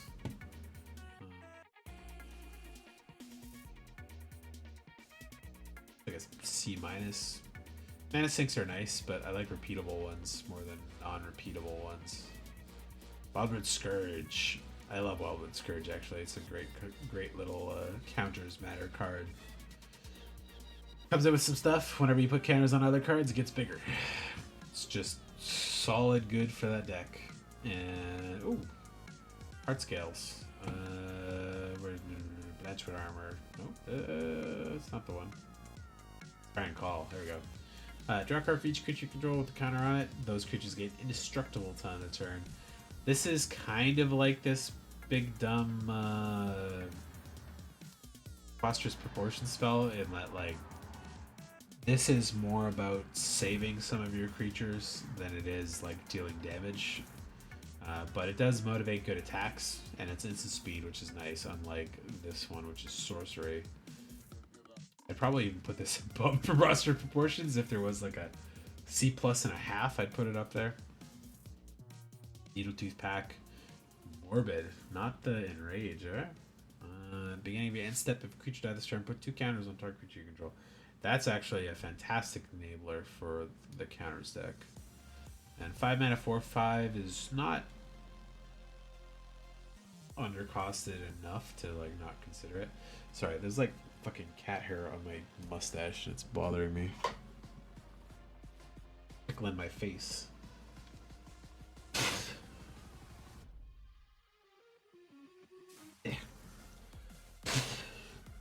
One fluffy, soft Cleo hair sticking to my nose. You still watching out there? You scared somebody's outside? You're like 20 feet up off the ground. They're not coming for you. Little goober. Normally she likes watching the like car's reflection and stuff over there. But lately there's like some construction alongside the building and little bits of like plastic on the fence or birds coming by makes her like jump and she's like, oh, I'm gonna get it. Alright, let's see. Overrun. Classic good ass overrun. That's a good one. That's better than this fucking preposterous proportions. Take this uncommon over the rare every time. Creatures you control get +3/+3 and gain trample to end of turn. Fantastic. It's not the infect one, but +3/+3 and trample is usually enough to get through enough damage to finish the game. It's a little expensive. I can't put it in B, but it is absolutely a solid combat trick for green. Nessian Hornbeetle. That's a good enabler for the counters too. Whenever a creature being in combat, if another creature with 4 power or greater, put a counter on this creature. Just get bigger, and it plays well with that little guy too. His fucking name. I just put him in there. Wildwood Scourge. There we go. Elvish Regrower. 4 mana 4/3, so he's at least on rate. Return target permanent card from your graveyard to your hand. I don't like that green's getting all the good stuff from all of the cards now. Like, that's a... Green's always had regrowth effects and stuff, but like... just get too much of the stuff that like other creatures or other colors are very limited in. This was like, get anything. It's fine. Blanchwood Armor, always good for mono green. Gets +1/+1 for every forest, so it's less good in the more mixed your deck is, but C. Enchantment stuff like this is always a little iffy if it doesn't protect the creature, because there's a good chance you get 2 for 1. It's like, oh, I equipped it onto my biggest creature, and then they just murder it, and it's like, okay. But yeah, this one's a good one. You get a big buff out of it. Usually puts you out of range of damage-based removal. So, Ambush Wolf, 3 mana flash. When this creature enters exile to 1 target card from a graveyard. 3 mana 4/2 flash is good. Oh, there's the special guest Paradise Druid. Paradise Druid is fantastic. Actually, that's a C+. On rate for cost and hexproof when it's tapped is fantastic. Ambush Wolf is actually really good too. That's a C+ for me. Flash 4/2 for 3 is solid. Apothecary Stomper, 6 mana 4/4 Vigilance. This creature enters, choose 1. Put 2 counters onto a creature you control or gain 4 life. Oh, it's the honey elephant, but you get the choice this time. That's actually like kind of worse than the honey elephant. I can't remember what the name of that one, but it was a common from 4 or 5 sets ago. But Vigilance 6/6 for 6 is fine, or Vigilance 4/4 or gain 4 life is maybe necessary, but I'd prefer the 6/6 and gain like 2 life. If it was always the same thing, I'd prefer that more. Counters, I guess, matter some, so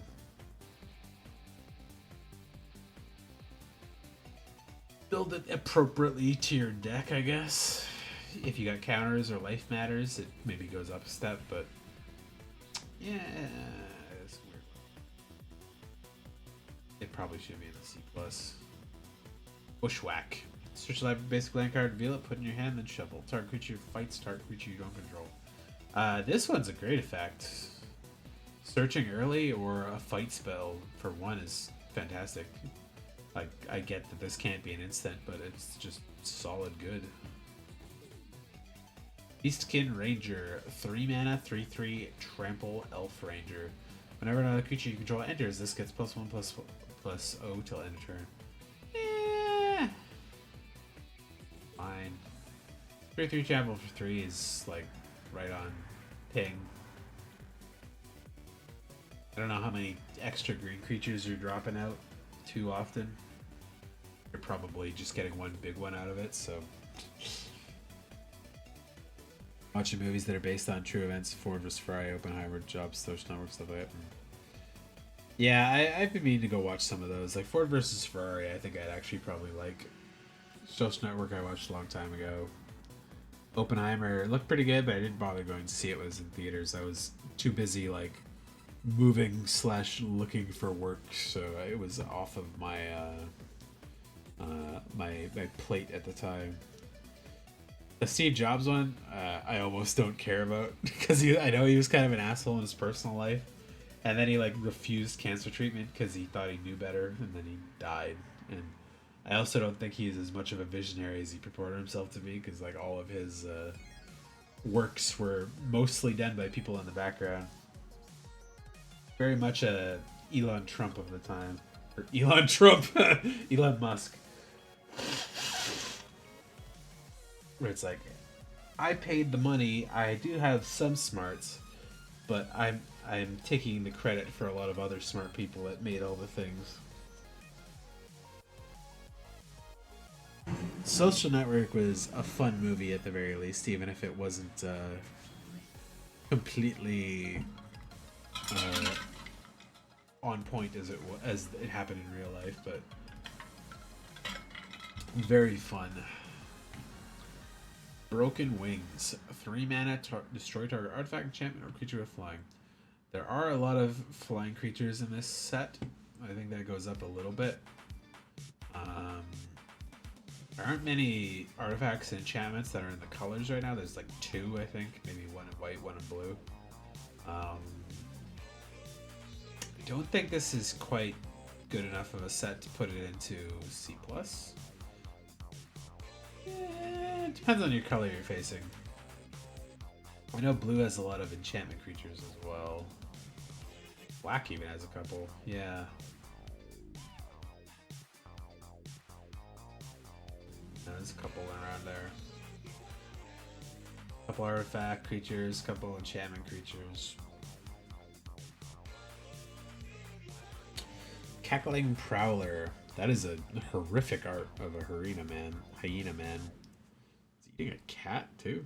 Gross. That is actually quite disturbing. 4 mana, 4/3, Ward 2 with Morbid. Beginning of your end step, if a creature died this turn, put a counter on this creature. That's a really good uncommon, actually. That is a very good, like, common card. I said uncommon, it's a common. You can't even put that into B-. The Ward 2 is, like, gives it a nice little bit of protection, and probably the turn this thing swings is a 5/4. Maybe a 6/5 if you wait another turn, or play it out at the right time. Dwynen's Elite. Whenever this creature enters, if you control another elf, create a green elf warrior creature token. I don't like this one as much as the goblin types, where it's like when this creature enters, just make a goblin token, because you need to have a goblin or an elf already. So, see, it's just a 2/2. I'd say half the time. Elfsworn Giant, 5 mana, 5/3 with reach. Whenever a land you control enters, create a. Wow, that's a pretty good one actually. 5/3 for 5 is pretty decent aggressive stats. Has reach though, but it'll eat a lot of those big flyers from the other colors. And it's probably going to make you a couple elves in the meantime. I'm okay with that. Gnarlid Colony. This is a reprint one too. 2 mana, 2/2 beast that looks like a bear, but is not a bear. With kicker, if this creature was kicked and with 2 counters, each creature you control with a counter on it has trample. I think there's better creatures that have this effect, but this thing is fine. The kicker makes it flexible enough, and the like static effect puts it across the board is good too. Grow from the Ashes, another good kicker spell. Switch a lever for basic land card, put it on the battlefield, and then shuffle. If the spell is kicked, switch a lever for 2 basic land cards, put them on the battlefield, and then shuffle. I don't know if you really need this in limited, but it is a good card overall. I'd probably stick this between C and C-. I guess for the landfall stuff and the rampability of this set, good for C. Bite Down. That's one of the best rated ones they've done for green before.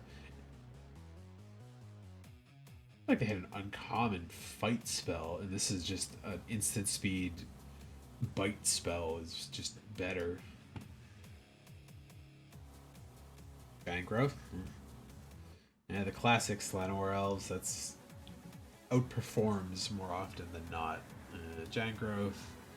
C is a pump spell, but I think they're worse now because of stuff and the way they fix the rules. Treetop Snare Spinner, reach Death Touch, 4 mana, put a counter on target creature you control, activate sorcery. That's a good mana sink. That's a busted creature. This is one of the best creatures in green. Reach Death Touch 1/4 is really good stats. It just kills anything that comes at it, and can block everything, and can pump up all your other creatures. Wary Thespian. When this creature enters or dies, surveil 1. This is a side print of the dog from Duskmourn. It's fine. Fits the cat theme, I guess. I like 3/1s for 2. It's good aggressive. Surveil's strong too, so. Green's weird. It's like one really busted creature, a couple really strong other creatures, but a lot of mid. Still kind of think black is worse than green though. It's balance here. Alright, so now I'm into the multicolored stuff. Let's go look at some stuff. Right. I have to do these ones sideways. Ooh. either way.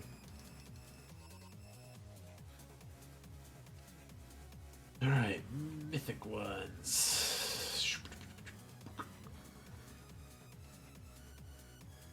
Simone Paradox Sculptor. 4 mana, 1/4 human wizard. The beginning of combat on your turn, put a counter on each of up to 2 target creatures you control. That's really good. Pay blue and a green, tap double number of each kind of counter on up to 2 target creatures and or artifacts you control. I wonder why it says artifacts. Is there anything that's relevant for that in this set? This one's better than the one in Duskmourn, I think, which was actually pretty good. But her being a 1/1 was like super squishy in a way that I wasn't a big fan of. I like that she's putting 2 counters out a turn. That makes her very strong. And she could buff herself and something else. And then doubling the counters once you've got a couple on the field is actually quite strong. Let's go. Fucking Progenitus. Ew. That's terrible without cheating it out in limited. You're probably not casting double color everything.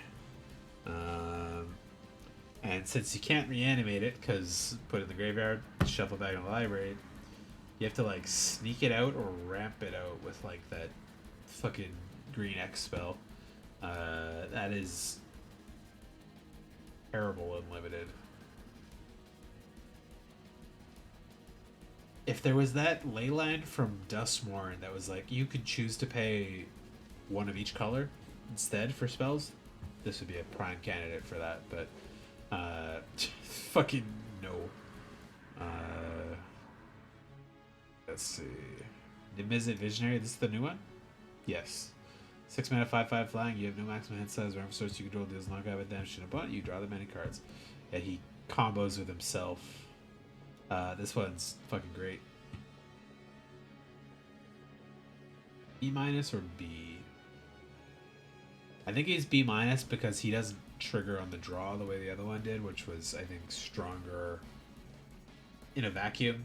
But this one needs some other stuff to go off. But no maximum hand size doesn't matter in the limited as much. Getting to draw some extra cards is nice, though. Ildrotha, a hard one to play in this, I think, 2-color format, but a strong one nonetheless. If you can get him out, he's really good. Elenda, Saint of Dusk.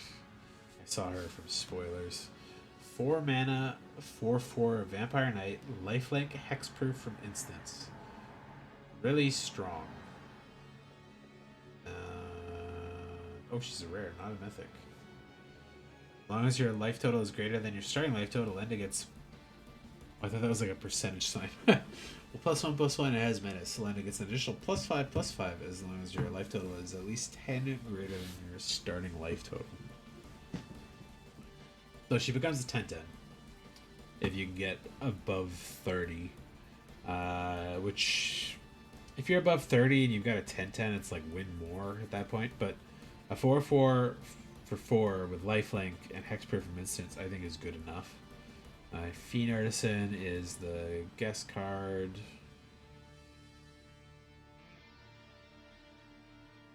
Yeah, if you had 11 mana, you could sack a creature and get Progenitus out of your deck with this thing. It's a weird one. I put it at C- because it's not good to play it at 2. You want it late when you've got a graveyard filled or milled already. And it kind of plays in the sacrifice effects, which you can play in the black-red, but black-green's obviously not the colors for that, so it's like a weird mix. Maybe I can put that in the D+ there. Elenda. Let's check out the bears. I think Elenda's strong as hell. Don't know if she goes up into B-, but like... No, she would. Because if she goes off once and you haven't taken much damage, then she's already going to be a 5/5, and then that's going to rapidly get you up there. But yeah, just the baseline of 4 mana, 4/4 lifelink for hexproof from instance is strong enough to be valid. Alright, let's go down to Lathril, the precon elf ball commander. Um, she's really good in commander. I don't know how good she's going to be in limited. 4 mana, menace 2/3 is pretty strong, and she's probably going to get at least one hit off. So you're going to get at least 2 or 3 elves. If you get to 10 elves, like if you could draw her and play elf ball, you can win real fast. I guess it depends on how many unblockable effects you could give her to get her to be there. But like the menace is not bad on its own. Probably some good combat tricks you could buff her up, but it's a little slow. 4 mana, but elves ramp, so it's a weird spot to put her in. Just call it C+. Narset deck? Which Narset? Aftermath Narset, Tarkir Narset, or one of the Planeswalker Narsets? Alicia who laughs at fate. This is old Alicia's granddaughter, I think they said, or something. 3 mana, first strike, 2/2. That's pretty good stats. And whenever he attacks, put a counter on it. That's very good. And raid, whenever the beginning of your end step, if you attack this turn, target creature card with mana value less than or equal to Alicia's power from your graveyard to the battlefield. She is strong as hell. And if you can play her, your sacrifice theme should be very good to go. Like, she's just going to attack all day and get better and better and better, and then bring back stuff you sacrificed and chumped away and stuff. That's really good.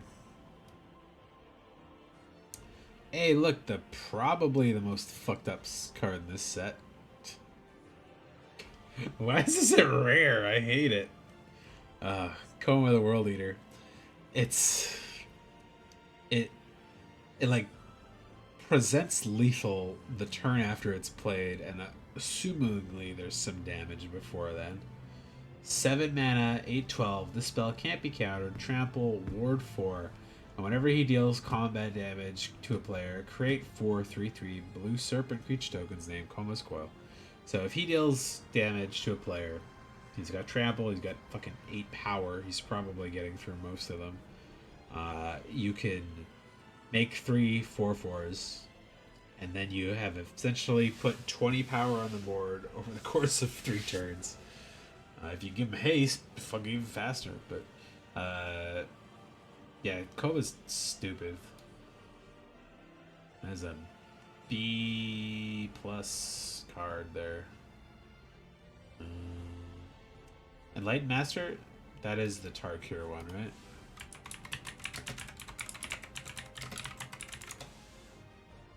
Yeah. Yeah, this one, she's not specifically a CEDH creature, but everybody who plays her as a commander plays it in like a CDH way. It's like, oh, she attacks? Okay, exile top 4 cards in my library. I get an extra turn, I get an extra turn, I untap all my creatures, get additional combat, I draw 7 cards. Okay, cool. Next combat, swing again, extra turn, draw 5 cards. It's like, just dumb bullshit. But, yeah. If your friend plays her and he's got a decent deck, it's kill on sight. Alright, 1,000-Year Storm is a bad card for limited. Oh, the Kite card. Okay, let's do that one first. Yeah, whenever you cast a non-creature... I love the JoJo art, though. I really want that art. Whenever you cast a non-creature spell, choose one. Exile another target creature control. Return that card to the battlefield and destroy control at the beginning of the next end step. Or create a white spirit token with flying. I wish they both happened. I wish it was just exile up to 1 target creature you control and create a 1/1. Because the Jeskai Kaikar is fucked up good. This one's average. Maybe they didn't want to do Nadu 2, basically, but... it's like... I don't think there's as many flicker targets in this set that are really, really good, so you kind of have to build around it a little bit. Like, if you've got some of those cats that care about, like, other cats entering and stuff, then, like, you can kind of get some use out of it. Or things that make tokens when they enter, stuff like that. It's just... You gotta pick too much with him. Making a bunch of 1/1s is not bad either, but like, yeah. He's a C plus based on his stats alone. 4 mana, 3/4 flyer that sometimes does some other stuff is gonna be okay. 1,000-Year Storm. It's bad and limited. You shouldn't do it. If you do build it and you get enough solid removal to do it, you have to like save up all your spells to do it in one turn. It's really, I don't know.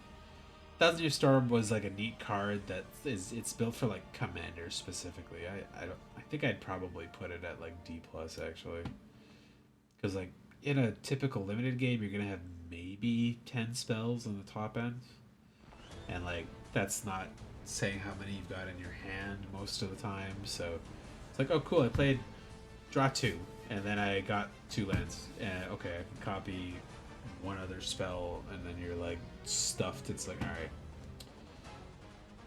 if this like did damage or something, or it was a little cheaper, it'd probably be better for limited. But limited, not a limited card is what it is. Oh, this guy, this is or lady, I guess, from War of the Spark, or one of the Ravnicas. So play Vindicator, double strike, Vigilance, Trample. It's crazy good stats for the ability, but you need to give it an equipment or throw some counters on it. Otherwise, it's going to die very fast. But Vigilance, Trample, double strike for 2 is really good. Needs some help to make it good though. Good though. Assuming Aberration, 5 mana star, equal to the number of cards in your opponent's graveyard. Whenever you cast a spell, each opponent reveals cards on the top of the library until they reveal a land card, and puts those cards in the graveyard. Weird that there's a mill creature and not a threshold creature, because a lot of the blue cards and black cards had threshold, but I think that's only for your graveyard, right? If I can find one.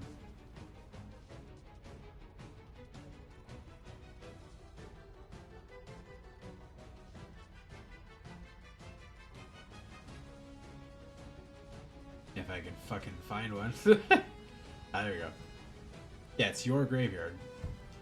This is only opponents, so it's like the exact opposite of what those threshold ones want. If this was each player or something, maybe it'd be okay, but like, this probably comes out of at least a 5/5, so you're probably at least getting the value out of it.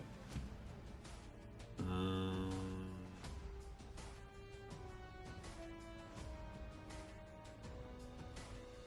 think I probably have to put it at C. Maybe you get lucky and you can combo off with spells and like mill them, but I don't know. It's weird. Anthem of Champions is fantastic. 2 mana Lord Anthem. It's just really good. B-. It's great for those colors, great for the ability. Ruby Daring Tracker is downgraded? Oh wait, no, is this a special guest card? Did I miss that one? Did they miss that one? I didn't see that there. Oh, maybe they missed it. Ashroot Animist, Trample, 4/4 for 4, Lizard Druid. When this creature attacks, another creature you control gains trample and gets +X/+X for the rest of this creature's power. That was good. It's just a huge buff. That's a solid ass creature too. 4/4 trample for 4 is solid, but giving it to other people. Do I think it's a B-? Probably. Ruby Daring Tracker. It's uncommon. I liked Ruby a lot in Eldraine. but I think she was actually a little slow for that set. But I think she's actually quite good in this one. She ramps until you get a big creature out. She's got haste if you want to get some free attacks in. And then once you have a big creature out, she becomes a 3/4, which is still solid for 2. She is a C+ to me. Yep, that's what it does. User took 3 turns in a row, locked up all the shit, and yeah, that's pretty much it. Like once they get a couple turns under the belt, like there's no coming back from it unless you've got like something silly that most people shouldn't be playing against those, like whirlwind denial or something like that, or end the turn before they get to cast those spells on the stack kind of thing. Katyova is a fucked up commander card, and she can go stupid crazy for an uncommon. I feel like the landfall deck in this one is more like red-green, but there were some triggers for it in blue, so...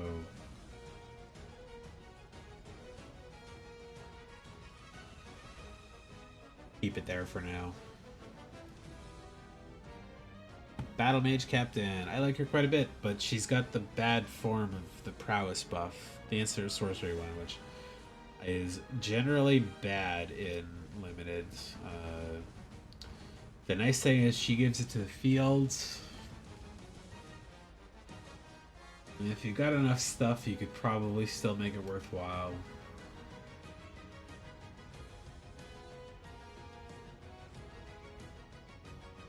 She's no wee Dragonauts, though. They also care about instant sorceries. I wish they just printed like a new one of these that said non-creature spells. Probably too good. Perforating Artist. Death Touch, 3 mana, 3/2. Beginning end step, if you attack this turn, each opponent loses 3 life unless the player sacrifices a non-permanent of their choice or discards a card. That's a good raid trigger. And a 3 mana Death Touch 3/2 is really good, actually. That's a very strong set of stats. And I like that it enables aggression. But I figured that would be the sacrifice colors, not the raid colors. Wardens of the Cycle. That's a new one. 1 black, green, elf, warlock, 3/4, morbid. At the end of your end step, choose if a creature died this turn. Choose one. Gain 2 life, draw a card, and lose a life. Yeah. They're both good, but they're not really that good. Unlike some of the other things here that are like really busted for it there. And also the colors are tilted in a way that I'm not a big fan of. I'd probably put this at C. Morbid's not that hard to trigger, but triggering it reliably is kind of a hard one. Oh! Good Fortune Unicorn is a good one, especially for those things. Its ability and stats are a little overcosted, but the effect it's going to have on your counters deck is really strong. Scavenger. There's a threshold creature for blue-black. Last creature enters or attacks, draw a card, then discard a card. 3 mana, flying 2/2. That's great. It's good. Loop to every time it attacks is strong. +1/+1, it has Death Touch, so there's 7 more cards in your graveyard. 3/3 flying Death Touch, that's not a really big payoff for it, but the looting is nice. And it obviously helps out with the threshold. C+. Heroic Reinforcements is a beastly game ender. I was always happy to draft multiples of those. I think this one's actually like a B-. I should probably read it.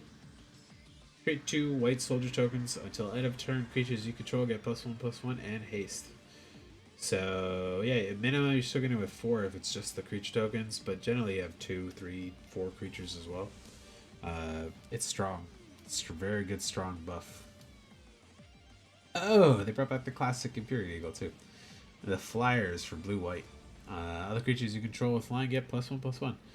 Yeah, draft like 3 of these and then just fuck somebody's day up. This doesn't quite fall into the B minus because it's not that strong on its own, but 3 mana 2/3 flyer that buffs all the other flyers is good. And then oh, there's that Ashford guy. Yeah, I already marked him up.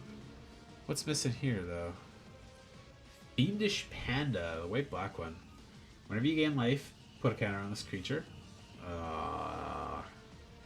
The wrong colors for counters, but I mean it's fine. Bear Demon. When this creature dies, return another target non-bear creature card. Mana value less than or equal to this creature's power. For 4 mana, a 3/2 is not great.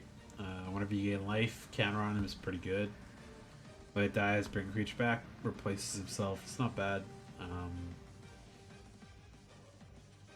Based on the stats, I'd probably just put it at a 3. I don't think lifelink is or life gain is that hard to enable in this set.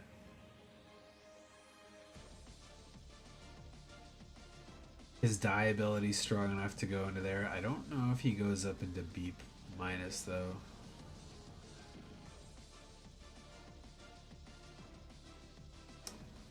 I think I'd probably just leave him in C plus.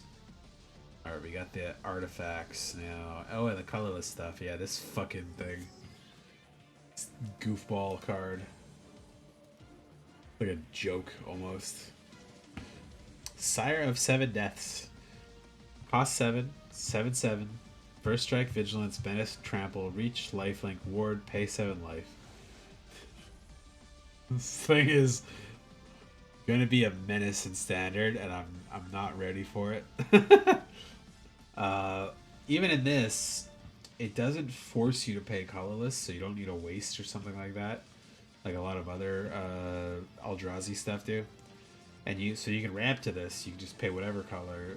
The green obviously plays well with it, but yeah, 7 keywords, 7 power, 7 toughness, 7 mana, 7 words across a bunch of its thing. It's fucked up. This is a B plus S card there. Gonna make a lot of people scoop immediately. And then Chroma's Memorial is the alt art card, which I think looks bad. It shouldn't look green. Yeah, Chroma's Memorial is, I think, too expensive for limited. I put it in D plus area because there is a decent amount of artifact removal in this set. Getting 7 mana to put this out and then they just blow it up is going to be a sad day. Or bouncing into your hand, making you pay it again, kind of thing. Let's see the rares. Banner of Kinship. Artifact enters, choose a creature type. This artifact enters with a fellowship counter for each creature you control of the chosen type. Creatures of the chosen type get +1/+1 for each fellowship counter on this artifact. Yeah. It's bad for limited. It's a commander card. All of these colors have 2 main tribes in them, so you could probably semi-reliably get this to go off with 3 or 4 on it.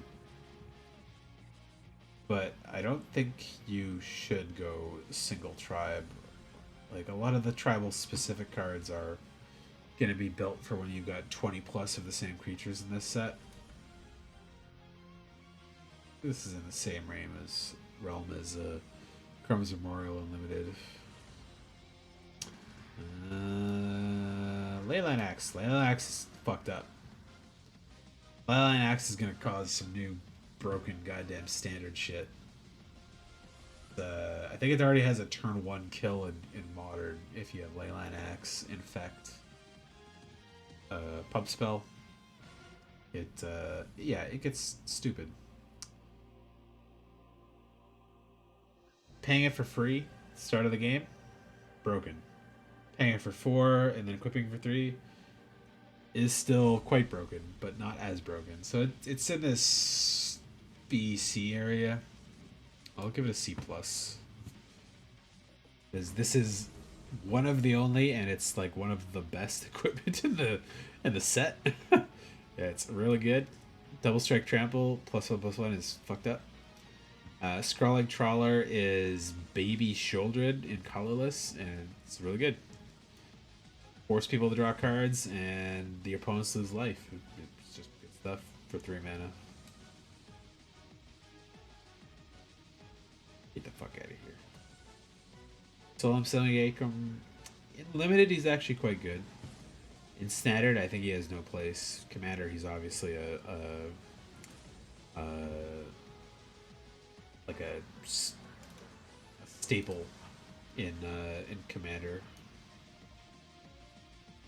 I don't like that they printed so many Commander cards in the set, but it is what it is.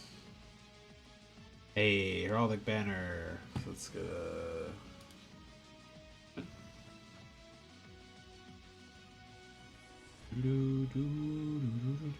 As this artifact enters, choose color. Creatures you control the chosen color get +1/+0 and add 1 mana of the chosen color.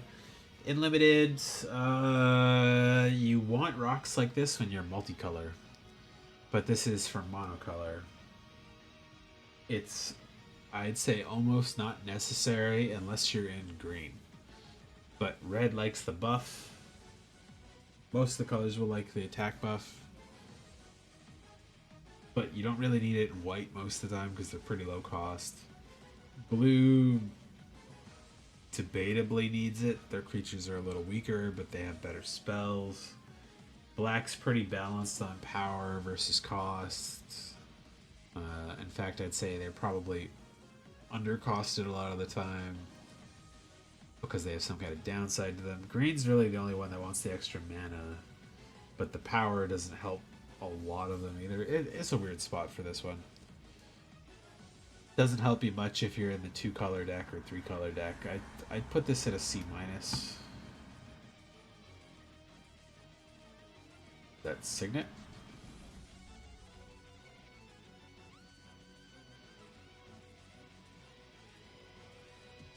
Ravenous Amulet. 2 mana, pay 1, sack a creature, draw a card, put a soul counter on this artifact. Only as a activate only as a sorcery. Okay, sack creature, draw a card for 1. It's not bad. Sack this artifact. Each opponent loses life. Oh, okay. So that's one of your sacrifice enabling cards. I think that's actually quite good. That's a C plus. It's like a skull clamp or something essentially. But, like, worse, because you're not able to repeat it over and over on 1/1s. Meteor Golem, it's always a C. Stat-wise, it's not worth paying 7, but getting to pop just about anything for it is worth the cost, usually. Colorless makes it a little more available. Swiftfoot Boots. I'm glad they didn't do the Shroud version, but it's not really that valuable in limited. Haste sometimes is. Hexproof, less so. Venturing Gear. I like these ones a lot, actually. Whenever land enters, +2/+2 on a turn, 1 and 1. I don't think this is that good, but I like all of the gear equipment cards. I don't think there's enough land shenanigans to make a landfall deck work in any particular color. There's only a couple of cards in each color that care about the land stuff. So, fishing pole, cool. We'll play a 1 mana artifact equipment. Equipped creature has pay 1, tap fishing pole, put a bait counter on fishing pole. Whenever a equipped creature comes untapped, remove a bait counter from this if you do crit. Oh, that's a weird one. So, tap it, put a bait counter on it. When it untaps, make a fish. That's going to be a situational one, but I think that's actually pretty good for some of the defender and wall cards that are in here. And some of the vigilance things as well. Being able to like tap it and put a bait counter on, and opponent's turn untaps makes a body is not bad actually. Juggernaut, I think Juggernaut's been outclassed. There are enough walls in here that that ability is kind of relevant. A 4 mana 5/3 is not terrible, but it's gonna die quickly, so I'd put it at C. Tarnished Heart, classic for Commander. 3 mana 2/2, which is undercost or overcosted. Sack it, get 2 basic land cards, put them on the battlefield tapped is decent for the sacrifice stuff. It's good for fixing. It's colorless, so it works a lot of those. But you need 3 mana to sack it as well. It's a weird spot where like I think the value is C+, but I don't think it can be higher than C. Campus Guide. Could your enemies message a basic land card, reveal it, shuffle, put that card on top. 2 mana, 2/1 that does some good stuff is okay with me. These cards are going to be like the back of your fixing if you're not getting good on the lucky dual lands or evolving wilds and stuff. Like getting to play 1 or 2 of these is not the end of the world. They're a C at best. You can trade them, sack them, do whatever, and they're totally fine. Gold Vein Pick is one of my favorites of these treasure token style ones. Oops, that was Quick Draw Katana, not Campus Guide. And I don't know if I like this one as much as equipment. Like, treasures are nice and they will allow you to ramp a little bit, but it has to be to a player. So ideally you get this on a trampler or a menace or something that can't be blocked. But at that point you're paying 2 for this, you're probably paying 1 or 2 for the creature, you're equipping this for 1, maybe casting the spell to make it unblockable or giving it trample or something. It's a lot of investment to start getting some treasures.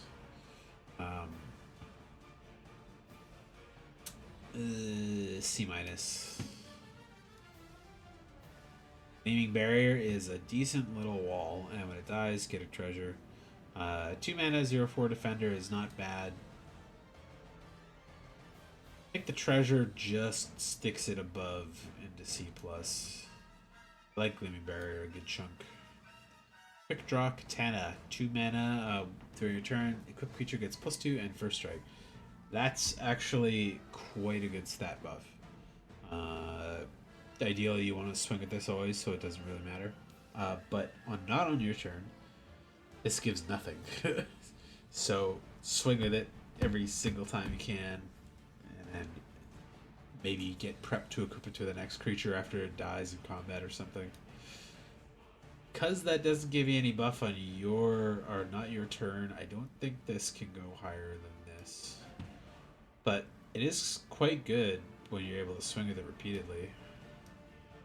Get some non-rare lands and stuff here. Here, let me just turn this off. I'll just sort them out manually for the lands. There's not that many. Soulstone Sanctuary. Colorless land, tap for colorless, pay for it, becomes a 3/3 vigilance in all creature land types. It's still a land.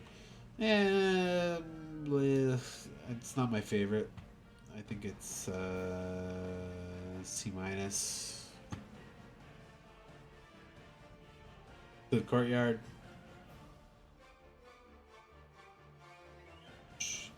Yeah, I think that's like a C. Rogue's Passage, that one is actually a C+. It's a good mana sink, allows you to get through board stalls and get some of those damage things you need through. That's a very pretty Evolving Wilds actually too. Evolving Wilds, C+. Oh yeah, then all of these dual lands. All the dual lands, I think I put C+ as well. The life gain is going to be somewhat influential in this one.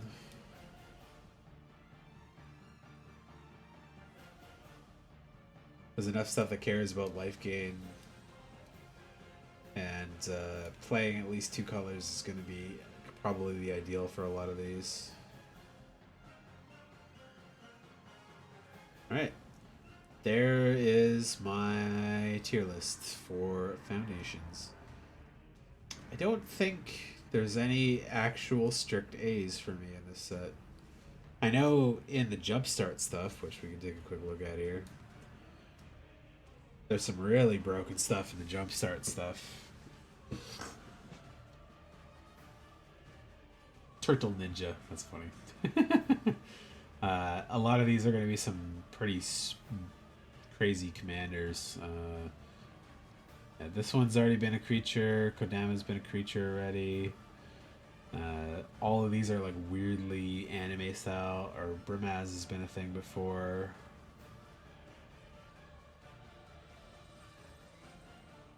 I don't know what I think about the anime style. I kind of wish this was alt art anime style, but Lathos looks great. That's a really nice Dark Confidant too. Like sticks out weirdly compared to all the other art in this one. It's like very painterly. Generous Pup's cute. Like a weird merfolk. Shufus Sproutsire is a fun card. But yeah, there's some really fun stuff in here. Viceroy. Where's the other black one? Their name. Rev the Tith Extractor. Some nice alt arts for some of these other guys. Looks like Monster Hunter. Like, what's his name? Spiky Boy. Can't remember. God, whatever. Galta looks stupid. I don't like it. Yeah, the Jumpstart stuff has some spicier cards than the main set does. And I think it's a shame these aren't actually available in the set. Because some of these look badass, and some of these are really strong. Ooh, Danitha. I really like Danitha a lot. Also, this goblin is cool. You might want to put this goblin into your goblin deck, actually, if you're still here, Sir Blaze. General Crete, the Boltbringer. 3 mana, 2/2. Whenever one or more goblins can control attack, create a tap goblin that's tapped and attacking. Whenever a creature you control enters, it deals 1 damage to each opponent. Another implementation of the bolt thing. And this goblin is a girl, actually, which is weird. Or rare, I should say, for the goblins.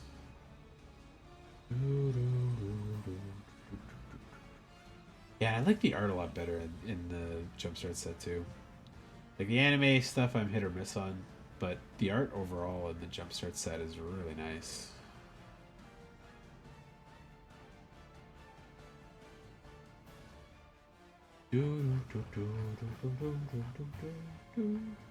Alright. I'm going to bed. Have a good night. Stay safe, stay sane, stay healthy. Here, and I'll give one last overall on what I think the best set or best stuff is in this set.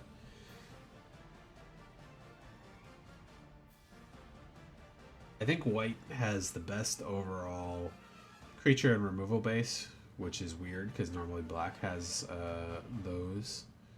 Green is overall better than most of the colors. They have better creatures that fare better a lot of the time, but they don't actually have a lot of like impact. There's not as much token or counter generation than there as expected. Red's a little weak. They don't have as much good damage dealing stuff. Some of the creatures are pretty good. There's some spicy cards in there, but I think overall black and red and green tend to be the weakest here, and blue and white are quite strong.